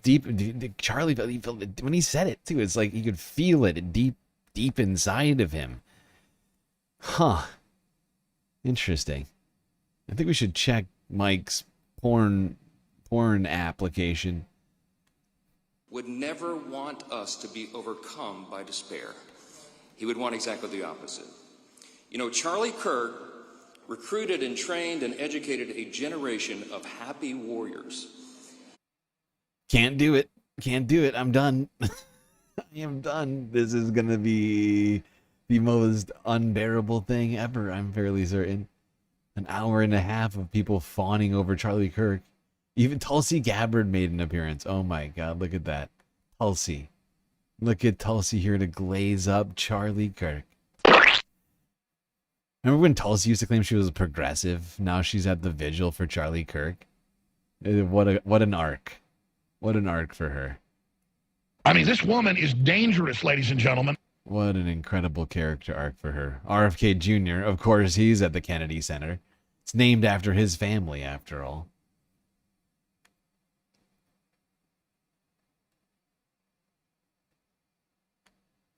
But no, I don't think I can do this right now. It's just too much. It's gross.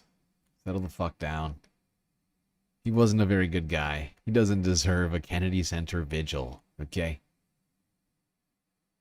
Okay, let's move on. Let's move on from talking about Charlie.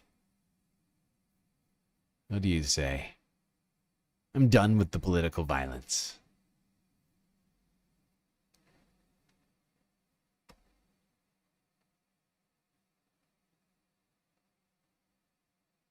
Fun to fly on Jeffrey Epstein plane. Don't kick me, that's harassment. No political violence, ladies. Illegal. He looks like Yoda with AIDS right now. Robbie Rhodes teaming no political violence, people. This place smells like mothballs. Trump is a real felon. Illegal. Then he went to Epstein Island. Trump, no physical, no political violence. Illegal. No political violence. Remember, no political violence. Ow! Oh, man. Brother, I thought we were going to smoke together. I thought, whoa. Oh, it's the Karate Kid. I have a right to sing. Whoa. I'm an intelligent. Remember, no political violence. I loved that move from him. I love that. He looked like a ballerina. I thought, whoa. Oh, look at me. I'm a ballerina.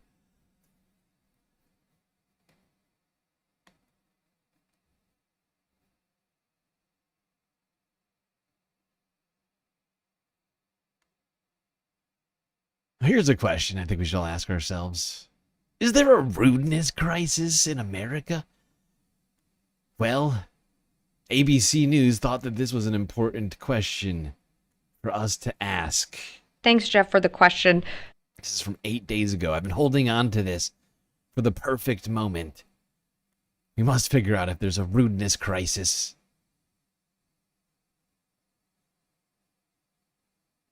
Well, every generation seems to point the finger at each other, but according to a new survey, kids these days are getting more rude and are more unapologetic. According to the Pew Research Center, 47% of U.S. adults recently surveyed say that the way people behave in public these days is ruder than before the COVID-19 pandemic. No. Researchers looked at a variety of behaviors in social settings, like taking a photo or video of someone without their permission, displaying profanity, smoking, or playing music around others, or bringing a child into a place typically for adults.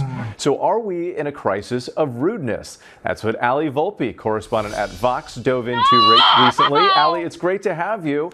So based on your research here and your reporting and the experts you spoke with, what's driving this rise in rudeness in younger generations?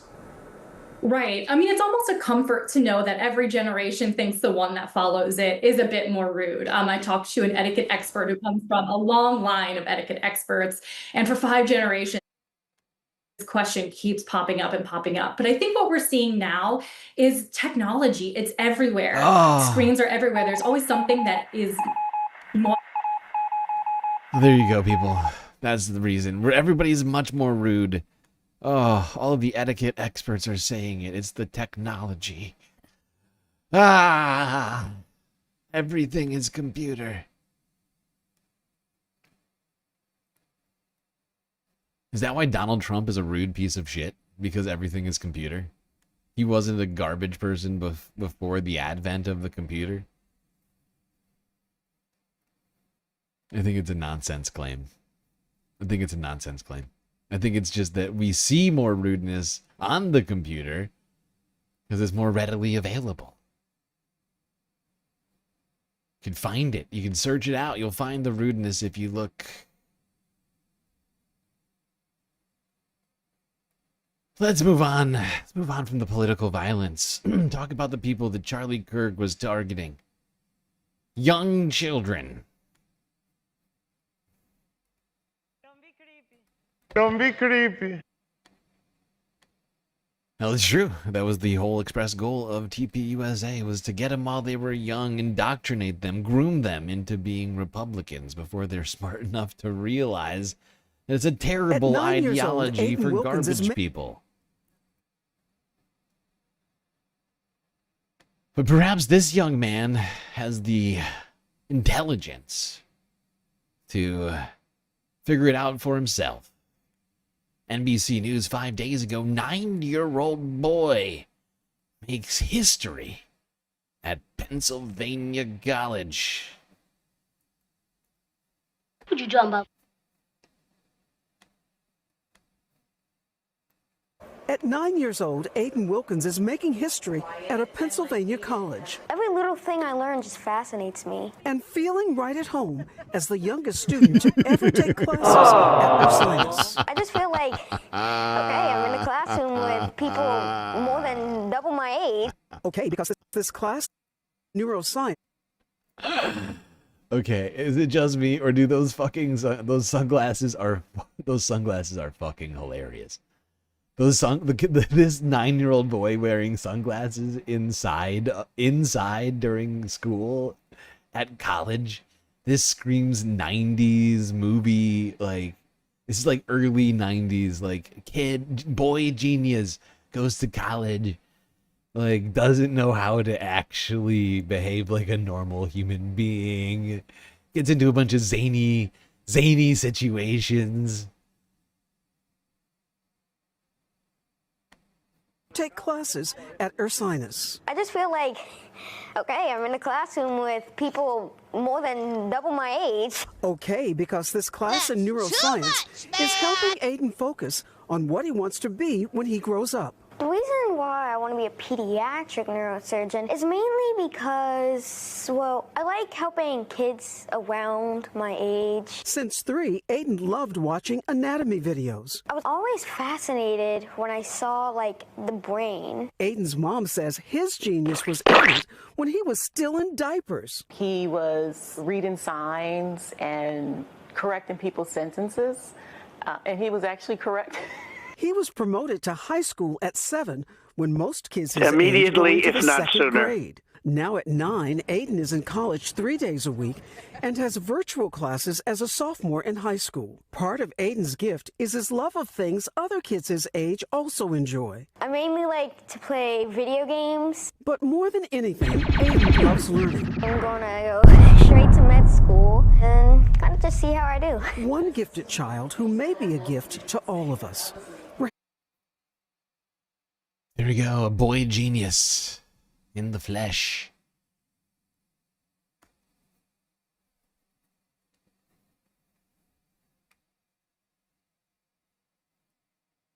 It's like a reverse 21 Jump Street. 9 Jump Street. Yeah. Yeah, that's basically what it is. Hilarious. Now, while that one young man may be a genius, excelling in his studies, unfortunately for the rest of America, things not going so good. Let's go here to Harry Emden with the numbers. The great Harry Emden. The late great Harry Emden with the numbers. Come on, Harry. Come on, Harry. A shocking report on America's children. High school students are now falling behind in both math and reading. And the trend is part of a very troubling, ongoing, years-long academic decline. The data comes from the National Assessment of Education Progress, which is a federal standardized test. Last year's reading score was the lowest in the history of the assessment. In math, scoring was the lowest in some 20 years. For all the latest, we're joined now by CNN chief data analyst Harry. Harry, can you unpack these very troubling findings for us? Yeah, okay, Wolf, and yes, they are extremely troubling, and we will start off with reading. Okay, 12th graders scoring at least basic. This is just at least partial knowledge. We're not even talking about proficient here, and we're certainly not talking about advanced. We're just talking about at least basic. And let's you start read? with reading. I mean, you know, Are you go back. Are you literate? Are you able to read words and understand the meaning of a... Can you identify words? Can you just read them out loud? This is horrifying. Remedial reading for 12th graders, for seniors in the United States. Failing grade. We're just talking about at least basic. And let's start with reading. I mean, you know, you go back. In 2013, it was 74%. 2015, 72%. 2019, 70%. Now we're talking 67%. And so what I think is so important to point out is a lot of people might say, oh, it was COVID. COVID is causing these declines.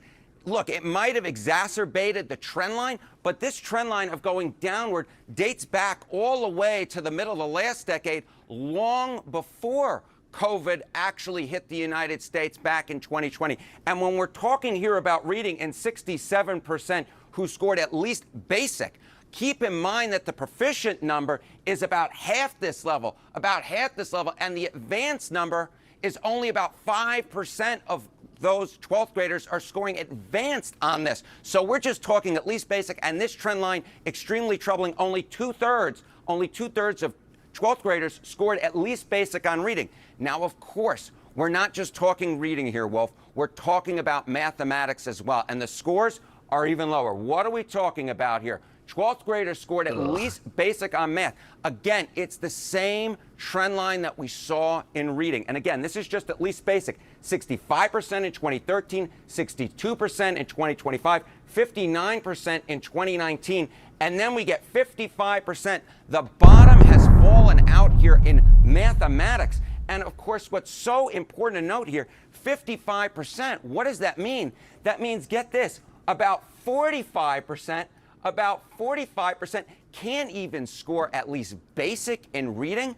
Oh my God, nearly half.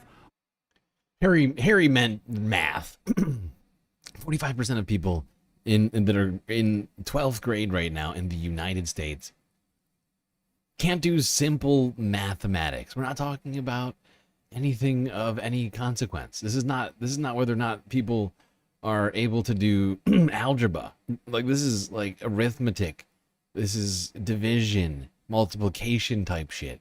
So we have just like millions of children right now who are about to become adults. Because remember, these are 12th graders. These are not 8th graders.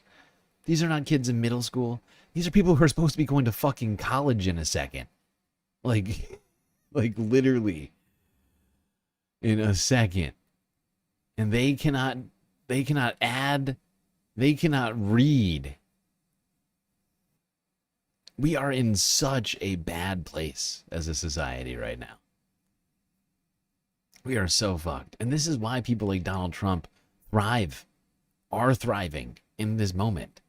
Because how are people that cannot read and cannot do basic math able to form the critical thinking skills, the researching skills, to be able to fact check the constant lies coming out of people like Donald Trump, to be able to discern between real and not real? They can't do it. They cannot do it. Literally impossible. How are you supposed to do that? If you can't, like, how are you supposed to think? I struggle to be able to think about, to think in that way. Be like, okay, I literally can't read. Like, it's hard for me to consider what that's like to some degree. To be like, literally, okay, I am an 18-year-old person about to become an adult. I can't read.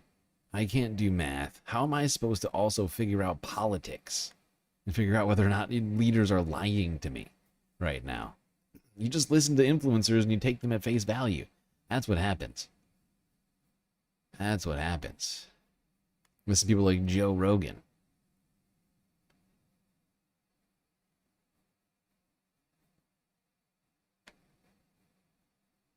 One good thing that might help children is getting them an early start. Things like universal childcare. Helpful in the development of children's brains, shown in studies. And in New Mexico, that is now going to be available to everyone, as they have approved and are now becoming the first state to offer free universal childcare. Full stop. Good Morning America from 4 days ago. First state in the nation to guarantee no-cost universal child care. Elizabeth Shulsley is here with those details. Good morning, Elizabeth. Good morning, Robin. This is a groundbreaking initiative in New Mexico offering free child care to all residents in the state. Starting November 1st, all New Mexico families, regardless of their income, will be eligible for child care assistance for infants and toddlers. There also won't be any co-pays. This is expected to save the typical family more than $12,000 per year. New Mexico Democratic Governor. This is incredible. This is, I mean, great job, New Mexico. Really shocking stuff coming out of New Mexico here. Universal child care. Whole state. No income eligibility requirements. No co-pays. And the typical family, according to their study, saves nearly $13,000 a year. Think about how far that goes for a family. That's humongous. That's for a lot of people, that's like, rent for the entire year. Or at least, close to it.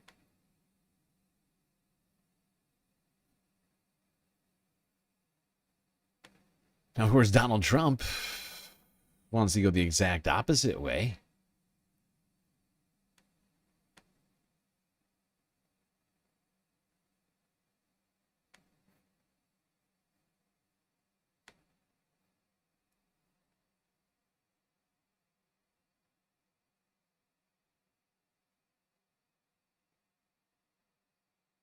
But as part of our tax cuts, we've created a massive tax credit for school choice scholarships so that you can send your child to a school that shares your values and you get tax credits and all sorts of good things happening. And I'm also taking action against anti-Semitic and anti-Christian bias in our institutions of higher learning. You've been watching that play out.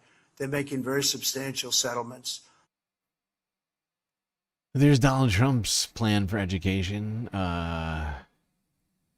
Create task forces to go after free speech in colleges and universities, and take away the funding from federal agencies intended to ensure adequate education being given to all people, and instead help enrich the already richest people in society, the people who are already doing perfectly fine, the people who are already sending their kids to private schools.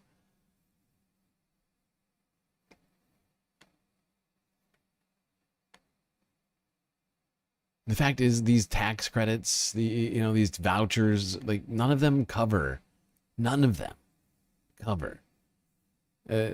you're like literally so rich that your property is, being taxed at, like you're spending whatever tens of thousands of dollars in taxes every year on your home.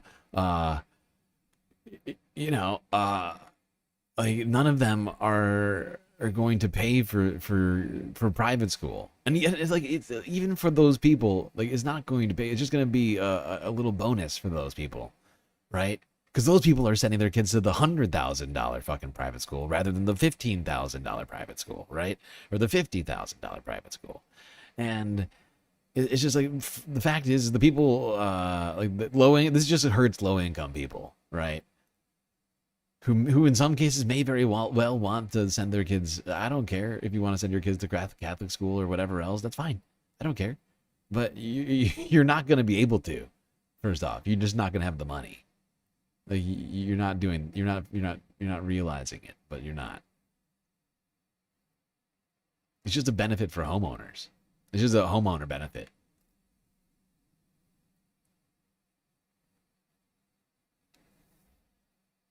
The more properties you own, the more credits you get.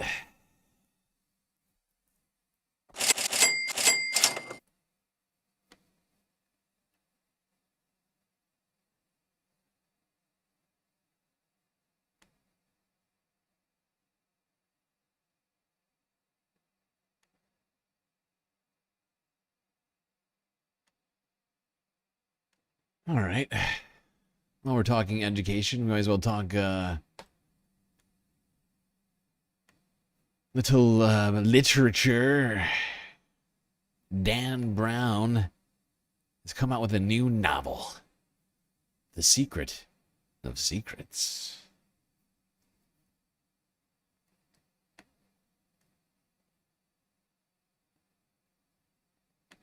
Mysteries and codes, religious rites, and scientific formulas. That's the world of Dan Brown's thrillers, most famously The Da Vinci Code. And now there's a new one, The Secret of Secrets, out today. Secrets and codes are also part of Brown's own life, as senior arts correspondent Jeffrey Brown discovered during a visit to the author's home in New Hampshire for our arts and culture series, Canvas. This I call the Fortress of Gratitude. Fortress of Gratitude? It is, it's one copy of all my books from around the world. A dark ground library with its own secrets. This is my favorite of the 7 secret passageways in the house. Hiding memorabilia. That's the first book I wrote at age 5. The Giraffe, the Pig, and the Pants on Fire. It's a thriller. And over here we have what's called an Inukshuk. In the garden, a looming stone presence. Inukshuk. Inukshuk. It is an Inuit symbol of protection. In the hallway, another hidden door. So this here is the Wild Symphony Room. Into a room filled with music and stuffed animals. Related to a children's book titled Wild Symphony. All right, now, Dan, we've only been together a short time, but you are clearly a quirky, what's the right word? There's a word to use. Eccentric? Eccentric? Yeah. Odd? Yeah? Yeah. Geeky? They're all true. Yeah. Also true. Little weird. It's giving me Neverland vibes just a little bit. But like for like I'm like no secret here. Dan Brown is a phenomenally successful author. Oh my God. With more than 250 million books in print, Jesus translated into 56 languages. And his new thriller, he promises, is the biggest, twistiest yet. Nothing less than The Secret of Secrets. You know what? It's no secret that I like to write about big topics. You know, the bloodline of Jesus Christ, artificial intelligence, world population. But I've always felt there's one topic that is bigger than all of them. And it relates to human consciousness, that lens through which we experience reality, we experience ourselves. And the tricky thing about writing about consciousness is it's a very ethereal topic. It's kind of squishy.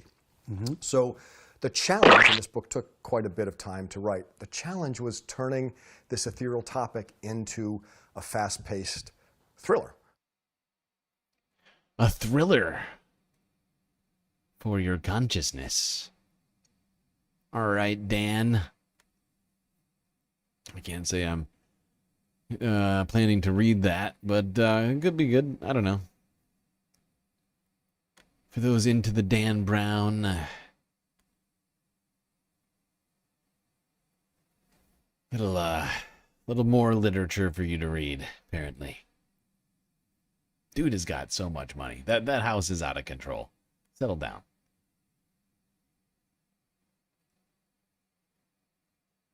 Full of secret passages and shit.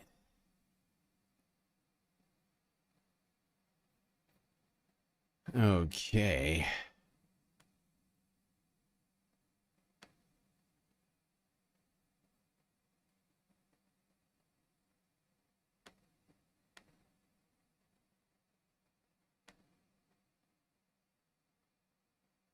Where I lost my place.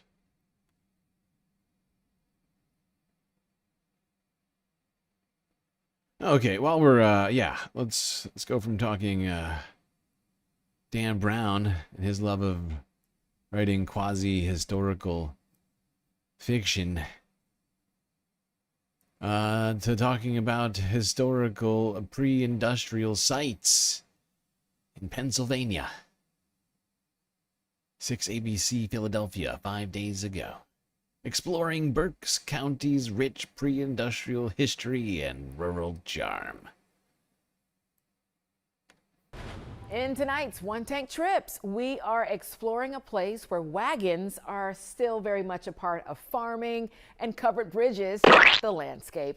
It's a slice of Berks County, which has a rich history in the pre-industrial age. The Berks County Heritage Center is located in Reading, and Action News photojournalist Todd Haas takes us there.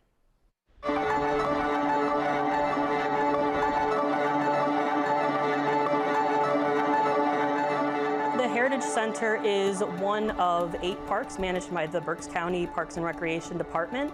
It is also one of 5 parks that sits along the Union Canal Towpath Trail in Berks County. The property began as farmland before the County of Berks acquired it to begin turning it into a historic park. My name is Jessica Chernick. I am the Historic Resource Supervisor here at the Berks County Heritage Center, and right now we are in the blacksmith shop of the Gruber Wagon Works. So this is a restored version of a box wagon, probably almost exactly what it would look like when it rolled out of this shop. The Wagon Works is really kind of our pride and joy just because of how unique it is. This is the paint shop, and it was located on the 2nd floor. All of the cans and tins and things up here are, again, all original to the building. We also have the longest single-span covered bridge in the state of Pennsylvania, meaning that there are... Pretty cool, a little Pennsylvania history for you folks. A different time, over 100 years ago, preserved for us to enjoy now. Arguably the greatest work of nonfiction of the 20th century. Okay. Well, while we're doing culture and stuff, let's see what the people are doing in society today. Well, it seems like the people in society today are trying to have fun, do some festivals and whatnot. This next one is in New York. Let's talk a little bit about the Feast of San Gennaro.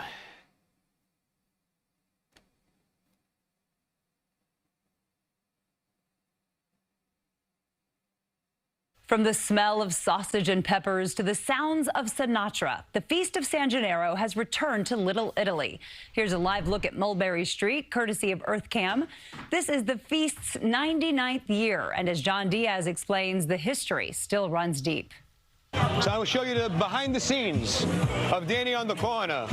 For Danny Frada, the Feast of San Gennaro isn't just a street fair. So here, this is the mothership right here, the dough. It's family history and a taste of tradition that dates back almost a century. I feel like every year when this feast comes on, all of our ancestors come back to life. From Zeppelis to homemade candy and cookies, Frada is still honoring his family legacy. As a 4th-generation food vendor, he's following in the footsteps of his great-grandmother. Right where we're standing, it was my great-grandmother's spot in this feast when she first came here. Yeah, she brought it with her. It was actually her father's business in Avellino. Sauce and peppers here! The labor of love was also passed down the line for God. other vendors, like Pipe's pit owner, Ernest Magliato. Started with my grandfather. It was handed to my... Oh boy, this is making me incredibly hungry right now. I still have no food in the goddamn space station. Oh, God, that looks good. And then my uncle to me. Using solid steel grills and StreamLord charcoal, want. Magliato keeps things authentic. It's tradition, it's heritage, it's culture. With a lot of the neighborhood people gone, it brings the neighborhood back together. And while these old school vendors hold down the history, fresh faces to the festival are adding their own flavor, like Moody. And it's now the #1 brand of tomato in Italy. Oh boy. Oh boy. Watching these guys grill and fry over here is getting me just, salivating.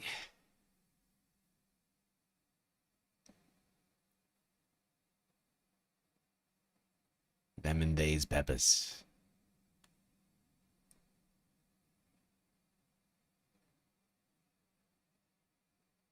Oh no, Soul Life's car has been unalived? Aww. That's incredibly sad. All right, to another festival, this time in LA.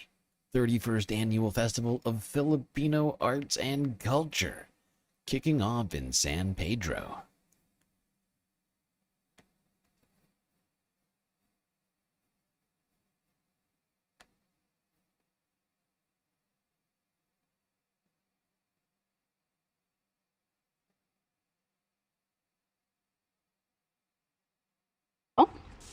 Well, Kai mentioned the beautiful conditions today. Hundreds of people took advantage of the very beautiful weather by visiting San Pedro's Point Fermin Park to enjoy the 31st annual Festival of Philippine Arts and Culture. FPAC is a yearly gathering that celebrates Filipino heritage and culture with delicious foods, traditional games, and tons of activities and unique performances. It is the largest and longest running Filipino festival in Southern California, a tradition. The Filipino community loves coming together, and we do this every year and really just come together as a community to celebrate our heritage here in Southern California. Now, if you missed FPAC this year, well, not to worry.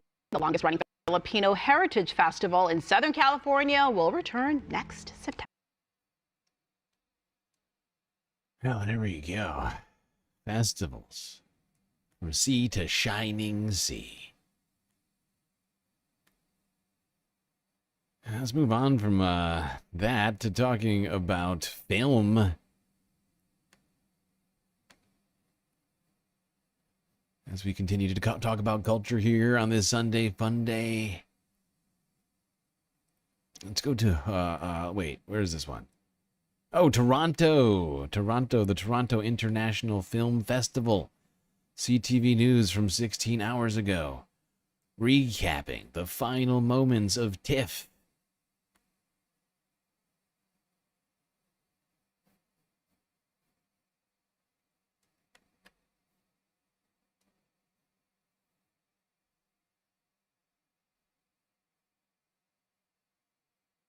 All right, that was a clip from Spinal Tap. The End continues, and joining us now to talk more about the movies of the week is film critic Richard Krause. Richard, always appreciate your time, and if I can pick up from our conversation from Friday as we talk about Spinal Tap, does this movie take it up to 11 for you? Well, I wish that it did, because the first movie takes it up to 11 and beyond. It is a masterful mock documentary that really set the template for a lot of what was to come. I mean, it's possible that without Spinal Tap, we wouldn't have the Richard Guest movies like A Mighty Wind. We might not have political satires like Bob Roberts or Borat. We might not have The Office. It really was a groundbreaker 41 years ago when it was released. And it's hilarious, and it's given us catchphrases that we use to this day. The new movie doesn't have quite the same oomph to it. It's nice to see all the characters played by Christopher Guest and Michael McKean and Harry Shearer and Rob Reiner reunited. Fun to have Paul Schaefer there. You know, all the touchstones from the original film, plus... Oh my God, did you see that? Okay, that was hilarious. McKean and Harry Shearer and tap water. And you can't, like, I'm just reading her lips. Rob Reiner reunited. Fun to have Paul Schaefer there.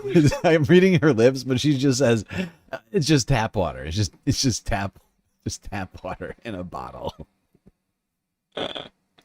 All the touchstones from the original film, plus you've got some new additions like Paul McCartney and Elton John who have substantial roles in the film. But it didn't make me laugh out loud as much as it needed to. And there are some very funny moments, but it feels kind of like a cover version.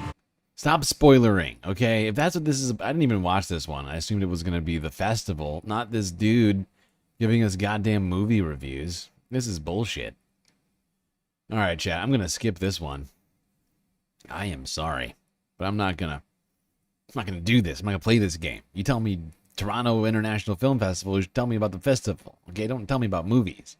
Don't just spoiler every movie. It's all about the festival. So go fuck yourself. All right, CTV News. I guess let's go to the Emmys. That's what's next. Back here, the heightened political climate means extra tight security at the Emmy Awards this weekend in downtown LA. That means increased LAPD presence outside the venue, even stricter security protocols inside the show. Tonight, Deadline is reporting the California Highway Patrol and Homeland Security will take on expanded roles to keep people safe. And that top-notch security inside the Peacock Theater designed to protect thousands of high-profile attendees. Rick Chambers live in Hollywood with more. Rick.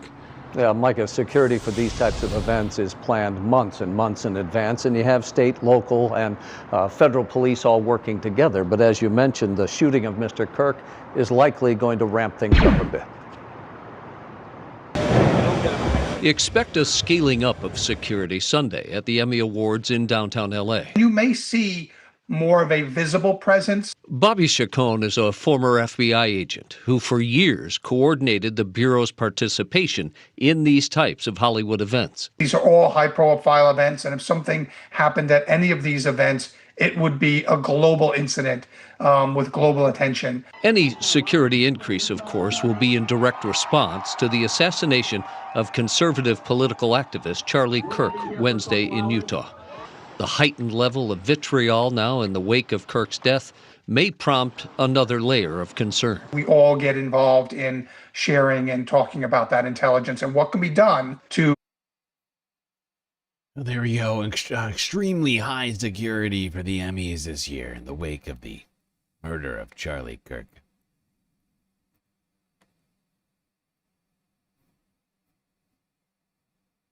CBS Evening News is next. 8 hours ago, red carpet rolled out for 2025 Emmys, with Severance up for 27 The red carpet awards. is all rolled out in Hollywood, and the stars are arriving for tonight's 77th Primetime Emmy Awards. TV's biggest night has new first-time hosts, with streaming networks leading the way in nominations, and there are some special reunions in store with the stars of serial TV classics representing and presenting awards. CBS's Dina Demetrius is covering it all from Los Angeles. Dina.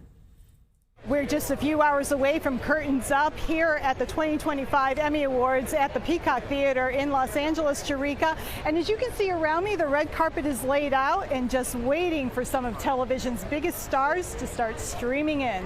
Tonight's show will be hosted by stand-up comedian Nate Bargatze and feature the best of the 2024-2025 television season. Apple TV's Severance is up for the most awards tonight with 27 nominations. Honestly, who here has seen Severance? That is a great fucking show. That is a fucking great show. One of the better shows of recent years, in my opinion. Followed by HBO Max's The Penguin with 24 nominations. That I have not seen yet. Not that I'm complaining. And CBS fans might see a familiar sight on stage tonight. Producers promised a Golden Girls tribute for the show's 40th anniversary, as well as reunions from some other television classics. Our network's red carpet. Look at all the stars expected to show up. As well as reunions from Selena Gomez, Jake Gyllenhaal, Steve Martin, Kate Blanchett, Sterling K. Brown. I mean, look at this lineup here.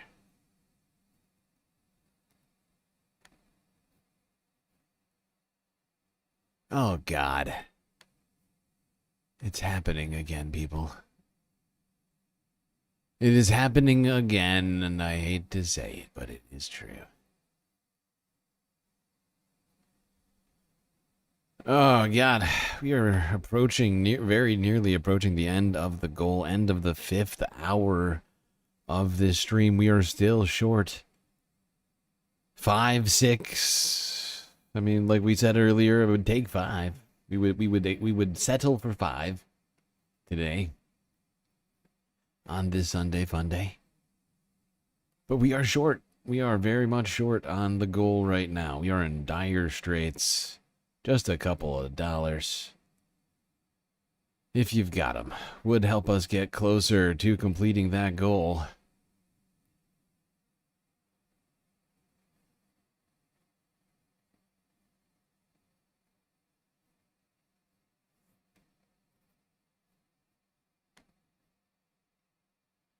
All right, let's go to the Emmys. See what the stars have been up to.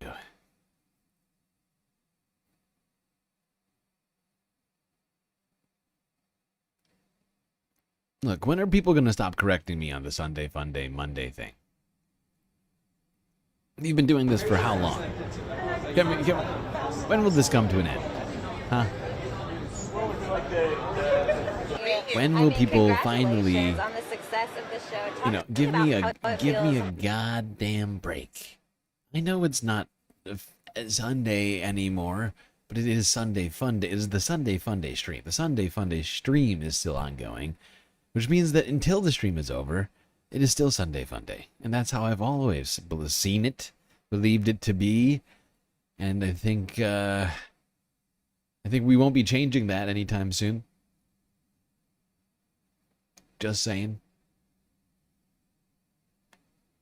And it was only 6 minutes ago that it really stopped being Sunday officially. This political thriller being celebrated, especially having this strong female character at the forefront as well. It's a really nice time to be able to have a show on the air about diplomacy and about leadership and about... Glad to be here.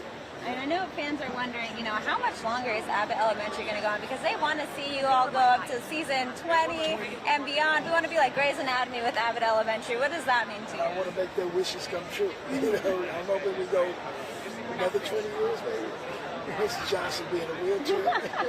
He'll be sleeping in the wheelchair, helping out, right? Yeah. And I mean, we get to see Ava in Love. Talk to me just about what it's like seeing Janelle kind of have this different moment where she's able to tap into something new as an actor. I think as an actress, it just shows her range because, everyone thinks of her as this snappy, don't care about anything but herself, but it really shows that Janelle does some really great work with this new role. You're going to see a lot more of it this season. Is there something you'd love to see Mr. Johnson do that he hasn't done yet? Because he has the best one-liner. I think you're going to see some things that he hasn't done yet in the first episode.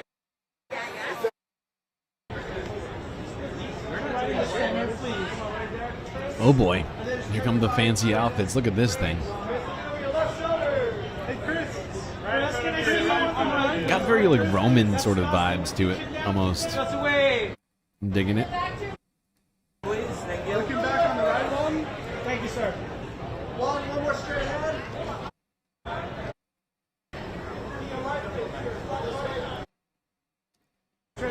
All the stars are out. We were so able. I'm not gonna lie, I don't really care very much about this. I don't care very much for everybody. About these award shows. That plus the scene was so.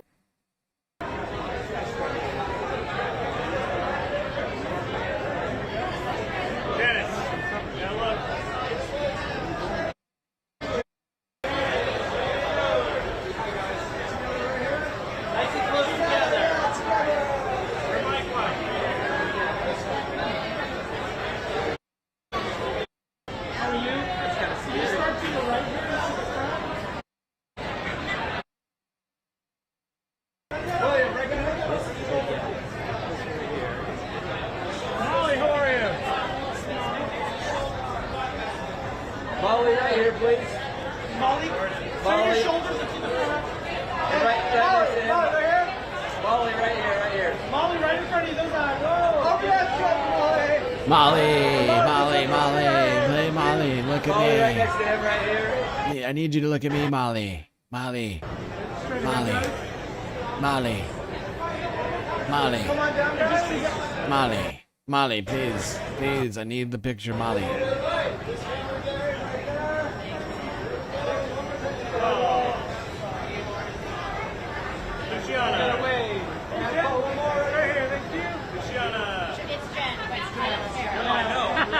Call me whatever you want. So accommodating.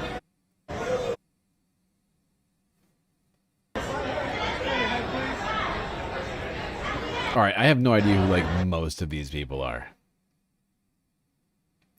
How many hours of this did they do? Just over and over, people walking by. Jesus Christ, 3 hours? Come on down.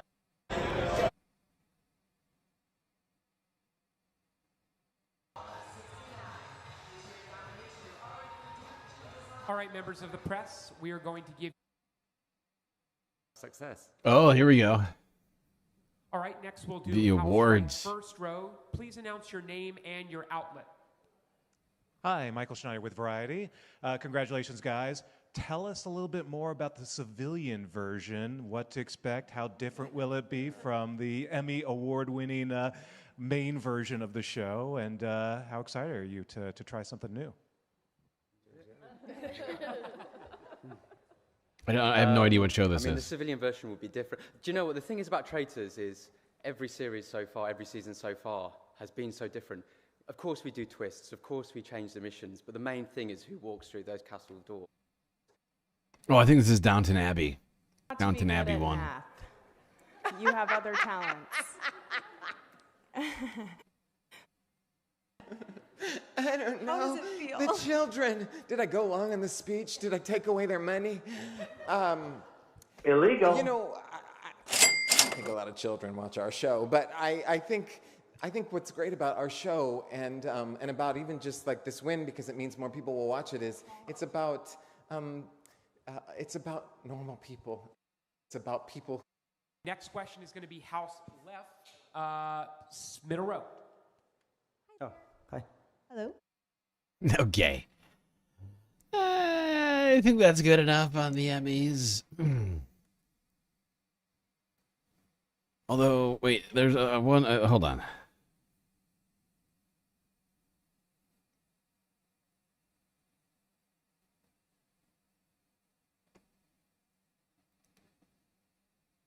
There's a couple more things I wanted to see here.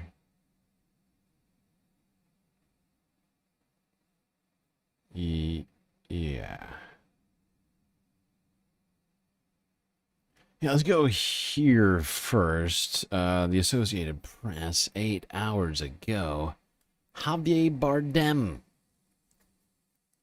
on the red carpet.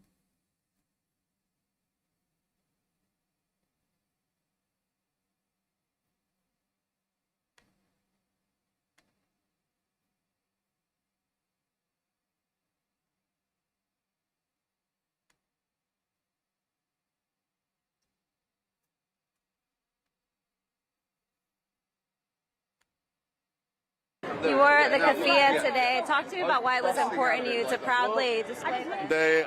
At the end of August, IAGS, which is the International Association of Genocide Scholars, who focus on studying genocide, call it a genocide. And what we ask for is for commercial and diplomatic blockade and sanctions on Israel to stop the genocide. Free Palestine. Film workers for Palestine do not target any individuals by identity, based on identity. The targets are film institutions, films companies that are complicit and are involved in whitewashing or even justifying Israel's genocide in Gaza and its apartheid regime. It does not target those who stand in solidarity with the oppressed. Damn. Based Badem. Javier Bardem coming out. A clear show of support for Palestine at the Emmys, making it incredibly. I mean, very clearly spelled that one out.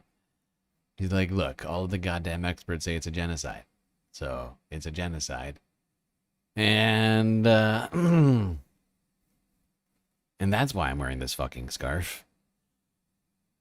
You fucking bitch. A fucking bitch. All right, he didn't say that. I said that. He looks familiar. Yeah, it's Javier Bardem. I mean, that guy. He's been in a bunch of shit.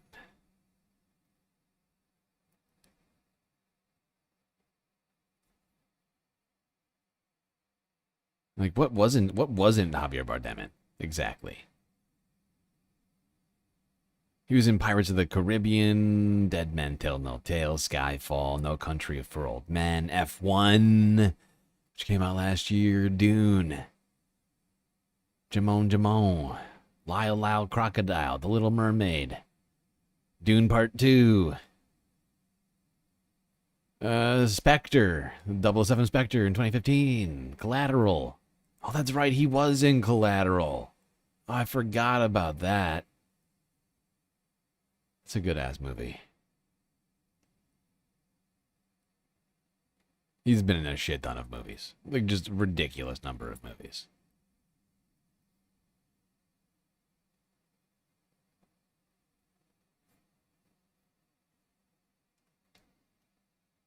No Country for Old Men. Yes, sure. He was in a bunch of stuff. Okay, last video on the Emmys, and possibly the last video of the goddamn stream.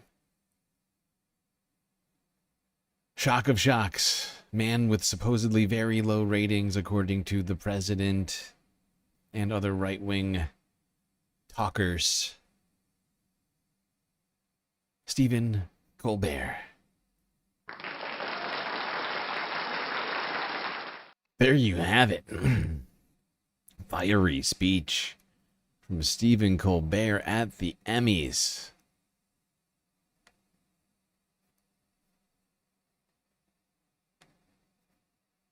Okay. Jeez. Jeez, people. We got through an entire hour. Still haven't completed the goal. Incredibly sad. Incredibly sad, but goal has ended. And I think that means honestly, I think I might have to end it at this point. Might have to end it. And I hate doing that.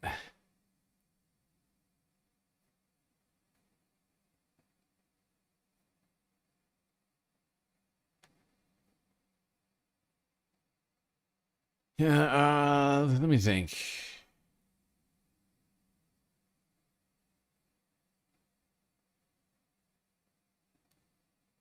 All right, I'm not going to completely end it right now, but I'm going to take a break and consider my options, consider my future right now for a moment. So we're going to go to break.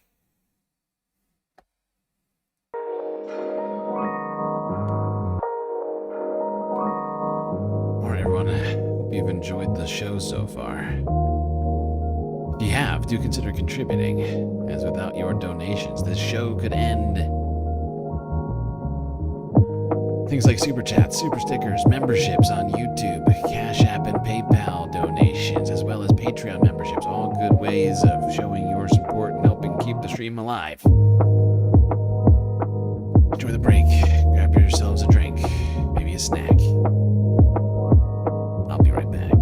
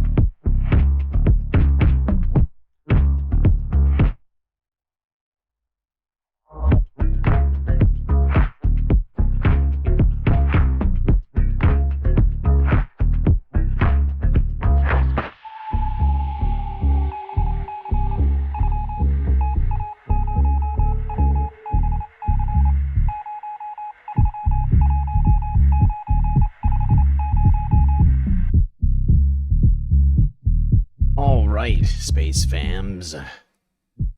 You know what that sound means. The break is over. But will the stream continue? Yes, for the time being, it will continue.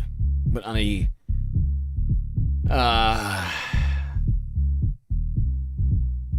what do you call what do you call it?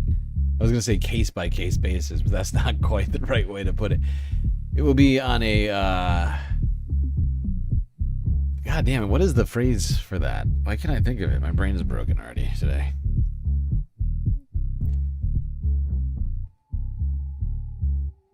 Probationary? we will be continuing the stream. But may end at any time since we haven't completed the goal. Nadia has gotten us one chat closer. Sweet, sweet super chat. To draw a sharp contrast, USA teachers say non-potty trained kids appear at later ages. Meanwhile, China's Gaokao is way above and kids do calculus at 12. Okay, well, I'm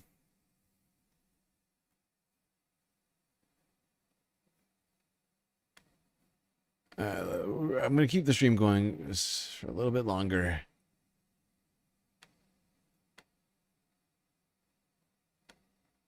Just going to restart the goal.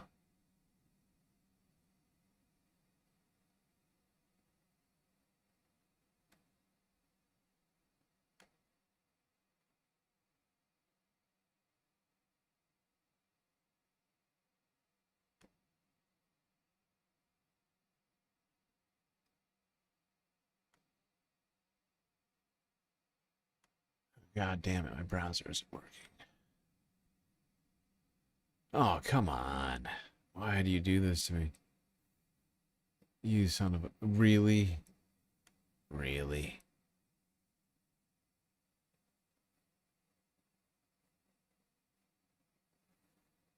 Did you really just do that to me? You gotta be joking me.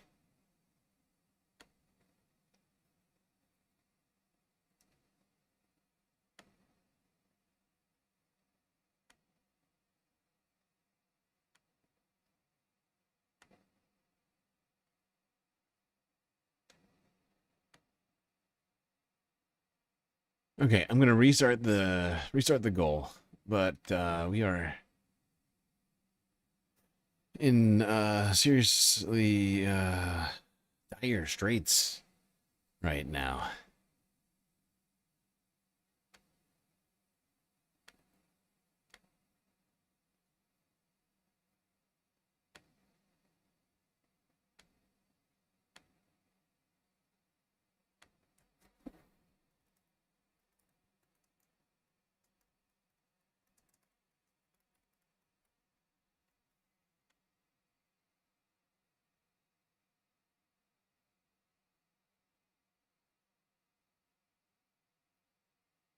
All right, we ended up talking about the Emmys in the sort of second and a half. I guess we'll call it the third half. Start off this half. Talking about some other film lore. Let's talk about why the right is obsessed with the Lord of the Rings. It's time we talk about something that's been on my mind for a while. A burning question I have that we've got to get to the bottom of. Why are all the right-wing weirdos so obsessed with Lord of the Rings? That's the question. And we're not talking about normal fandom. Normal fandom is going to Comic-Con 10 years in a row dressed as Aragorn, meeting the love of your life dressed as Arwen, and then hiring a Gandalf impersonator to officiate your Shire-themed wedding. That's normal.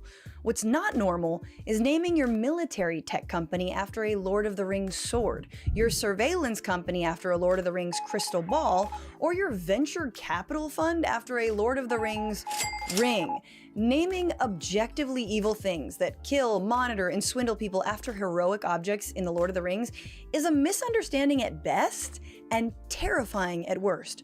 So why are people like J.D. Vance, Elon Musk, and Peter Thiel obsessed with this story about how small, hungry gingers save the world? What about second breakfast? And how is their obsession a painfully hypocritical misreading of Tolkien lore in The Lord of the Rings? Let's get one thing out of the way. I am not a Lord of the Rings superfan, nor an expert. I am what some of you might call a filthy casual. I like The Lord of the Rings a healthy amount. I might watch The Return of the King the week between Christmas and New Year's while my body absorbs untold amounts of tryptophan, and I will always wonder at the end why Frodo and Sam don't end up together. That's love, okay? I don't care how many kids Sam has later on with his wife. But what I will say is that like any great work of art, people have had multiple interpretations of Lord of the Rings, many seeing it as an allegory for real-life problems ever since the books were published in the 1950s, and when the films by Peter Jackson came out in the early 2000s. In the late 60s, The Lord of the Rings was seen as bolstering a counterculture that was against war, against the building of the atomic bomb, and for free love and mind-expanding drugs. Illegal.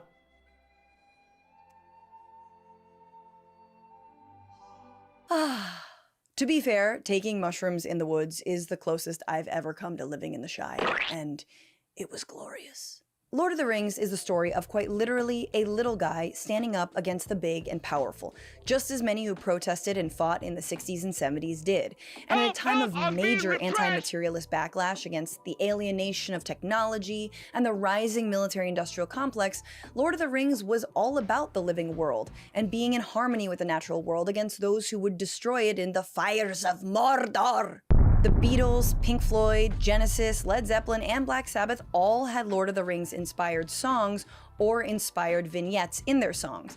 The 60s and 70s were so obsessed with the story, they would tag public places with Frodo lives and Gandalf for president. That's so adorable, but also Gandalf would make a terrible president. Haven't we learned by now there should be age limits on this office? He's 10,000 years old and he's died at least twice. You think Trump's speeches are long-winded and aimless? Wait till we hear about Gandalf's. Did I ever tell you about the time in Valinor when I was a young Maya? That joke hits real hard for the real fans out there. When Peter Jackson's Fellowship of the Ring hit theaters in December of 2001, just months after 9/11, many drew parallels between the US's so-called War on Terror and the fictional fight against Sauron, the Dark Wizard. It didn't help that the sequel was called The Two Towers, which, again, felt pretty 9/11-y.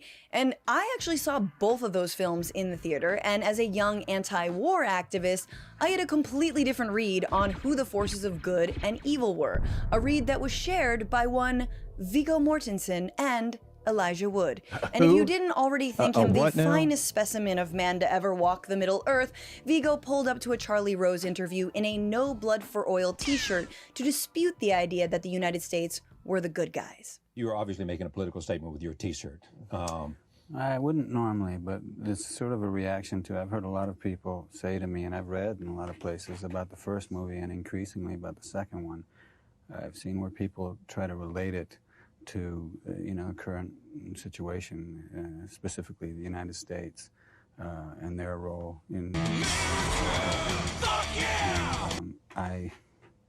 if you're going to compare, then you should get it right. The idea is, you know, that in that comparison is the United States is like the good guys in our movie against the bad guys in our movie, and I think the opposite is true, unfortunately. I don't think that the civilians on the ground in those countries look at us in the way that maybe Europeans did, you know, at the end of World War II, waving flags in the streets. I think that they see the U.S. government as Saruman, you know? As a threat? Yeah, as a threat, and they're terrified and have been for a long time. Has anyone anywhere ever been hotter than Viggo Mortensen in that moment? Like, Christ. honestly. And yet, in the year 2025, the people who are most known for their Lord of the Rings worship aren't hippies. There's never been a better time for this sound shot. I cannot believe how people come for you already. I don't know if you know this. Phrasing? Jesus, Francesca. You're married. As a threat? Yeah, as a threat, and they're terrified and have been for a long time.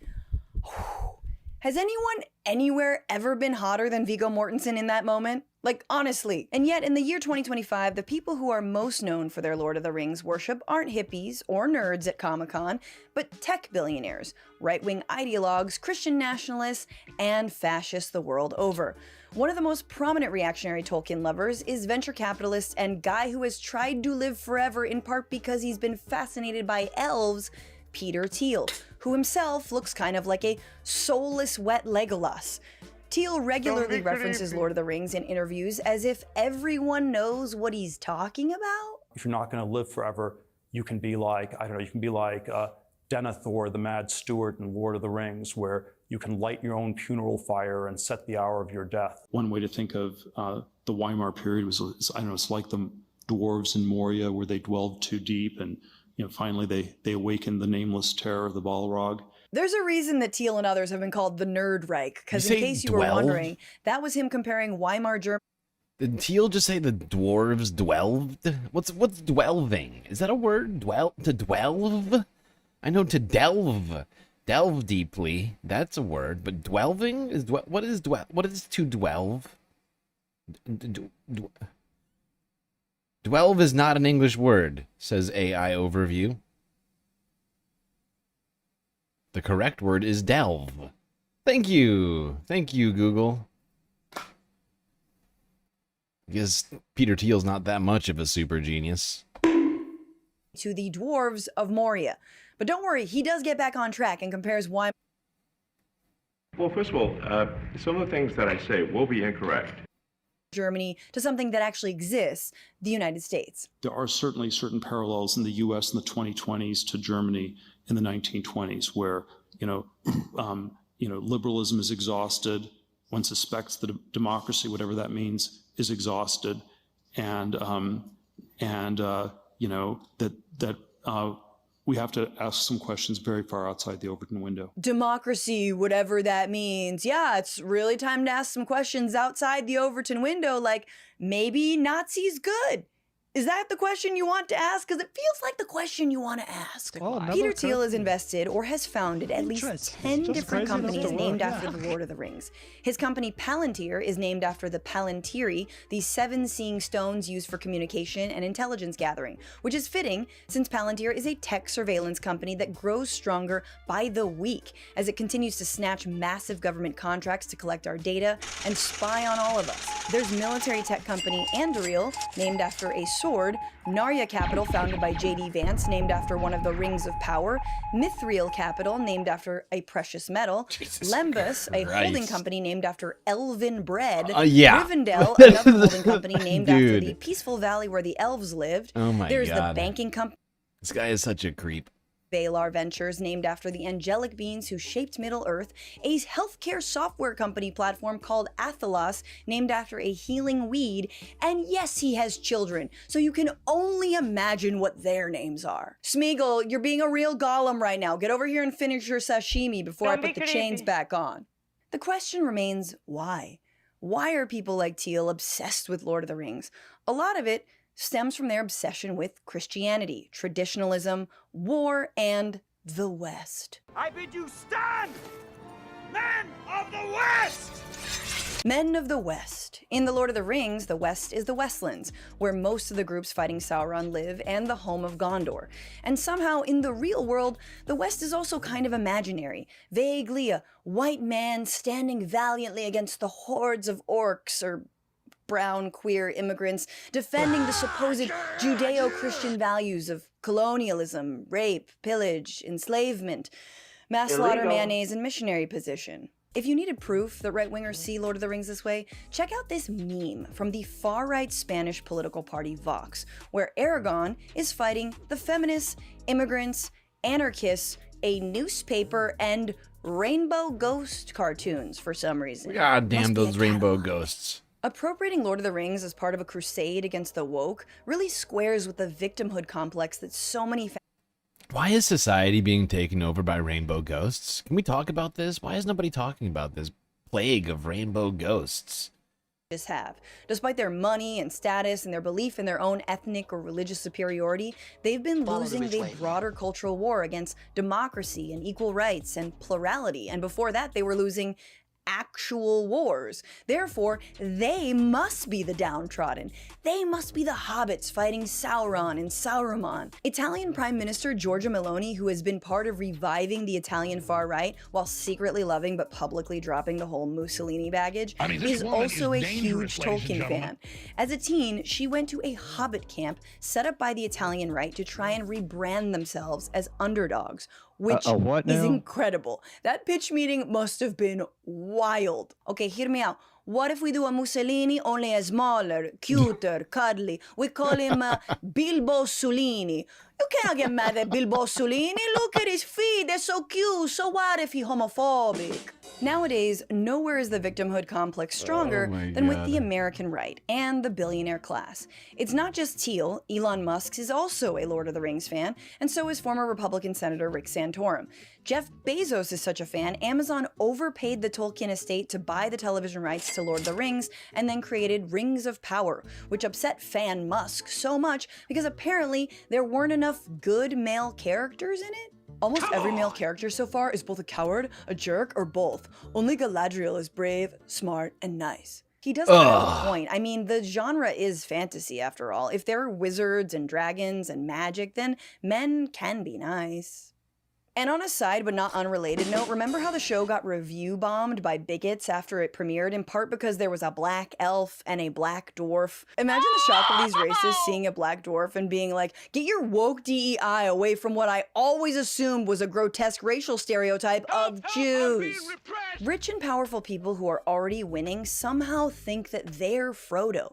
They think they're Aragorn and that they're in some battle with darkness. J.D. Vance's friend and conservative writer Rod Dreyer told Politico that God was using Vance to fight darkness, saying J.D. Vance might be Frodo of the Hollers, a veritable hillbilly hobbit. Hillbilly hobbit? That's redundant. Hobbits are already hillbillies. They marry their cousins and smoke long bottom leaf all day and literally live inside hills. That's actually a really strong point, and it sticks to the lore. It really does. That's a fair point. They literally live inside hills. If not hobbits, who are the hillbillies of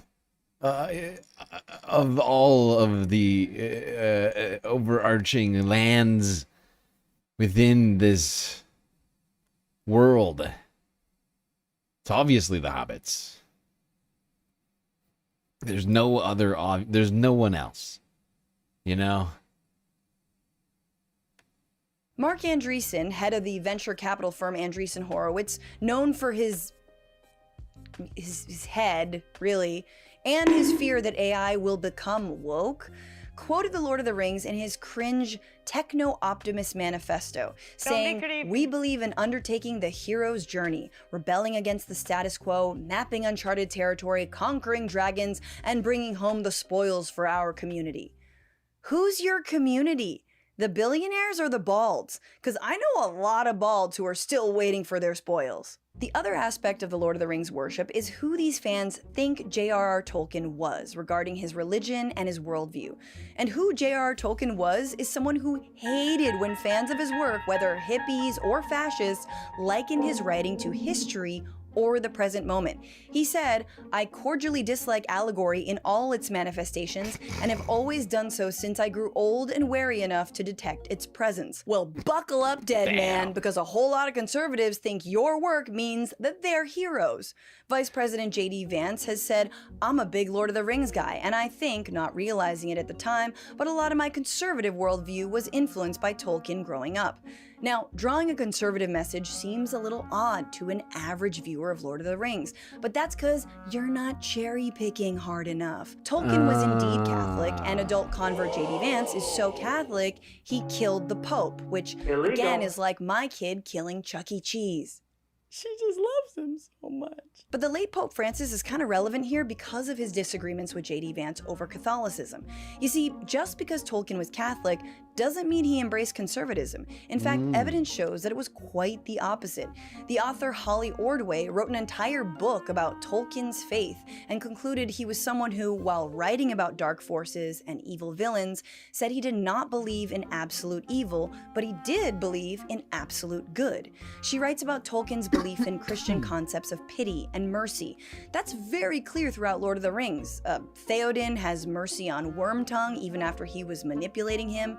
Bilbo decides to have mercy on Gollum in The Hobbit. It's a pity Bilbo didn't kill him when he had the chance. Pity? It was pity that stayed Bilbo's hand. Lord of the Rings has got loving thy neighbor and welcoming the stranger all over it, as dwarves and man, elves, hobbits, and those tree guys work in solidarity, even though they're not all yet in the crosshairs of Sauron. Like Mortensen says, in the Two Towers, you have different races, nations, cultures coming together, examining their conscience and unifying against a very real and terrifying enemy. But this Tolkien solidarity runs counter to J.D. Vance's own statements on the Catholic theme of Ordo Amoris, or how we should love our families first and then concern ourselves with everyone else. But there's this old school, and I think it's a very Christian concept, by the way, that you love your family, and then you love your neighbor, and then you love your community, and then you love your fellow citizens in your own country, and then after that, you can focus and prioritize the rest of the world. It's like a hierarchy. lot of the far left has completely inverted that. They seem to hate the citizens of their own country and care more about people outside their own borders.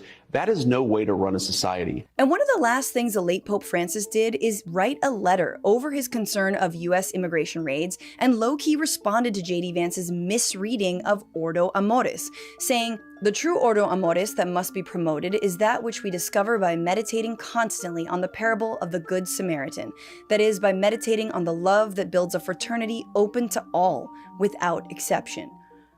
I don't know about your fraternity, the Pope, but my fraternity involves teabagging and slurs, okay? So what does the scariest Lord of the Rings fan say about the world working together to do things like regulate nuclear weapons or AI? It sounds like totalitarianism. Perhaps we should also talk about the risk of another type of a bad singularity, which I would describe as the one world totalitarian state. Because I would say the political solution, the default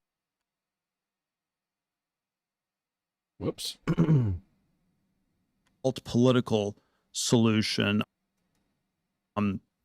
people have for all these existential risks is one world governance. What do you do about nuclear weapons? We have a United Nations with real teeth that controls them, and they're controlled by an international political order. This is the very definition of totalitarianism. And then something like this, is also, what do we do about AI? And we need global compute governance. We need, a one world government to control all the computers, log every single keystroke to make sure people don't program a dangerous AI. Yes, don't have countries work together to decide how to regulate tech. Have one private mass tech surveillance company that happens to be my company collect everyone's information from their location to their heart rate to the things they have in their shopping cart. And god damn it, I really want that Eat the Rich Lisa Frank styled shirt from Etsy, but I'm just not sure I'll wear it. When it comes to Teal's religiosity, unlike Tolkien, he seems convinced that there is absolute evil. There is an antichrist. In fact, he he's teaching a 4-part lecture series about the Antichrist, which even Joe Rogan and comedian Tim Dillon caught the irony of. This is like me doing a 4-part lecture on Long Island racism. Just to show everybody, you know, how much I know about it and how scary it is and how we got to watch out for it. But it's totally not me or anyone I know. It's no one that's ever been in my backyard, but those others. And we can kind of imagine what the 4-part lecture on the Antichrist would sound like based on Thiel's recent interview, where he says that the Antichrist certainly won't be some tech oligarch. No. The way the Antichrist would take over the world is you talk about Armageddon nonstop. You talk about existential risk nonstop, and this is what you need to regulate. It's the opposite of the picture of Baconian science from the 17th, 18th century, where, you know, the Antichrist is like some evil tech genius, evil scientist who invents this machine to take over the world. People are way too scared for that. In our world, the thing that has political resonance is the opposite. The thing that has political resonance is we need to stop science. We need to just say stop to this. And this is where, yeah, I don't know, in the 17th century, I can imagine a Dr. Strangelove, Edward Teller type person taking over the world. In our world, it's far more likely to be Greta Thunberg. The Antichrist is Greta Thunberg. That makes She's sense. on a boat right now, sailing to Gaza to feed starving children. You know, just like the devil. It's exactly what the Antichrist would do. Deceiving you by doing good things. But it's really, actually, by doing the good, insidiously tricking you. See how I do all these good things for these people being genocided, while actually I have a terrible, insipid plan to stretch out my evil tendrils of wanting us to stop destroying the planet. And by way of that, enacting authoritarianism and a one-world government that's not run by Peter Thiel, which is the scariest one-world government I can imagine. Greta is the one with political relevance? Yeah, sure, in my world, but you handpicked the vice president of the United States and are the tech arm of the greatest power grab in this country's history to politically purge your enemies, and you think you're not politically relevant? The victim narrative rolls on. And this is a guy who wants to be an elf. Hey guys, Francesca here, interrupting that Francesca there to let you know that sometimes Who when is you're this up late at Francesca, night and why thinking is she about wearing a completely different outfit? What is happening? I'm very confused. Oh God, there's the regular. Okay. Let's keep it real. Themes of environmentalism and anti-capitalism run deep in Lord of the Rings. Mordor is a place where the natural world is used as kindling to create creatures of destruction, as it stands in direct opposition to not just the pastoral safety of the Shire, but all of the many forests Tolkien depicts in his book. The Trollshaws, the Mirkwood, the Old Forest, Beleriand, Valinor, Lothlorien, where the elves lives, and the Fangorn Forest. Remember what causes... Look at Francesca over here, starting off the video, pretending, I don't know that much about Lord of the Rings. Let me just drop all of the different realms real quick. Don't mind me. NBD. Lothlorien, where the elves lives, and the Fangorn Forest. Remember what causes the Ents to rise up? Where did all of our wives Tolkien go? loved nature and proudly described himself as a, quote, hobbit in all but size. I like gardens, trees, and unmechanized farmlands. I smoke a pipe and like good plain food. If anyone is also a hobbit, it's climate activist Greta Thunberg. After all, she hates smog. That was pretty good, right? Meanwhile, Thiel is invested in companies that seem pretty Mordor-esque, creating machines for destruction like Anduril, again named after a sword, whose founder Palmer Luckey not only looks like a tourist shopping for children in Thailand, but is deeply obsessed with using tech for murder. I love killer robots. This is a joke, right? I'm so scared right now, but it is a TED Talk, so we're just gonna keep smiling and selling CDs to people without CD players. Just gonna find my exits real quick and scrub my fingerprints when I get home. Anduril is a tech company that is disrupting the defense industry by deregulating it. It has successfully lobbied the government to invest in AI-run killer drones, for example. It has received multiple multi-million-dollar contracts with Customs and Border Patrol, the Department of Defense, and even under Joe Biden. And baked into Trump's big fugly bill is a stipulation that $6 billion in border technology only go to companies that can provide autonomous capabilities, which is an indirect reference to one company only, Anduril. It's so clear that the Nerd Reich aren't the hobbits, nor the elves, or dwarves, or even the men. They're not the good guys in Lord of the Rings. They are Sauron, drunk on power and using the world's resources to create massive surveillance and massive armies of their real-life Uruk-hai. We will drive the machine of war with the sword and the spear and the iron fist of the orc. They set up polluting data centers in our lands that drain our resources, destroying nature to make way for their dumbass voyages to space or new killing technologies, in part to control the rest of Middle Earth, us diverse wokies who are simply trying to live a life of dignity. But creeps like Palmer Luckey still don't see it, insisting recently it's the non-techies who don't get Lord of the Rings. So many people diametrically opposed to everything devout Catholics like Tolkien stood for nonetheless proclaim that modern defense tech chuds are illiterates who don't understand his works. Yeah, take it from the evil Doonesbury cartoon about Tolkien's Catholicism. Also, did he just... Wait, that guy's real? I thought that was a sketch. That was real? Oh my god. This is a real person? This is how he normally appears to the world? Okay. Hey. Yeah, totally. Doonesbury cartoon about Tolkien's Catholicism. Also, did he just own the word chud? Alright, look, let's say techies just get it, and us normies don't. How do you explain, then, 13 former chuds who used to work at Palantir, who are internally called hobbits, by the way, penning an open letter that accused Palantir of becoming a tool of authoritarianism and using Lord of the Rings-like mythology to explain how the company has changed over time? They wrote, "Early Palantirians understood the ethical weight of building these technologies. A code of conduct was crafted to uphold democracy, preserve the spirit of free scientific inquiry, and ensure responsible AI development. Guardrails were set to prevent discrimination, disinformation, and abuses of power. These principles have now been violated and are rapidly being dismantled at Palantir Technologies and across Silicon Valley." That's a huge indictment from fellow nerds. Teal also can't even learn the lessons of the very lore he purports to love, because in The Lord of the Rings, the Palantir drives Denethor insane, leading him to kill himself. It's true.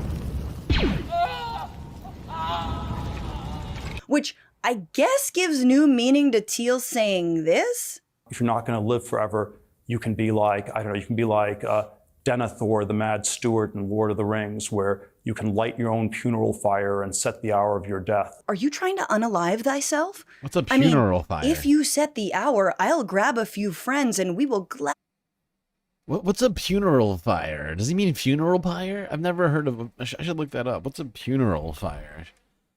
Might be something specific. It might be something of the lore that I'm just unfamiliar with. Funeral? P-U-N-E-R-A-L-F-I-R-E? Never heard of that. I know what a funeral pyre is. I've heard of that before. Does Peter Thiel have dyslexia? warm ourselves in that pyre, nay, light it for you, good sir. And if you needed any more evidence that these tech oligarchs are turning into the very dark forces they supposedly loathe, a former partner of Peter Thiel's founder fund, Kevin Hartz, has co-founded a home surveillance company that's called Sauron. That's right, the good guy, the big, lovable eyeball of fire in the sky, Sauron. Digging a bit deeper, it seems like Peter Thiel also That's has a who love of a everybody wanted fanfic sequel to Lord of the win. Rings called The Last Ringbearer, which reimagines the entire story from the vantage point of Sauron. To hear Thiel summarize it, quote, Gandalf's the crazy person who wants to start a war, and Mordor is this technological civilization based on reason and science. Outside of Mordor, it's all sort of mystical and environmental, and nothing works. Anyway, it's really clever. Yeah, very clever to just think, what if bad guy, good guy? Thiel clearly identifies with Sauron and Sauron, which is totally unfair to those characters, if I'm being honest. Because those guys, yeah, they were bad, but they had swagger, you know, some sway, some riz, if you will. And if you stacked all of these rich geeks on top of one another in a trench coat, they might have the personality of one hairy goat leaf. Might. Thiel isn't Sauron. If you think about it, what is a soulless wet Legolas other than an orc? He's an orc. Yes. Let's think of that, though, for a moment. Republicans, Donald Trump, perhaps, as Sauron. I can just imagine it right now. In my head.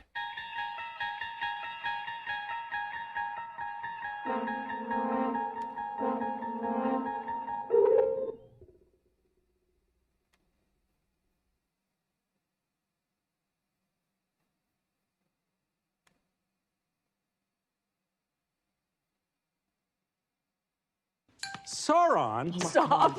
But it's Donald Trump. His Trump. No. Wait, does he have a Donald Trump? Look, these people are tiny little freaks, okay? They don't wear shoes. They're smoking crack, perhaps they live in holes in the ground, people. Hey, you see a round door with a knob in the middle. Where does it go to the side? How does the knob in the middle of the door open the door? Folks, we're gonna have a beautiful all black tower, choke the world in smoke, okay? We're gonna have Balrogs. Every orc in Mordor is gonna have a Balrog protecting you, okay? And these people, and they say Denethor, by the way, people don't know this, not a real king, not the real king of Gondor.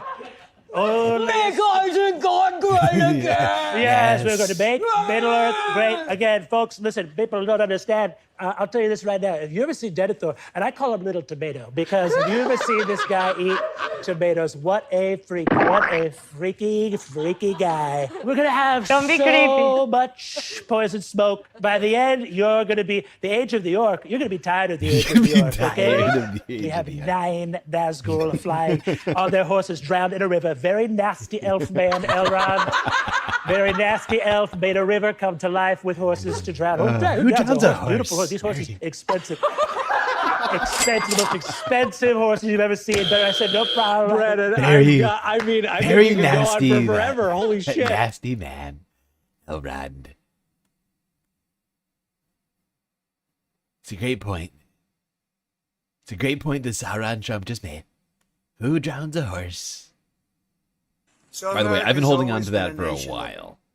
I've been holding on to that one for a minute.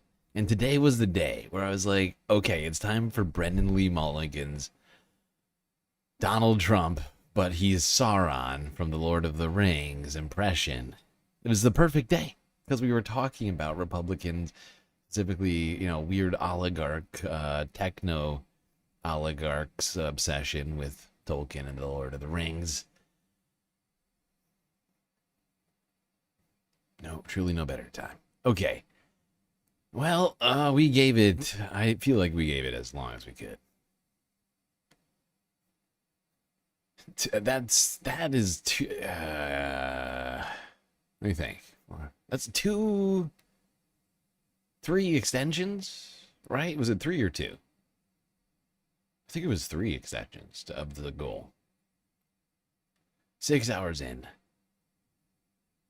We got places. We got to 5 of 10. I was actually counting it as 6 of 10 in my head. But I'm afraid I'm going to have to call it here at this point, folks, as we have not reached the goal. Nadia, you did chip in, and I appreciate your chipping in. I certainly do appreciate it.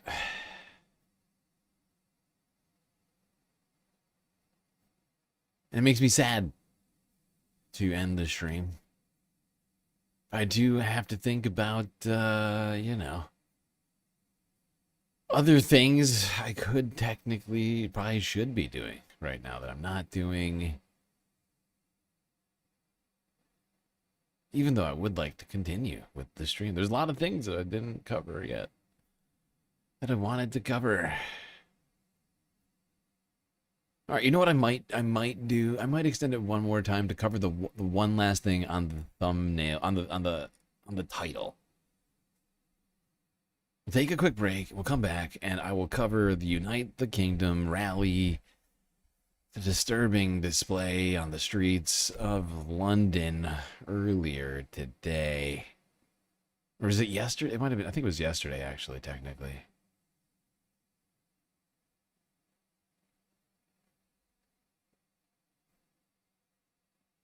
Okay, that's what I'll do. That's what I'll do, people. I'm going to, in my most generous possible way I can think of, continue to extend the stream even longer, since it's a Sunday fun day, and I know how much we all depend on Sunday fun days for the necessary, especially in these times, decompression, relaxation, valuetainment, mental preparation for what is almost undoubtedly going to be a difficult week ahead. We're going to go to break again. We'll be right back after these brief messages.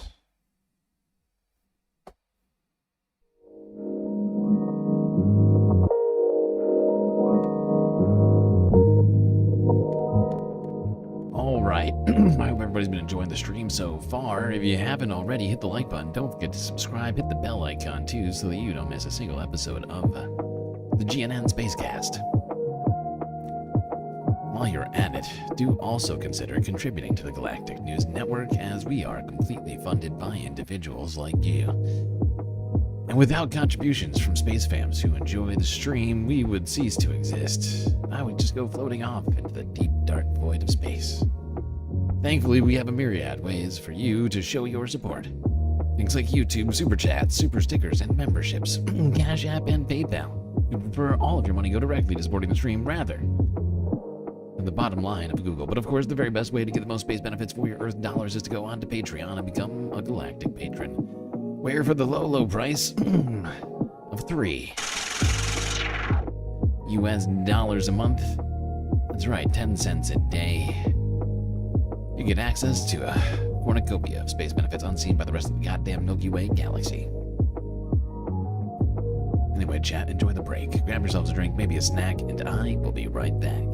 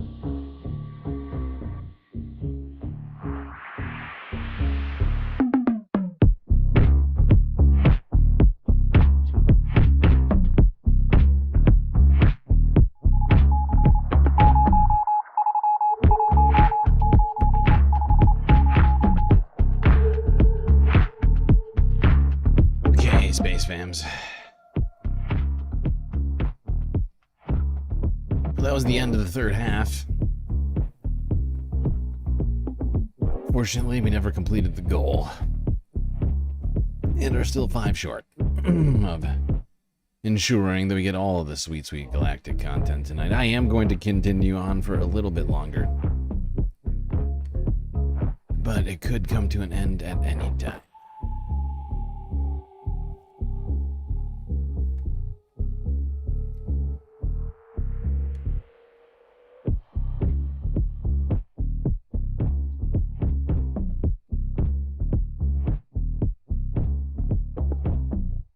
All right. Now we ended the third half talking about the Lord of the Rings and the strange right-wing obsession with the Lord of the Rings. Trying to have a little fun with it while we were at it.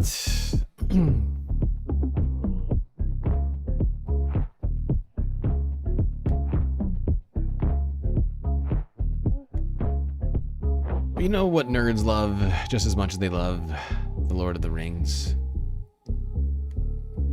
Board games.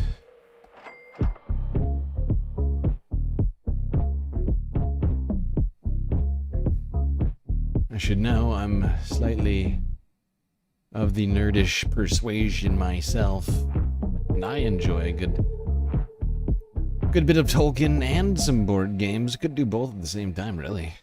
No, not mutually exclusive in any possible way.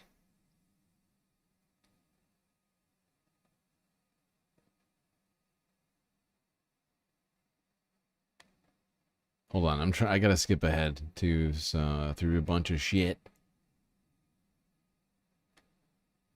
All right, let's go here.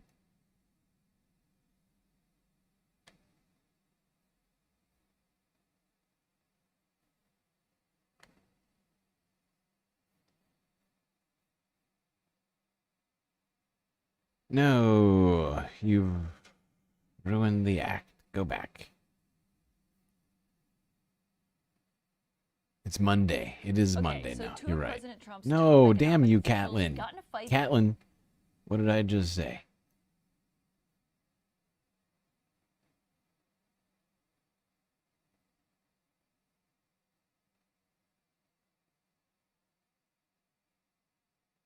Right. So the game is set in London after the Blitz, and we need to exchange steel and wood for more wood, but you can't get any wood unless you have the magical feather, in which case you do that in reverse. But if the Sword of Cthulhu is out, that negates the effects of the wood. What? You get the wood, you win the game. I'm just going to say, this is probably going to be too complicated. I have to go in half an hour. I'm restarting. I'm just going to restart.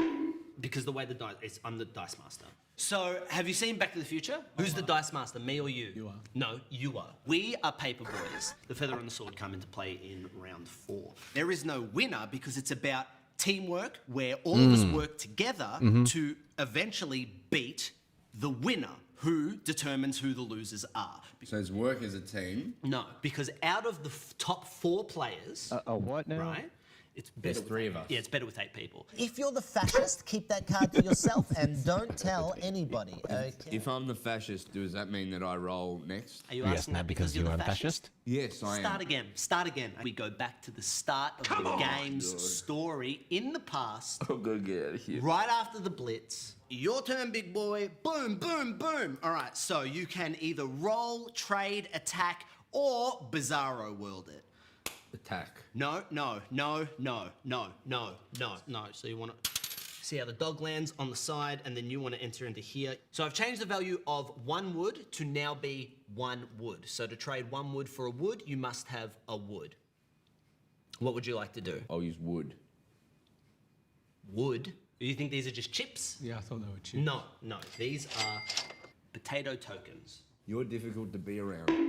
Thunderstruck was written by which band? AC/DC. Wrong, can't say the band name. Switch seats.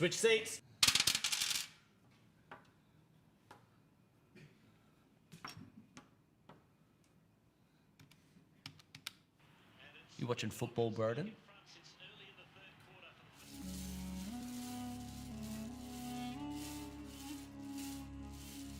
Okay, so I've only Wow, got this masks. Coyote card left, so I guess I'll play that. Zach wins the game. What? Zach wins. He played the Don Quixote card. Why have I been collecting wood? Oh, you collect wood to win the game. Yeah, there's why does he get one card and he wins them? Because if you play the Don Quixote card, you win the game. I've got wood everywhere. Yeah, and you need the wood to win the game. This is bullshit, Mark. This is ridiculous. Want to play again? I do. It's fun, isn't it? Once I realise. Okay. There's some nerdy enjoyment for you. Let's stay talking about gaming and things of that nature. Now you may have heard that the MAGA folk in DC have their own club where they can play games, and I think they've got like workout equipment and like lounges and cigar rooms, and I don't even know. But I think Eric or Donald, one of them, started a exclusive MAGA club in DC where it's sort of like, I guess you'd call it a safe space where there's no one there to criticize you. Unfortunately, it looks like the safe space became unsafe earlier. This just came to my attention. Top Trump officials nearly get in physical fight at exclusive MAGA club.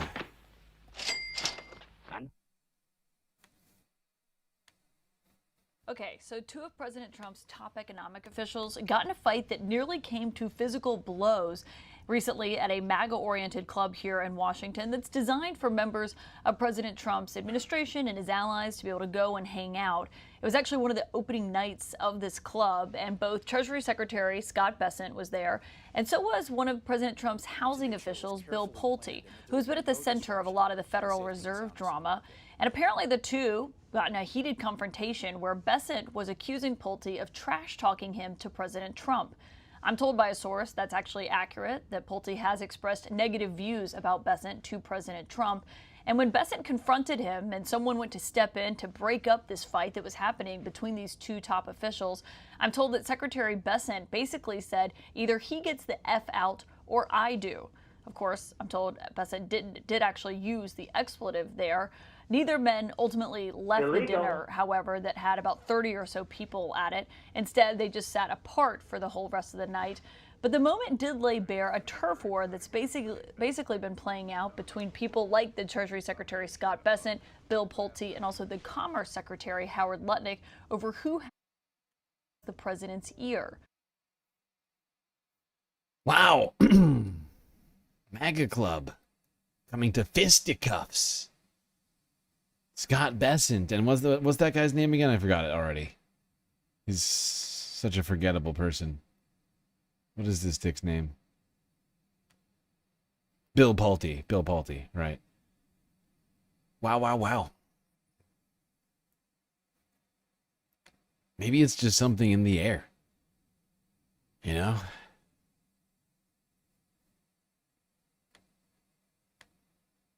There's certainly something in the air in LA earlier this week when Texas came to LA.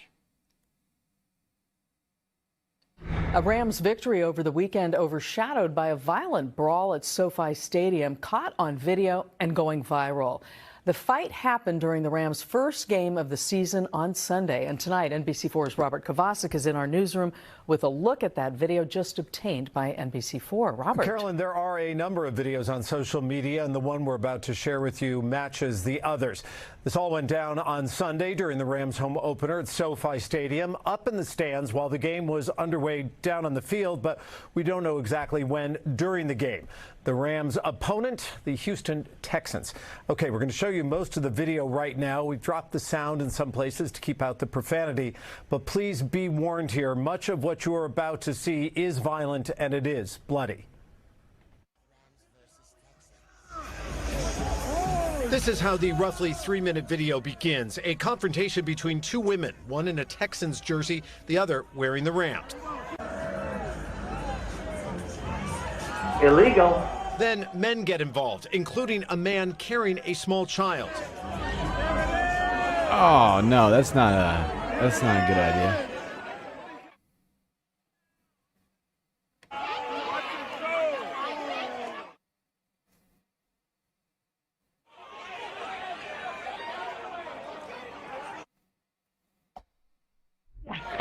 Hey, he knows where he's at!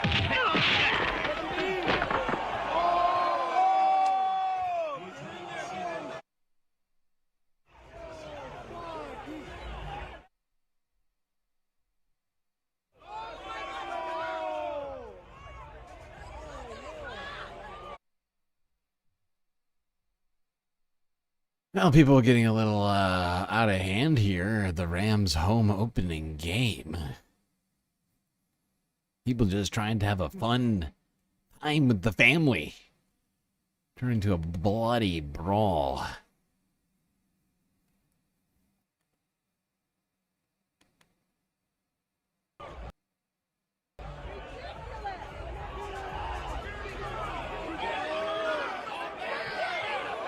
Wait, no, pause.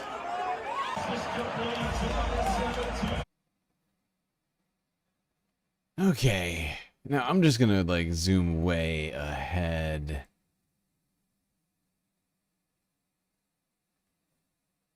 Oh, actually there's one more that I wanted to do in America first before I zoom ahead to the United Kingdom. Where is it? Where is it? I know it's over here somewhere. Yes, while we're talking sports, let's go to a man you might be familiar with. Zohran Mamdani.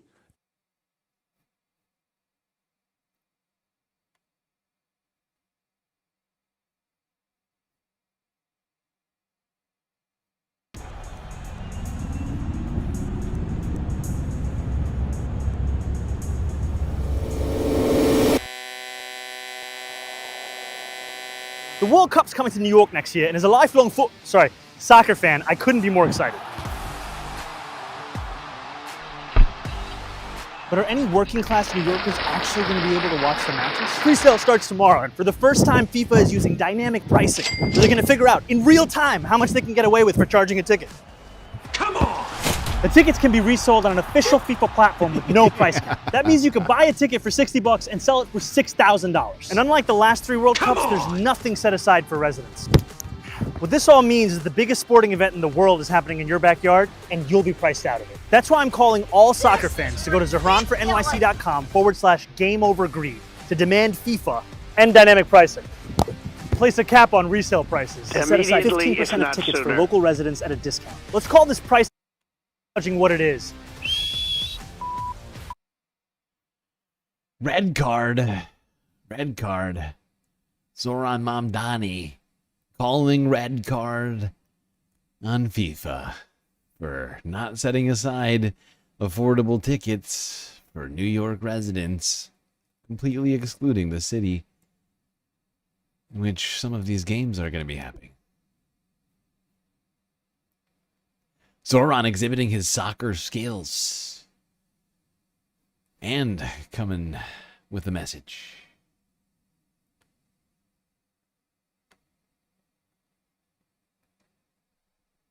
Guy, he just gets it. You know, Zohran just gets the internet.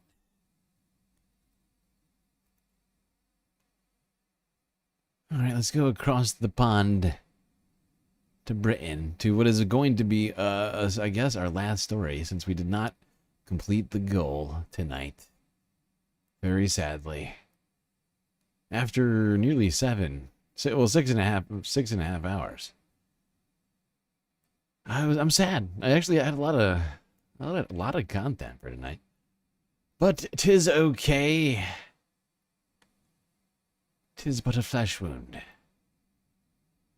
Let's go to some sporting events happening in Britain right now. To Jiskafet channel. Whatever that means.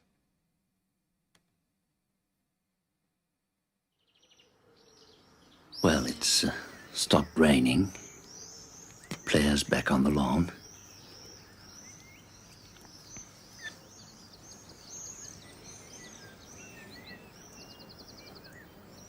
Yes, they're on the walk for just 2 marks on the blow and just 3 whites in the first rivers on the left arm of the wheels of brings.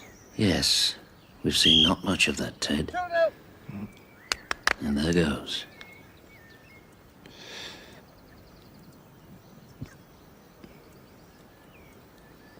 A little wide. But very nice for the 2 elders over, Bob. Yes. Yes, well, they're up to 4 now. Referee moving them up to the bottom board. He's got to move the yellows on the blessed green. Changing the pattern again. 2 white and 3 singe. And a left jolly marker for the white screen.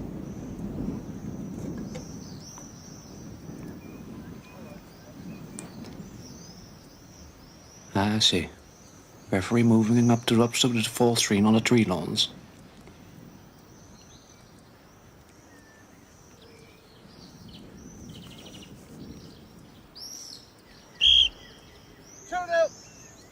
Looking very confident there.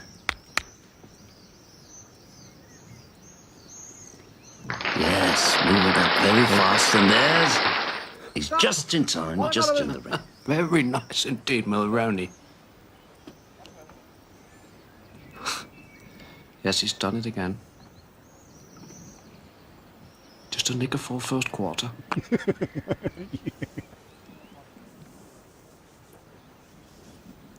And he's off now. Referee checking the dolls. I don't know why. I don't know why. But this dude wiping the sweat off his brow in the middle of this, just that was too much. That was too much. That one got me. Goddamn.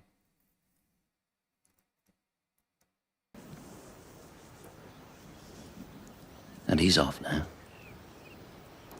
Referee checking the dolls.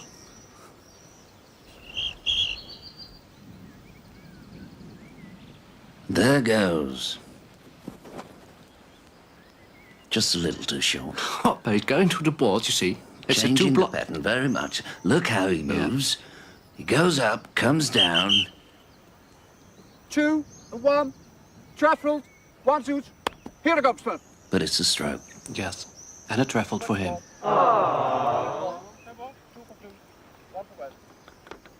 Bucking off to the leftovers. Changing. Comes out smoking a fucking pipe. Well, we've seen that before, Ted. Yes. Oh, God, this is incredible. They're making a square hole now. Going for the foot sweat. Yes.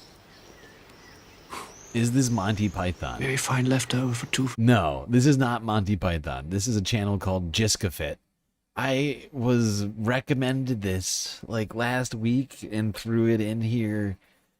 I was like, I just gotta. I don't know why I had to click it, but I did click it. It's entitled. The fucking video is just entitled Jiskafit, English sports. And I was like, oh yeah, sure, why not? I'll click that. This looks funny. I don't know why it looked funny. Probably because the title, I mean the thumbnail is these guys looking exactly as they do literally right now. A dude smoking a pipe, holding a fucking a wooden, what do you call it? Hoop. And they're both in like these goddamn country club ass outfits over here. It's just ridiculous. It's very Monty Python-esque. I'll give you that much. Nadia Yvette Chambers with another super chat, getting us to 6 of 10. Technically, I counted as 7 of 10. Gamer rubbish is a horrific reaction, but knowing it explains neo-Nazi codes. Thyssen, DuPont et al. Went around politics like Musk. Thiel et al. 90 to 100 years ago. Thank you, Nadia, for your generosity.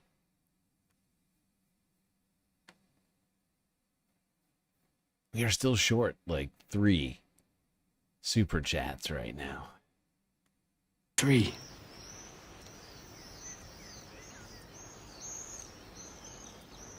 All right, hang on.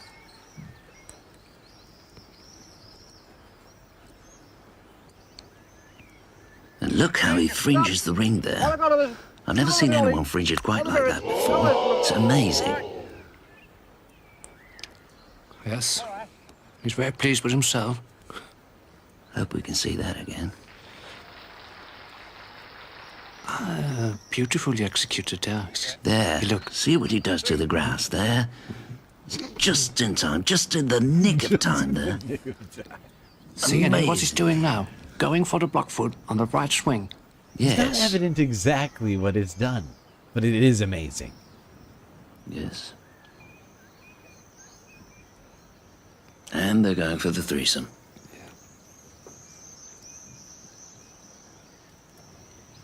Phrasing?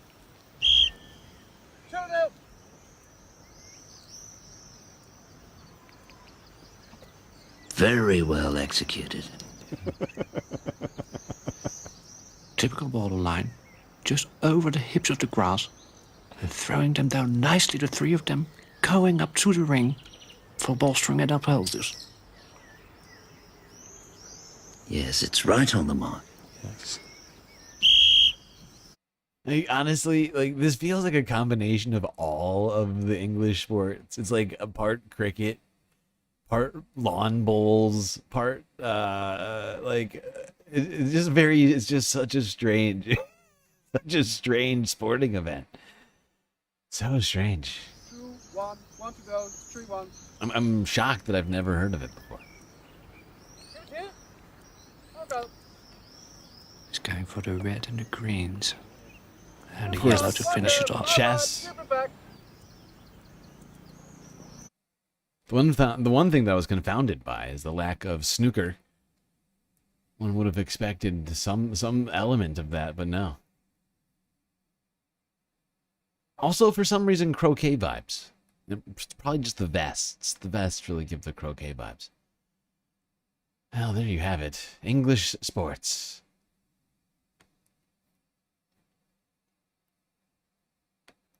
Speaking of England, bunch of right-wing sociopaths in England have been attempting to unite themselves, I guess.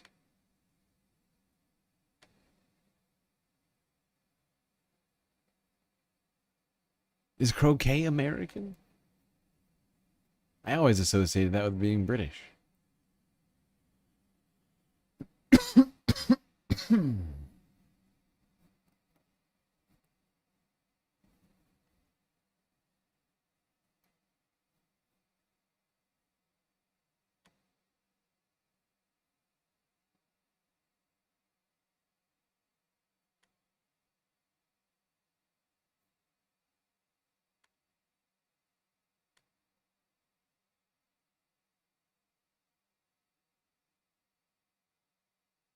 Thousands and thousands of people are descending on central London for, as you say, the Unite the Kingdom protest organised by this far-right activist, Tommy Robinson.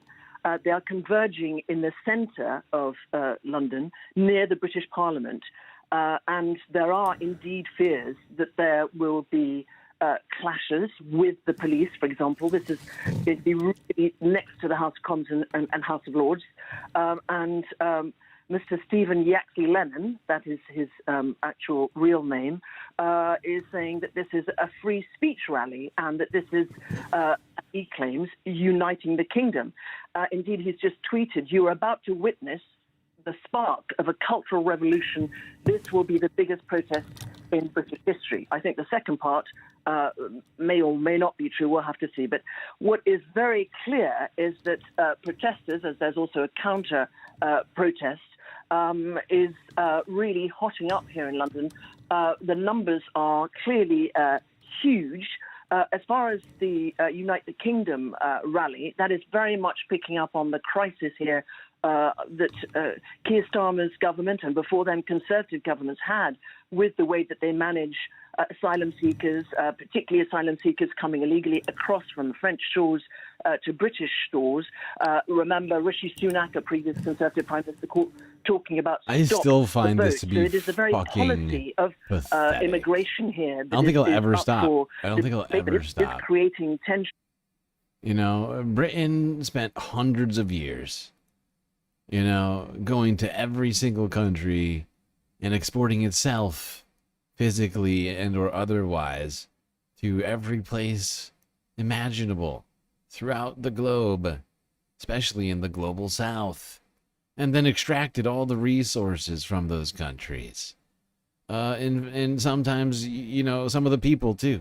But when those people voluntarily want to come to Britain, come to the UK, all of a sudden in the 21st century, oh, wait, what is this, reverse colonialism? You're not allowed to just come to Britain.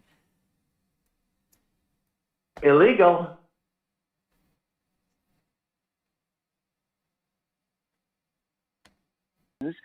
When you know that there are over 106,000, that was in June, according to the Home Office, asylum seekers in the United Kingdom, then we've had all these protests, and by the way, that it takes 53 weeks to process that.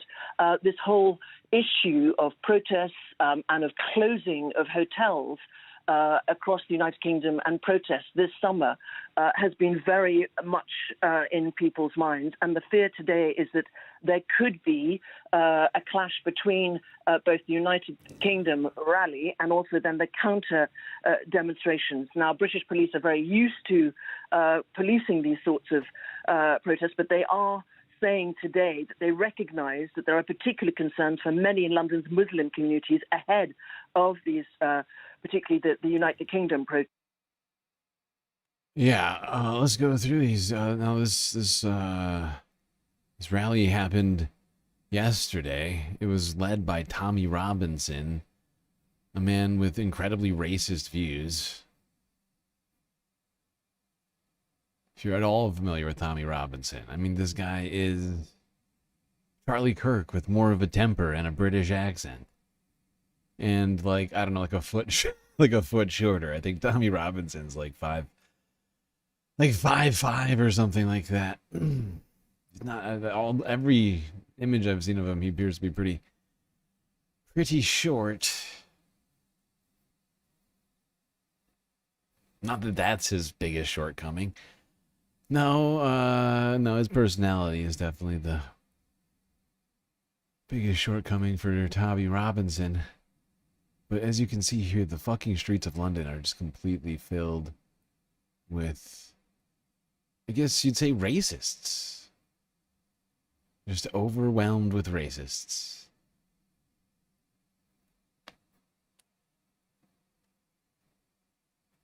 Over 100,000 people supposedly turned up for this fucking thing. This travesty.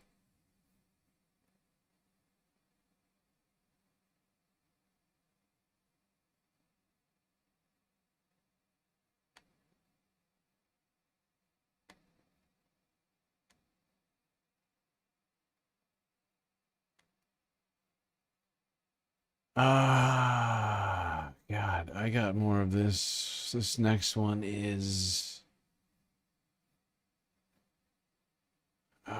where am I? I've lost my place. Oh, global news.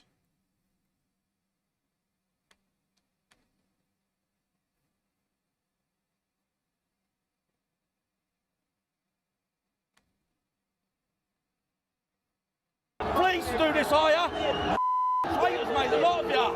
This is our country. You should be here standing with us.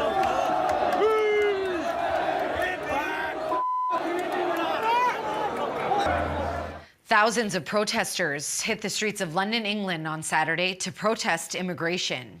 The Unite the Kingdom March, organized by far-right British activist Tommy Robinson, saw a sea of British and English flags, along with signs that read, quote, "Stop the boats and send them home." Counter-protests also took place. Over 1,000 police officers were deployed to keep the two groups separated. It comes after an increase in debate over migrants that are entering the UK without authorization. This summer saw a number of anti-migrant protests outside hotels housing asylum seekers, following the arrest of an Ethiopian migrant who was later convicted of sexually assaulting a 14-year-old girl. It is very important. They need to stop illegal migration into this country. It's tearing us apart. You know, we've got people here, the veterans, our veterans that fought for us and for our freedom. And none of those veterans are Arab or of any other ethnicity but white. My God. An overwhelming amount of racism pouring out onto the streets of London. Truly disturbing. Truly fucking disturbing display. Here's Tommy Robinson addressing the crowd and the live stream.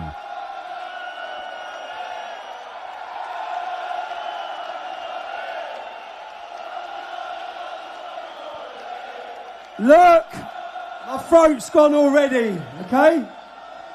Look around you, feel your strength. You are part of a tidal wave of patriotism that is sweeping across this country. This is the biggest demonstration in Britain's history.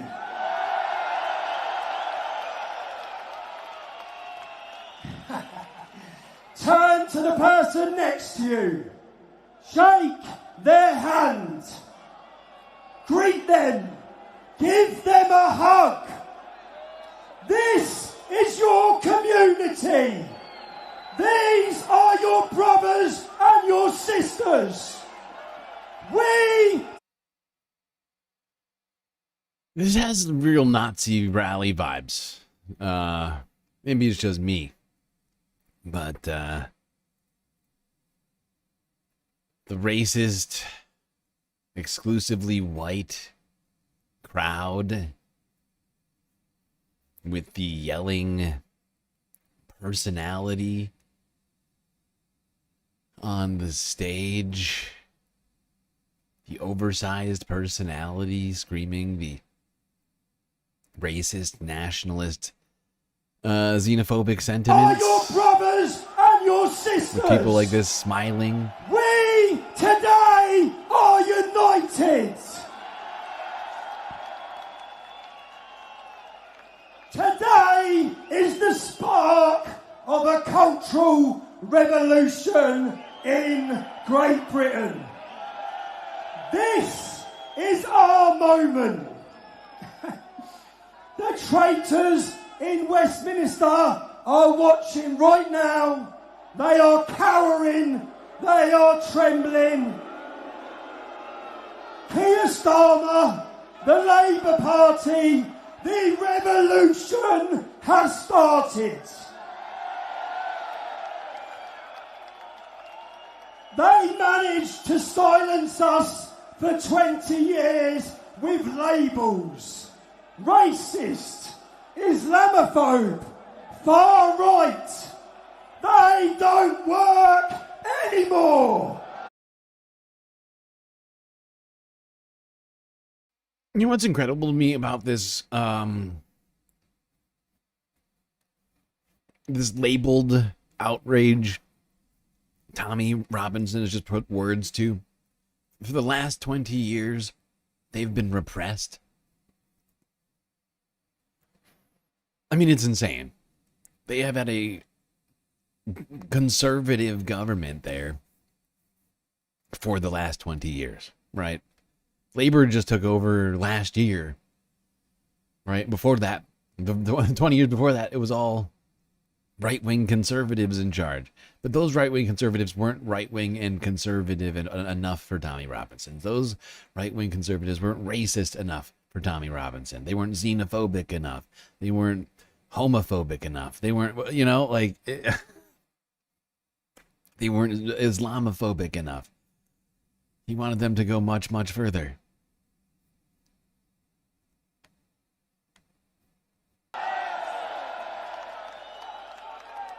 The dam has well and truly burst. The cat is out of the bag and there is no putting it back in. The silent majority will be silent no longer.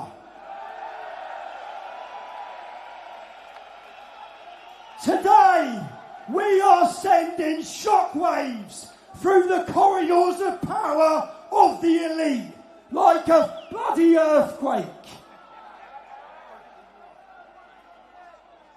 For the last 20 years, there has been a globalist revolution. They have attacked the family, they've attacked Christianity, they've opened the borders, they've flooded our nations. We are the start of a counter-revolution.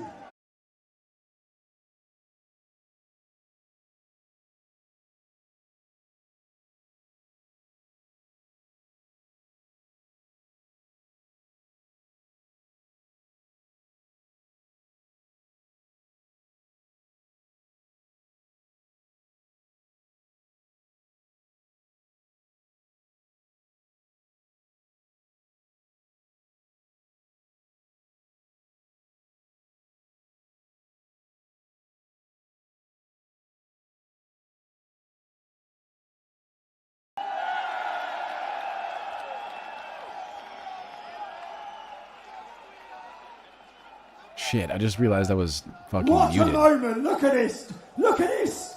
Look!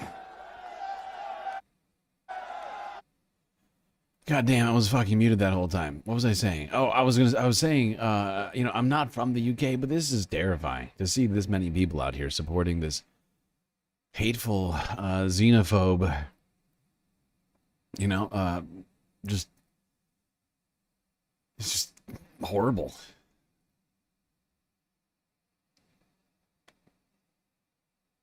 No, what just happened? Immigration. Our women, our daughters are scared to walk the streets. Their safety has been taken from them. Wow. And what do the elite do? Just last week, they took Epping community to court. Oh, nobody's safe anymore in Britain. They're all dying. Everyone's being murdered.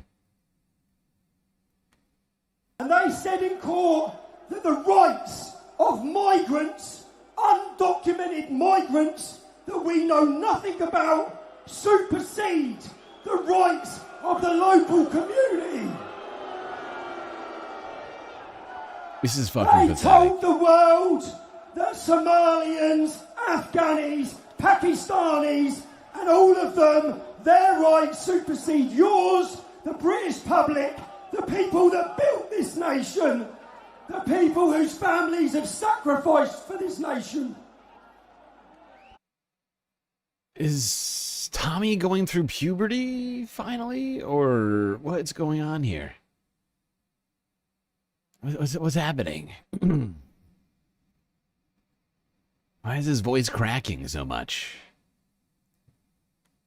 He's gonna cry?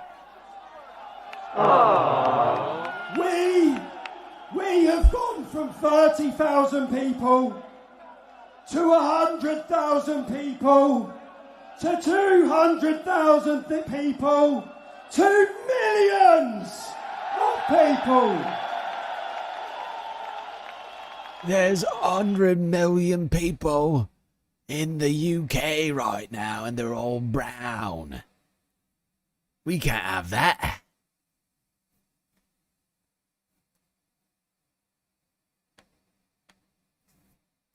Help! Help! I'm being repressed! Flags are flying across our country. It's a beautiful sight. And as all of this happens, It's a beautiful sight. tempting. What is wrong with to his do you- voice right now? What is that? You get punched in the throat or something?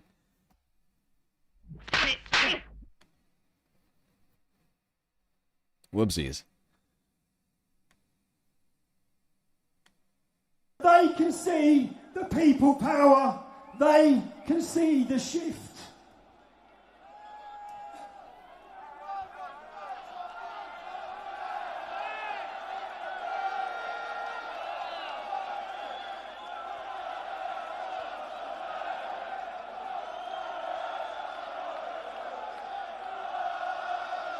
Now, Keir Starmer was elected off of 9 million votes. 9 million votes. He slivered into Parliament with 9 million votes. 20 million British people didn't bother to vote. Who are those people? It's us. People like you, people like me, who have been told their voices do not matter. We are here today to tell you. Yes, white British people in the UK, their voices just don't matter. Oh, God. Help! Help! I'm being repressed! Oh, God. What a victim. This is public. Your voices matter. And when we energise, when we captivate, when we electrify those 20 million people, that is when we regain power of our country. This guy is horrible. To see the grassroots. Oh, we're going to take the country back. Oh, my God. And the fact is, every single word, you cannot forget what every single word of this speech is entangled all up in. Is in the hatred of the other, of immigrants, of Muslims, of, African people, of Asian people, of anyone who he does not see as being, having their entire ancestry rooted on the islands that make up the UK, then you are not welcome. Although I guess if you're Aryan, I guess if you're like German, you're probably good, or like Polish, probably good. Also, maybe Austrian, I guess maybe that's fine. I think we all know intrinsically who it is that Tommy has a problem with. It's brown people. It's brown people and non-Christians.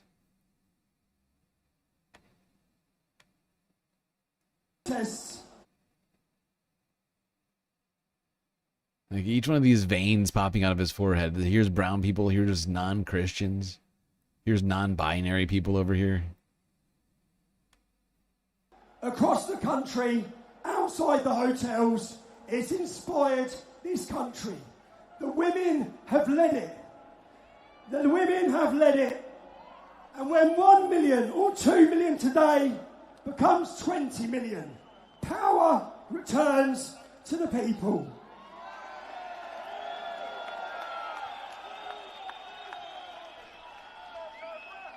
Now, who would have thought just 12 months ago we would have millions of flags across this country? We would have millions. No, there's not millions of people out here. Even though Tommy keeps saying millions. They did supposedly a rough head count. It's believed to be a little bit over 100,000, but that's still too many, in my opinion. That is still too many. Okay, let's do one more British story before we end the stream. Unfortunately, since we didn't complete the goal, this puppy is coming to an end, and it's coming to an end soon. But something we didn't get to talk about much this week, but I did post about to the channel briefly, because I saw it happen on the morning of. Let us talk about the Banksy painting, which appeared on the UK's Royal High Court.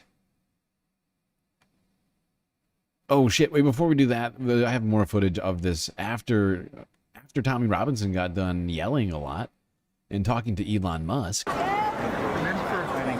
decided to walk around and act like, I don't know, soccer hooligans, I guess.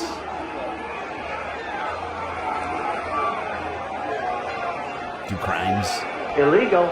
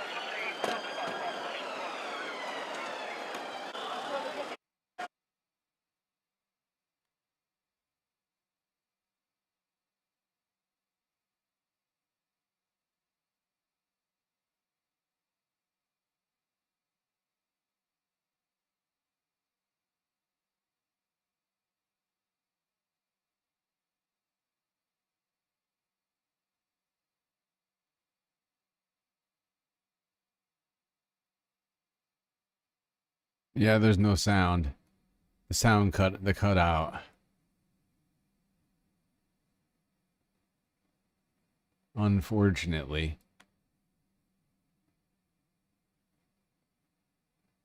It's probably mostly just a lot of racist yelling and then sort of, you know, general crowd sounds. You can just imagine. Okay. Let's talk about the Banksy. What do you say? That's enough of Tommy Robinson and his racist band of peoples. Final video, everybody. In just a wonderful twist of irony, the British government's attempt to try and scrub a new piece of Banksy art off a building has backfired, creating a more powerful piece of art in the process. This, while they are potentially, for the first time, legally going after Banksy, and the reason for that, I think, is clear. So in this video, I'm going to break down what happened here, including the incredible ironic reaction from the British government, as well as how this connects to the Palestinian fight for freedom, which Banksy has been an active voice in through their art. So first, let me show you the piece and explain what's going on here. This is a judge in the traditional wig and black gown, beating an unarmed protester with a gavel. This was captioned on Banksy's Instagram with Royal Courts of Justice, London, which is where this piece of graffiti is placed. And as CBC News writes here, while the artwork doesn't explicitly refer to a particular cause or incident, activists saw it as a reference to the UK government's ban on the group Palestine Action. On Saturday, almost 900 people were arrested at a London protest challenging the ban. So before I get further into the reaction from the UK government to this piece of art, as well as some other Banksy art referring to Palestinian freedom, it's worth noting how insane this ban on Palestine Action is. So there's a great piece here from The Guardian from Haroon Sadiq. I'll link to it below the video under sources on YouTube. But as they write here, a ban on Palestine Action, which uses direct action to mainly target Israeli weapons factories in the UK and their supply chain, was voted through by Parliament. Despite attempts to try and block the ban, it's still gone through. It means Palestine Action will become the first direct action protest group to be banned under the Terrorism Act, placing it in the same category as Islamic State, Al-Qaeda, and the far-right group National Action. Quote, the main target has been stopping Elbit Systems, which markets itself as the backbone of the IDF. As my client says, the aim of terrorism is to take lives and hurt people. That's the opposite of what we do. So while the IDF, the Israeli government, are not listed as terrorists, despite the fact that they are currently committing a genocide, an internationally recognized genocide, even by human rights organizations within Israel calling it a genocide, this group, Palestine Action, are being targeted and called terrorists, even though their goal is to stop the killing of innocent lives. So as I go over this story here about Banksy and the reaction from the UK government, I think it's important to keep in mind the genesis of all of this and how absolutely insane it is for the government to try and claim that Palestine Action is a terrorist organization. Now, I want to show you just a bit of the history with Banksy in his standing up for the rights of Palestinians. So there's a great article here from Banksy Explained, linked to below the video, as well as from imeu.org. I'm going to quote just a couple paragraphs. Now, the fact is, I always had respect for Banksy for my own reasons, but I had no idea about his 2005 trip to Palestine or any of the artwork you're about to see. But honestly, all of this stuff that we're about to see next makes me respect him even more. From each of them, as I show you some of the art that Banksy has put up in the West Bank and in Gaza. So in August 2005, Banksy visited Palestine, where he painted with his team 7 large murals on the West Bank wall, also referred to as the segregation wall. The security barrier separating the occupied territories from Israel is over 450 miles long and 38 feet high. It was deemed illegal by the International Court of Justice, but construction by the Israeli government continued. Human rights organizations and others have accused Israel of designing the winding route of the wall, which has been dubbed the, quote, apartheid wall, to put as much Palestinian land and as many Israeli settlements as possible on the western or Israeli side, while placing as many Palestinians as possible on the eastern side, effectively annexing large swaths of Palestinian land. And one of the more incredible stories to come out of that is the fact that Israel apparently mistook Banksy art for Palestinian land, as they stole it. There is now a piece of Banksy art. This is the slingshot rat sitting in a Tel Aviv gallery. As The Guardian writes here, it has sparked a debate over the legality of taking cultural artifacts from occupied land. Can't say this is surprising in the least. Now, let's get back to the piece of art in London. So this was spray painted on a building that is 143 years old. And it's, as you're going to see, it was removed, sort of. Quote, the Royal Courts of Justice is a listed building and HMCTS are obliged to maintain its original character. It said in a statement, listed buildings are considered the country's most significant historic buildings and sites and are protected by law.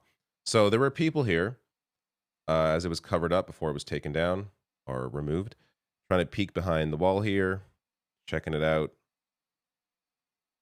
And great quote here, where the piece, quoting Banksy, saying, art should comfort the disturbed and disturb the comfortable, as they are trying to remove the piece of art, scrubbing it off the wall. But I don't know.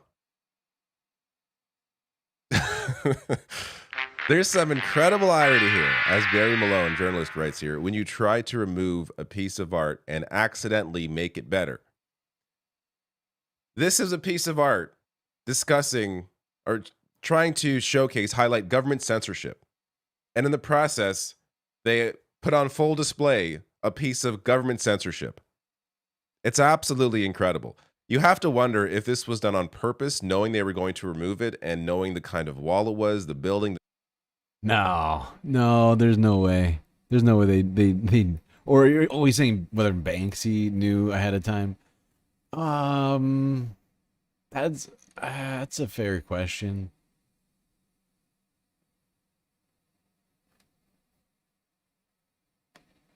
Whatever it is, knowing that it would end up looking this way, because I don't know if this really counts as removing it, and I'm gonna guess they're not gonna paint over it because the building isn't painted, so it would, just ruin look the odd to paint character. one Yeah, spot. well, that goes And exactly contrary to what the head office just said. They were attempting to maintain the original character of the building, which is why they were removing it. You know, they know well enough that Banksy has a relevant cultural icon. They had to come up with some reason.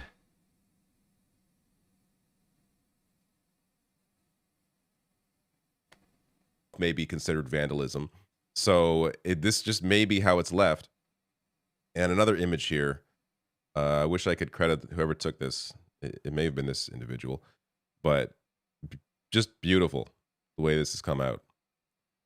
Now, Banksy apparently could be unmasked as police probe criminal damage over this piece of art.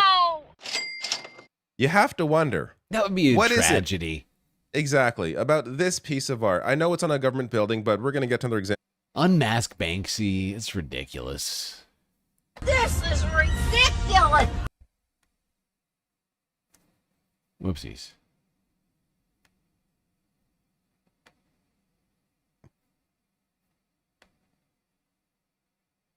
If anything, that is the most risky of places to place your art, is anything involving the police. Oopsies. But here it was. Hold on, let me go back. Observed. Of political slogans all over the world for 25 years. Police silence.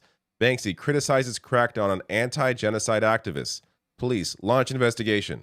Right, Can you see how right terrified away. they are of Palestinian liberation? There really does appear to be, I mean, that really does appear to be the issue. Because what else is it about this piece of art? Because in the past, somebody brought up in someone else's thread here, are you high? Free speech doesn't give anyone the right to vandalize public buildings.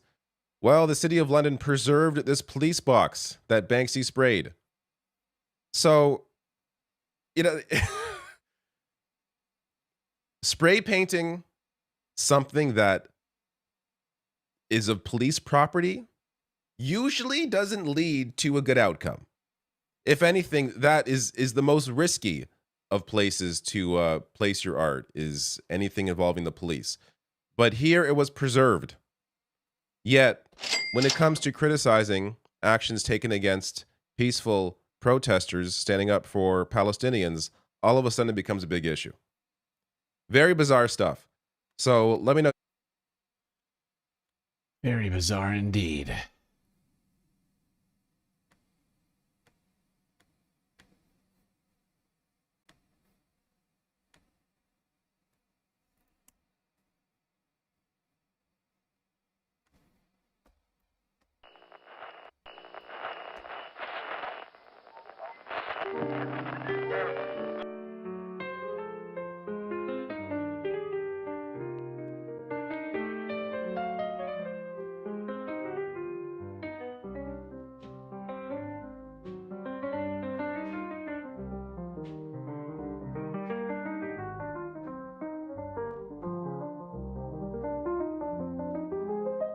Well, we got through another stream. That's gonna be it for me tonight. Till I see you next, you stay classy, Galactic Stream Nation.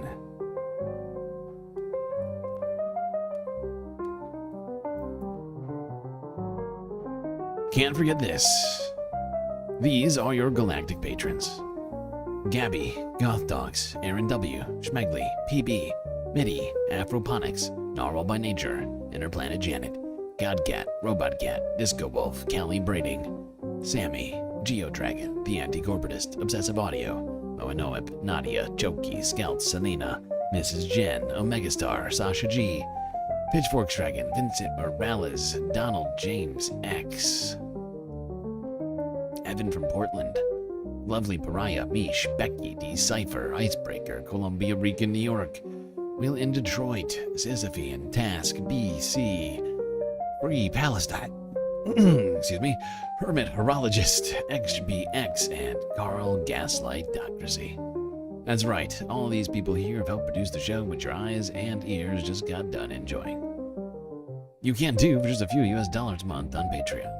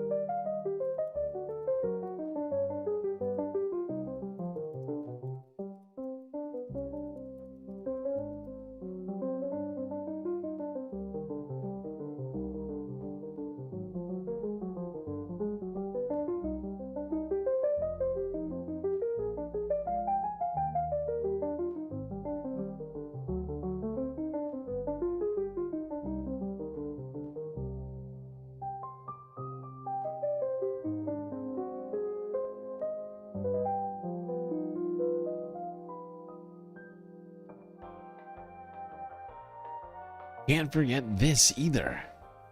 Today is Sunday Funday, which means we have another group of people to thank at the end of the stream. The Galactic Benefactors. That's right. These people decided to go above and beyond in their patronage of the Galactic Stream on Patreon. Paying a little bit more, getting a little bit more benefits, getting extra shout-outs like these. Recognizing their increased level of galactic dedication. People like PB, who has been a galactic benefactor since the beginning. Same thing for Ms. Nadia. Two incredible ladies, galactically dedicated. Moanoa, not only a benefactor, but also a mod. Donald James X, a musical man, a benefactor of galactic proportions.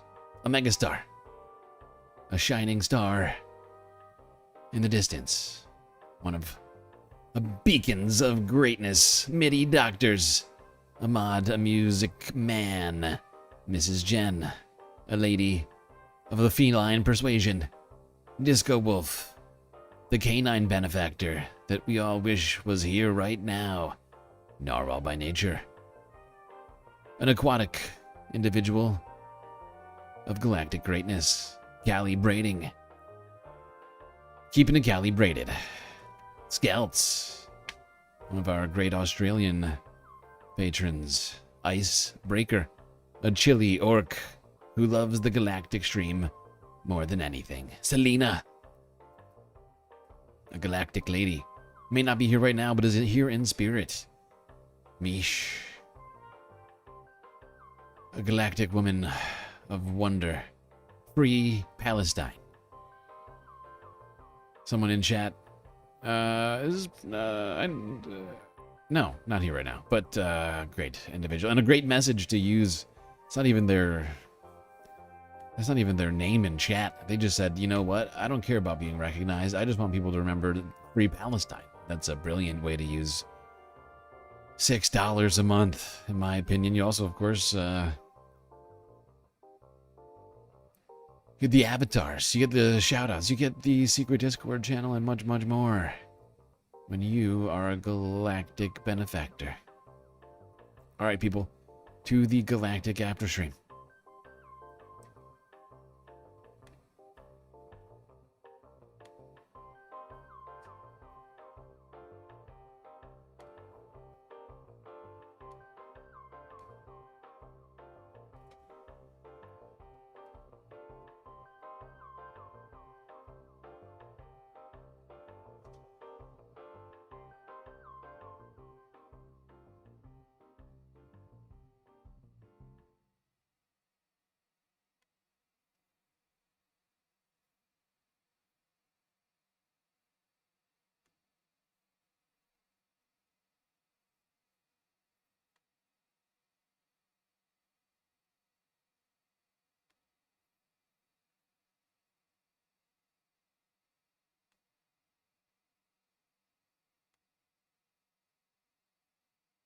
tax proposal.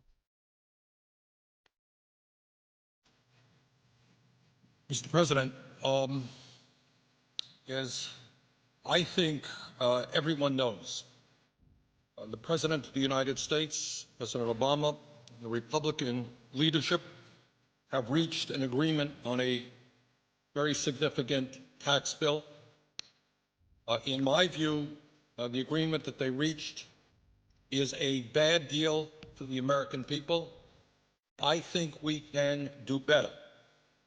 And I am here today to take a strong stand against this bill, and I intend to tell my colleagues and the nation exactly why I am in opposition to this bill. You can call what I'm doing today whatever you want. You can call it a filibuster. You can call it a very long speech. I'm not here to set any great records or to make a spectacle. I am simply here today to take as long as I can to explain to the American people the fact that we have got to do a lot better than this agreement provides. Now, let me just enumerate some of the reasons that I am opposed to this agreement. First, as everybody knows, this nation has a record-breaking $13.8 trillion national debt at the same time as the middle class is collapsing and poverty is increasing. And Mr. President, I think it's important that we say a word, because I'm not sure that a lot of Americans necessarily know this, about how we got to where we are today in terms of the national debt. I know there are some people who think that this all began the day that President Obama took office. Well, it's not quite the case. When President Clinton left office, this country was running, in fact, a very significant surplus, and the projections were that we were going to continue to run a surplus. During the 8 years of President Bush, for a number of reasons, including the war in Iraq, war in Afghanistan, including huge tax breaks for the wealthiest people in this country, including a Medicare Part D prescription drug program, and including the Wall Street bailout, among other things, all of which were not paid for. Those are the primary reasons that we saw an almost doubling of the national debt during the Bush administration. And since President Obama has been in office, we have passed a stimulus package, also adding to the deficit in national debt. But here we are today with a $13.8 trillion national debt, $1.4 trillion deficit, and almost all Americans are in agreement that this is a very serious issue. So the first point that I would make is that it seems to me to be unconscionable for my conservative friends and for everybody else in this country to be driving up this already too high national debt by giving tax breaks to millionaires and billionaires who don't need it, and in a number of cases, Mr. President, don't even want it. Here's one of the interesting ironies. There are lists of many, many very wealthy people who come forward and say, sure, I want a tax break. Everybody wants a tax break. But you know what? There are other priorities in this country. I don't need it. And two of the wealthiest people in the world, Bill Gates of Microsoft, Warren Buffett, Berkshire, these are billionaires, and they said it's absurd. We don't need a tax break. All over the country, you're hearing a lot of folks who have a lot of money saying, don't drive up the deficit and force our kids to pay higher taxes to pay off the national debt in order to give tax breaks to the richest people in this country. Now, Mr. President, we have been told really not to worry too much because the extension of these tax breaks for the wealthy will only last 2 years. Not to worry. Well, maybe that's the case. But given the political reality that I have seen in Washington, my guess is that 2 years from now, these tax breaks for the wealthiest people in this country will be extended again. What happens around here is that the argument will be made that if you end these tax breaks, you're raising taxes. It's what we're hearing right now. I see no reason why in the middle of a presidential election, those arguments will not be made again. And I see no reason not to believe that those tax breaks will be extended again. And clearly we have a number of Republicans who want to make that extension permanent. Now, whether it will ever be made permanent or not, I don't know. But the point is, when you hear folks say that it's only a 2-year extension, I would suggest take that with a grain of salt. And let me just say that if, in fact, we do what the Republicans have wanted to do right now, as we enter this debate, they wanted a 10-year extension.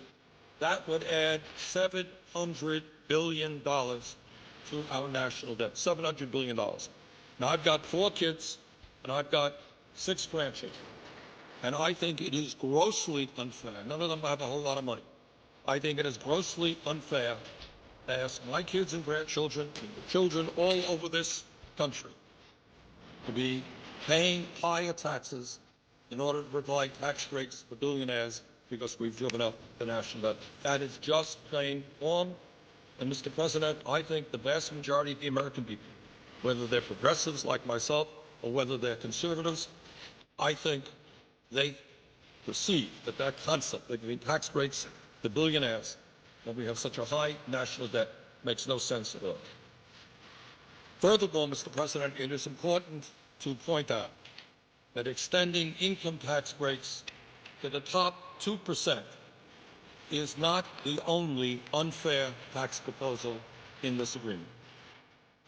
This agreement between the President and the Republican leadership also calls for a continuation of the Bush-era 15% tax rate on capital gains and dividends, meaning that those people who make their living off their investments will continue to pay a substantially lower tax rate than firemen, teachers, nurses, carpenters, and virtually all the other working people of this country. And I just don't think that that's fair. That's wrong.